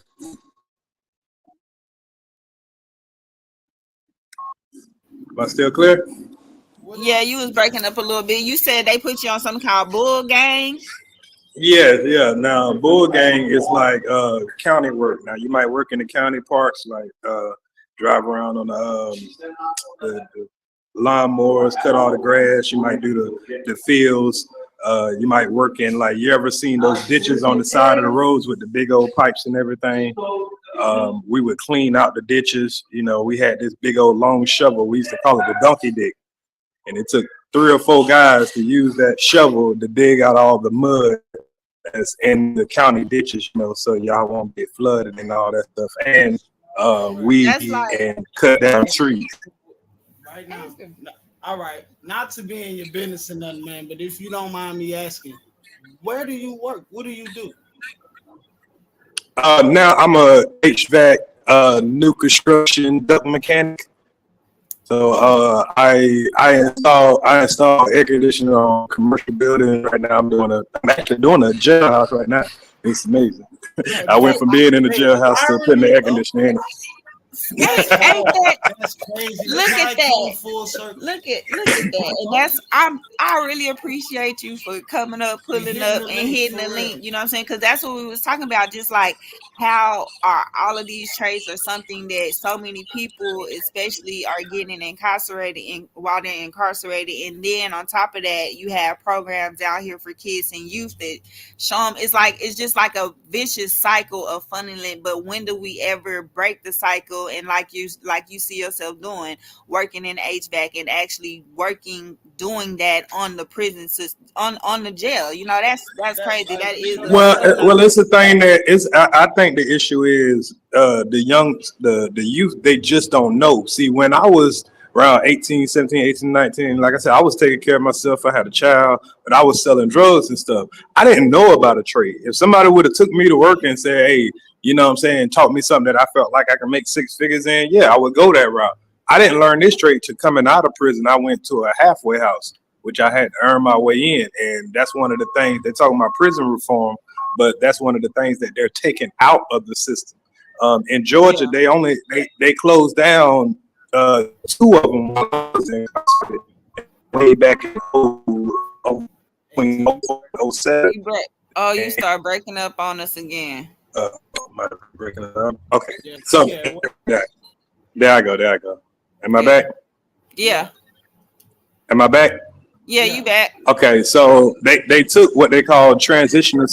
They took what they call transitional centers, aka halfway houses. They took them out of the prison system, which really gonna hurt a lot of people because that's what saved me. You know what I'm saying? Because I was able to, my last 8-9 months of my sentence, I was able to go into a program where I was able to adjust back to society and get a job, and that's how I ended up landing in this trade under an apprenticeship. And that was 17 years ago, and now here I am, you know, doing my thing. So when they did prison reform, if I was to be able to put a hand into it, I would have said that they need to build more transitional centers so these guys that's getting out after 10 years, 5 years, and they've been in prison since they was a teenager, they know how to get a job and get back into society instead of just throwing them back out here, and now they just feeling like they got to join whatever or bow down or whatever, you know, and end up putting them back in that cycle. Yep. So let me ask you a question. Do you think the inmates that worked in like the farm and stuff like that, or in farming jobs, do you think that they have some type of trauma or stigmatism with that and don't want to participate when they get freedom when they come home? So like, why do you think it is that we don't see them transition into community garden or community agriculturing as a career? You know. Well, because most of them guys that they have most of them guys they putting out there, they young guys that come from the city anyway. They ain't never experienced that, so they just looking at it as punishment and, you know, punishing labor. You know what I'm saying? So they're not looking at it as a country boy. Now, a country boy, you might go back home and like, hey, I done did it. You know what I'm saying? I'll do it again. But if there's other options, those guys they ain't really looking at it like that. And especially if you're not making no money doing it. Now, if somebody offered them some money and they felt like, you know, then that would be different, I think.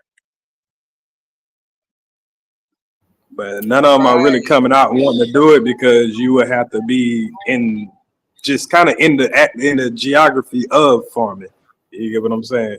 Because when I was locked up here, I am in Georgia. Most of the people are coming from the major city of Atlanta, Columbus, Savannah. You rarely have these small town guys, you know what I'm saying, there. But even so, now you're in a small town because most prisons are in little small farming towns. Now you're doing all this work, and these young guys are not looking at this as I'm learning something to go for the future. They're looking at it as just free labor and slavery and punishment. So when they do get done, they want to get as far away from it as possible. But meanwhile, inside the cities, they local government are passing policies where they can actually earn incomes as what you call green force workers doing urban agriculture inside the cities, or again, just turning them back into workers outside of telling them they could just be the farm owner inside the cities. I think it's just a conversation that, like you say, they don't know and nobody's had the conversation. And it was something that I had just been looking at and talking about, and it just kind of It's something we talking about now. We gonna start talking about it because that's wild that you say that. Yeah, that is. It went from damn. That's crazy. He said they look at it just as a punishment. That's what I'm saying. And have the trauma of it, and it's just not something that.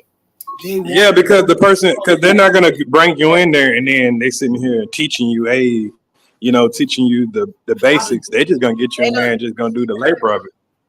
Yeah, put these peas in But here. you don't Go even, carry you this, don't carry even that. recognize. Yeah, you don't even recognize that you're naturally learning how to operate heavy machinery. Correct.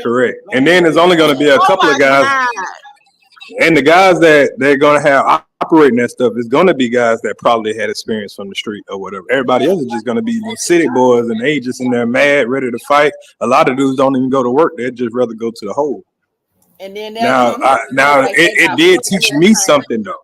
But one thing it does teach you though is just a work ethic in general. Because me working on them bull games, I had to clean out ditches. I'm sitting here on what we call a donkey dig. Like I say, four of your strongest guys are throwing this ditch inside of this pipe, pulling out all this mud or whatever. And I'm talking about this is backbreaking work. And over time, you at least when you get out and you work for somebody regularly, you got a different work ethic than the regular guy that never been in prison before. And that really translates into watershed protection. Like that's like city parks and Right. watershed, creeks and watershed protection, floodplain loss. Yeah. When I got out of prison and started doing HVAC work, I had to do the gutter work. I had to do shit like crawl under houses and all that. But guess what? I didn't give a fuck because I had been used to working in the field for free. So, if you would have told me to do that coming off the street after I'm making $1,000, $2,000 a day selling dope, I was like, hell no, fuck this shit. I ain't doing this shit. But, it built a work ethic. Comes so quick and easy and fast. It's easy to go hustle and just get it done. Yeah, for real. And then you wind up where he got the tolerance to actually crawl under the house. Because before he went to jail, he wasn't getting under no house, fucking with nothing like that. But hell, I wouldn't got under that motherfucker. I would have been like, hell nah, I ain't getting under it. Because at the time, I was just getting out of prison. I'm making $9 an hour. Hell no, I wouldn't have did that shit. You know what I'm saying? But coming from not making a dime every day, but working 8 hours free, now I'm making $9. That's like hey, come and make $1,000 a day. You glad to make anything because I didn't want to go home broke. And I don't want to go back to jail either. So guess what? Yeah, the most valuable thing that, in my opinion, that he got. Well, that part too. That experience. Like, man, I can do this for real. And now, yeah, I think him going through that made it right. And you're exactly right. That was my mindset. Like, if I had to do this for free, I definitely could do it for some money. Yeah, that's what I'm saying. And at least I'm getting paid now, nigga. Yeah. I'm home, I'm free, and I ain't gotta worry about nobody being in my business. I ain't going to jail for this. I actually learned how to do this. Man, that's a part of the brainwash fuckery. That was 20 years. That was 17 years ago. I've been free ever since because I can't do that shit no more. Well, shout out to him. Appreciate that. Thank you. I don't want to hold you. I know you. Ain't no problem. Salute the queen for she got on the wall and said I should come up here and have a conversation. I came in here one other time or whatever, and I listened in. I think one of your last lives. So I wanted to come in and show some support.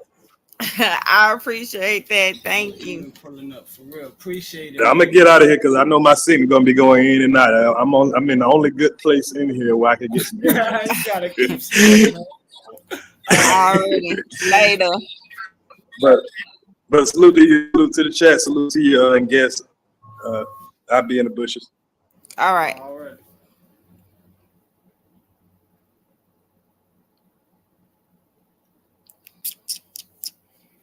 See, we trying to see what's going on. Appreciate that.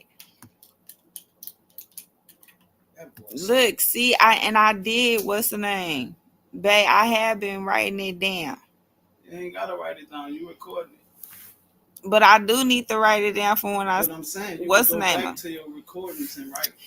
But see, look, right here, I thought that was cool because that's how we got the land for the Wabbit Prep High School. And I couldn't just call them Ears to the Streets in the book. That's just so Oh, I said the road. His young nickname, what they called you when you was outside, boy. You was slanging and banging. What they was calling you? That's what I said. So the letters inside Ears to the Streets, I found the name Seth Reese II. So that's the name of the land developer. Seth, his name is Seth Reese II. It's letters from off inside of Ears to the Streets. But why not just Reese? No, because Seth he needed is a whole name. The guy that's on the horse in Angola telling them boys, do that. The land developer.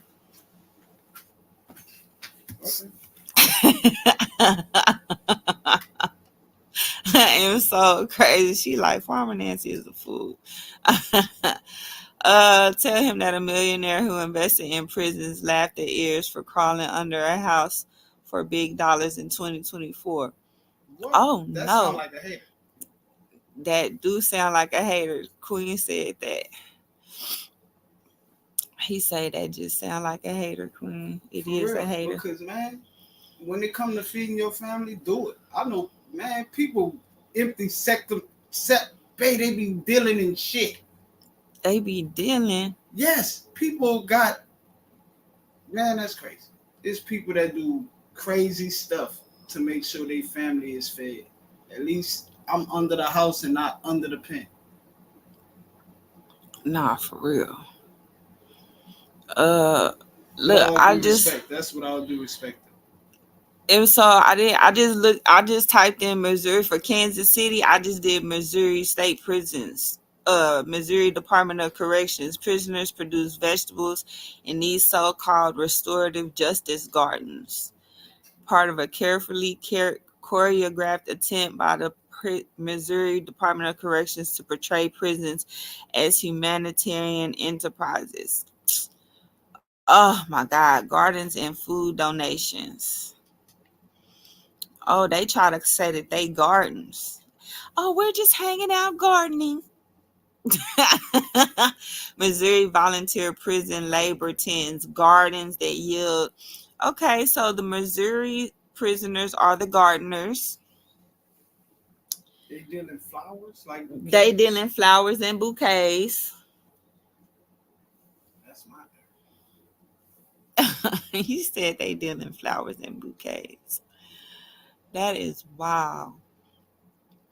Y'all done had me out here live for half the whole day. That's crazy. This was a very important off guard, gym dropping, your boy in the building live. Cause I set your live off today. I'm hard. Just give me. I had already set my live off. I went off. That sound like some you don't want give me my flowers behavior. See You know what? Yeah, Let me my get flowers. Thank you, honey, for coming and setting off my live today.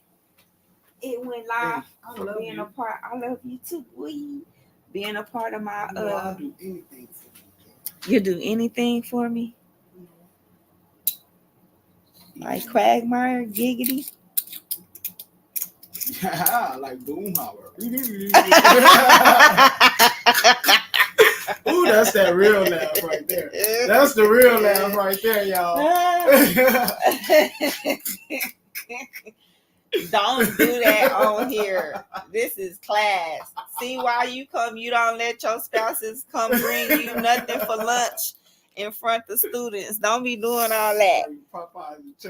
Bringing me Popeyes and church chicken. Got it. What's fat meat? You know it get greasy here. You know.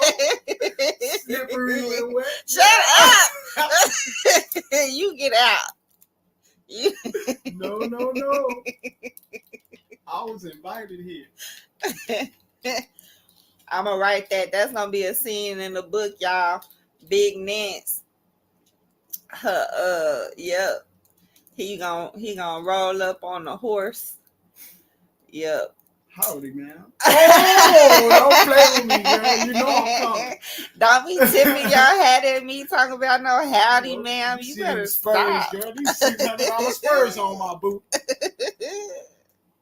Yeah, that's alligator skin. I'm from the swamps. Yeah.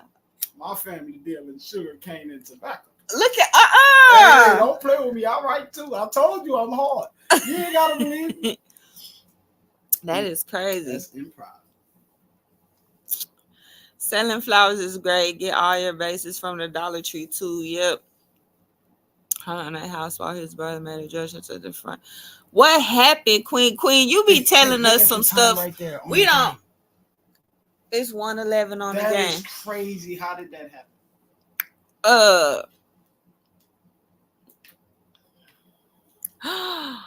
Girl, you should have closed your eyes, Queen.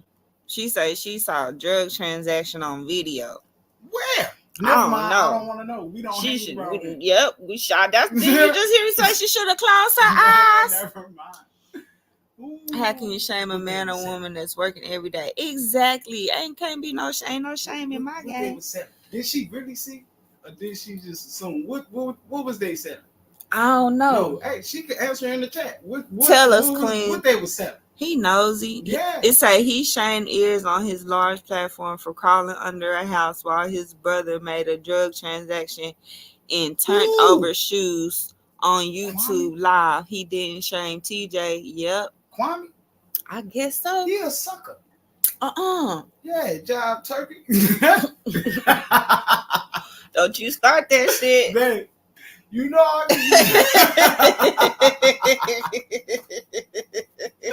man, y'all go look up Kwame Brown tennis shoes. No,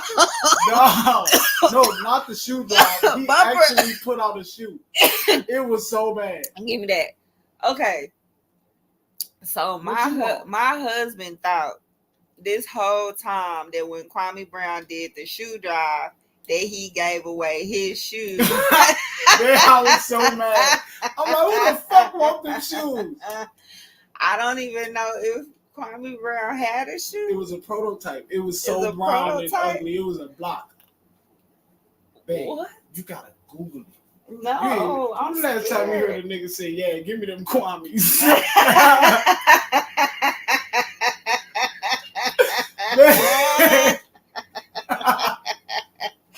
Oh shit! Don't you start this shit. I'm not, because this ain't when we come to class. Don't you start. It's over. Today is a student holiday. This the teacher's lounge. Nobody told they sneaking in the teacher's lounge, hanging out with me. Spiked tea. No, we not. I done slipped it in there, Rick. Like, I'm lying. That's against the law. You go to jail for that here. I will not play like that. Shit. Oh my God.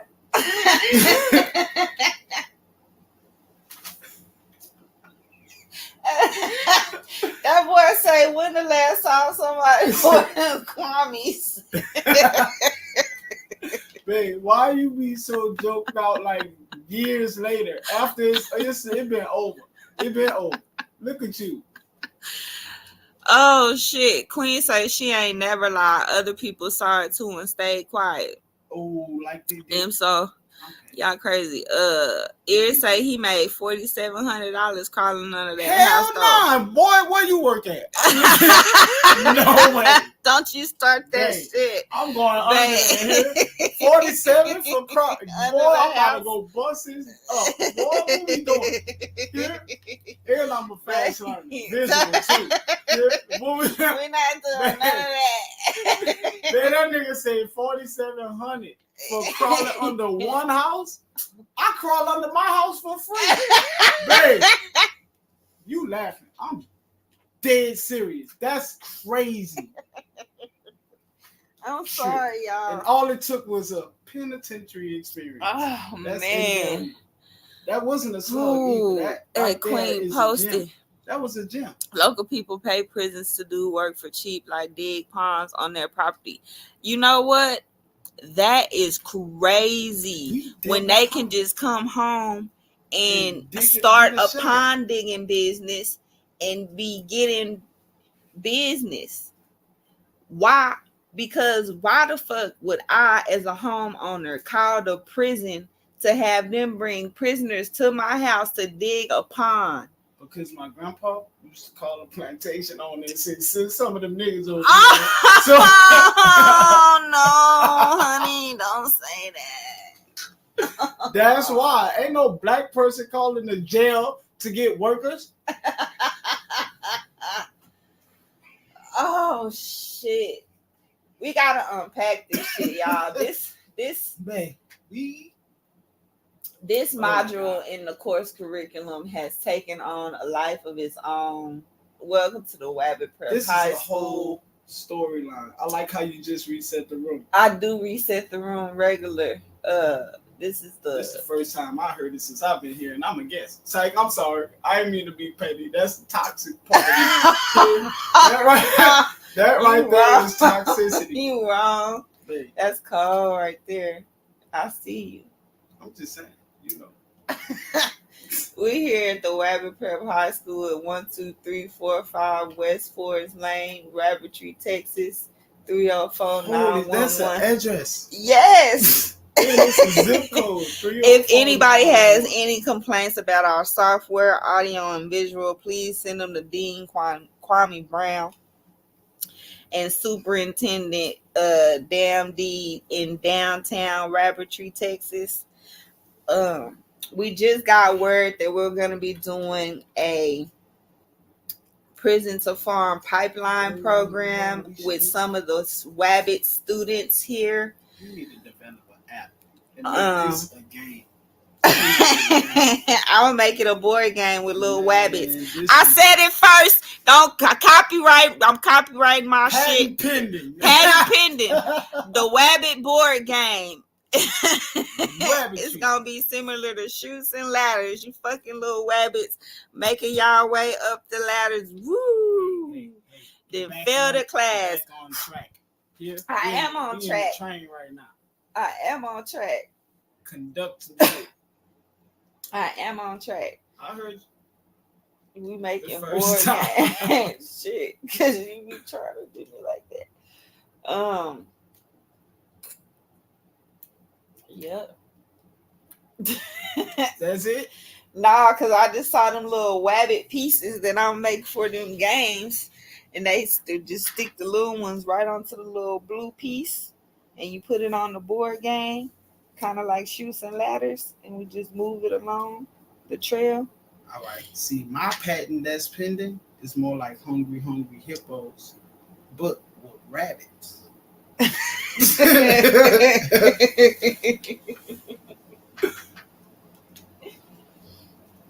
But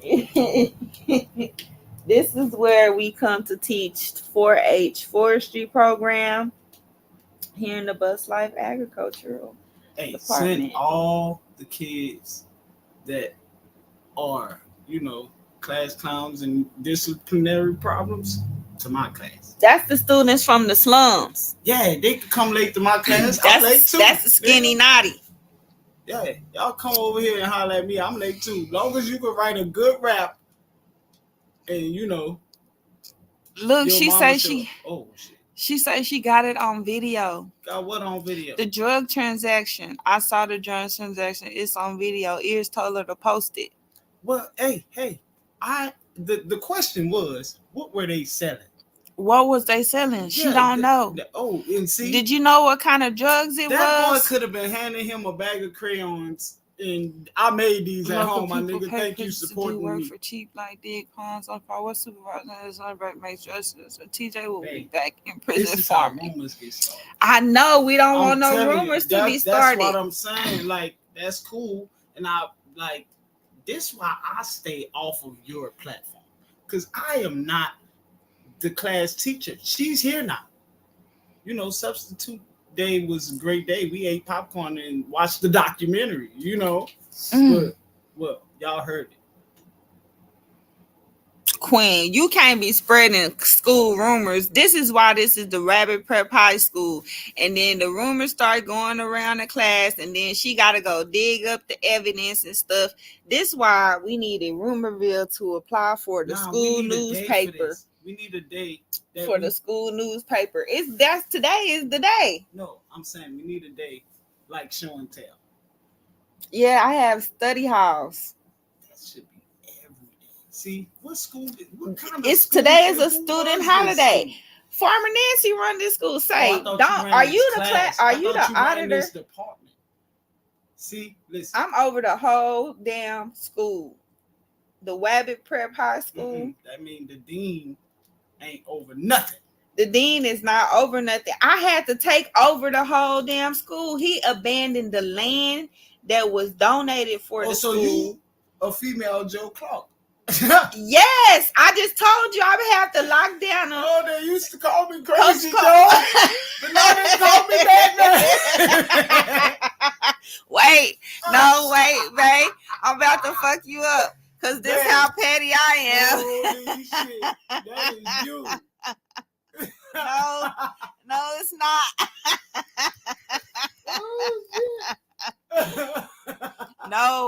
No, wait. Babe, that is so Babe, funny. It's not funny. Yeah, keep the chain on the doors.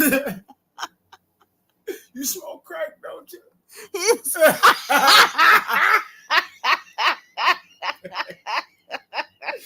I gotta stop talking to you, dog. You This gotta right shut here up. is going left. Oh my God. I blame Queen Regina. Nurse B came to the school. She came to the teachers' lounge. How does that make sense like that? This the Wabbit Prep High School. Nurse B came to the lounge with her with her special cookies in the teachers' lounge and left them on the counter. And the substitute teachers then fucked around and ate Nurse B's special cookie. No.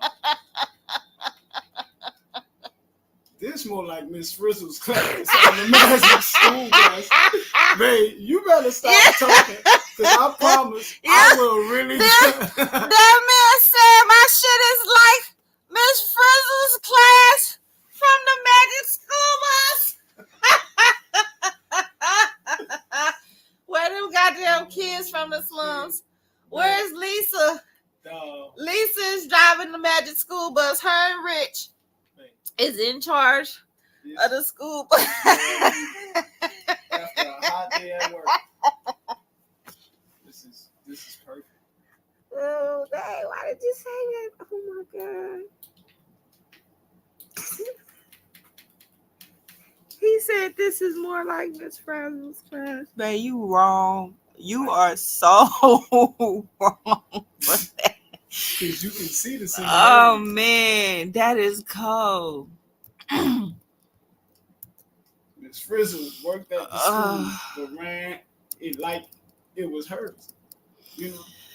I'm gonna need that alone, man. I told you I write raps. Here, bar for bar. Quick from the hip, too.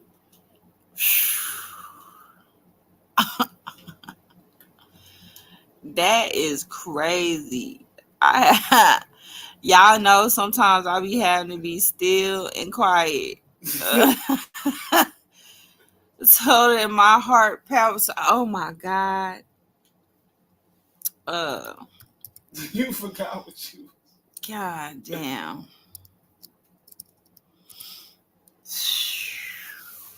I'm sorry. Babe, you funny as shit.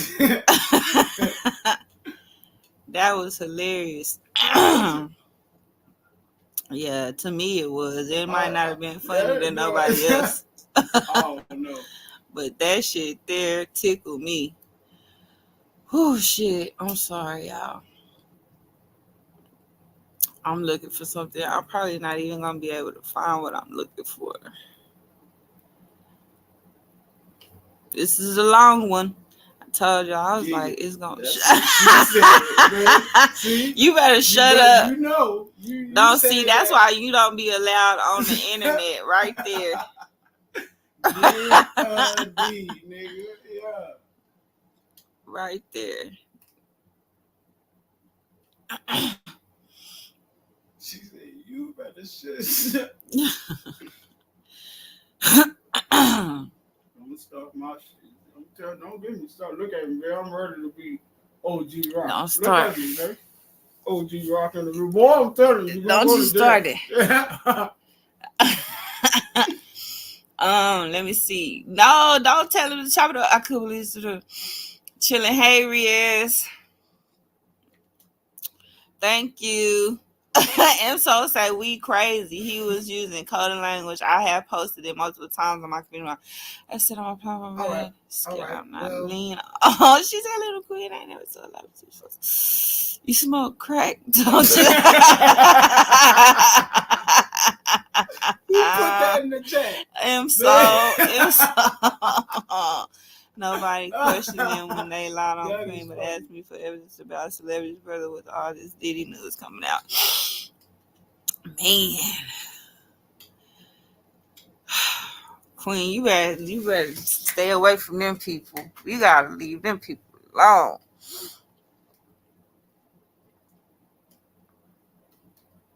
Put it out there. Fuck it. Get it out there. We got to get it out there. Right back. Huh? You know that's what she said. You better shut up. You keep saying you gotta mind your manners today. That's you being unruly in public. Well, you know I used to work in the kitchen for a long time. Being unruly in public. This boy, I had to breathe. I'm telling you, the internet I had to is take an inside public space. I had to take a deep breath.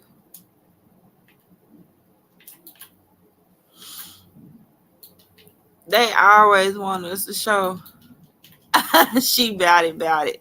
Just like they scared to talk about what happened to him. Oh no, we can't talk about that over here, Queen. We don't know nothing about that. Tell her bring that to my class. Detention. Yeah.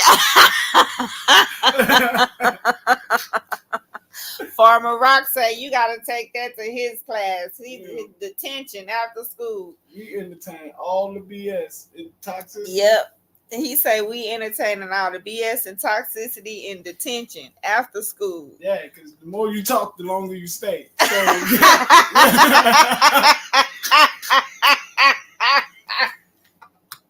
that's the real laugh, y'all. Y'all hear? I'm telling you, that's the real laugh. The longer you stay in detention. Uh-huh. That's hilarious. Oh, it's all on video. She said it's on video. You gotta watch. They gotta go check that out later. Well, I think we've come to the end. That's good. 4 hours and 32 minutes. I can give y'all about 4 hours and 35 minutes. I can go 2 more minutes so I have an even little end off number.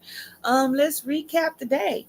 Everything was great. Shout out Seth Reese II pulled up on us. The land developer said that the trade school department is on a point. We are doing that name so smooth. I was about to say, who the fuck is Seth Reese? Dean Kwame Brown should be worried that the land developer did come back and check out the Wabbit Prep High School's new agricultural complex where we do promote the 4-H forestry program. Today, your substitute teacher. No, not substitute. I got hired as the athletic director. You hired on as the athletic director? You got a strength and conditioning coach rocking the building. Okay. You don't want to be a resource officer? Everybody that, play for my team, they ain't Wabbits. That's the school. Bunnies. I'm playing there. I'm gonna stop. You wrong. It's all right. But I just had to interject. It's everybody come to the Wabbit Prep. It's Wabbits, it's Boops, it's the slumlords, skinny naughties, skinny hotties. It's the urban agrarians. The Wabbit Patrol is over there. They all got their own lunch table. This had lunch. Yep. You looking at the table? Kids from the Empire over there with the Empress, Lonnie One Love. Her Empire kids come to Wabbit Prep High School. That's what's up. Who else? Who am I missing, y'all? Oh, the Moonlighters from Troll Nation. The Troll Nation kids come. Who else, y'all? We got to give all our shout outs before we leave here. Girl, give them 2 minutes. NBC don't play. Enso say she going to detention on purpose. Hey, I'm telling you, I'm here. I'm here. Yeah, Who else, babe? Let me see. Them POVers from Damn D's chat.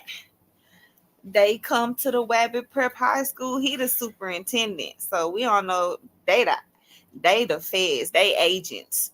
They like student spies. Student hall. Hall. Yeah, they can't be the hall monitors, but they you gotta watch them. Who else? Am I missing anybody, y'all, before I get up out of here? All the new people, the Lesterites, the Garretts, the Quamites, them children come. No, the Quamites, that's the PTA. They a part of the Parent Teacher Association. Welcome to the Bus Life sector, y'all. Agricultural Department 4-H Forestry Program. I am your department head, Farmer Nancy. It has been a pleasure to be here with you guys today. Thank you for putting up with all of my nonsense. And I will see y'all tomorrow. 8:40. I was about to say 4:40. I'm delirious. 8:40 a.m. Peace out, y'all. Look, 4:37. I'm gone.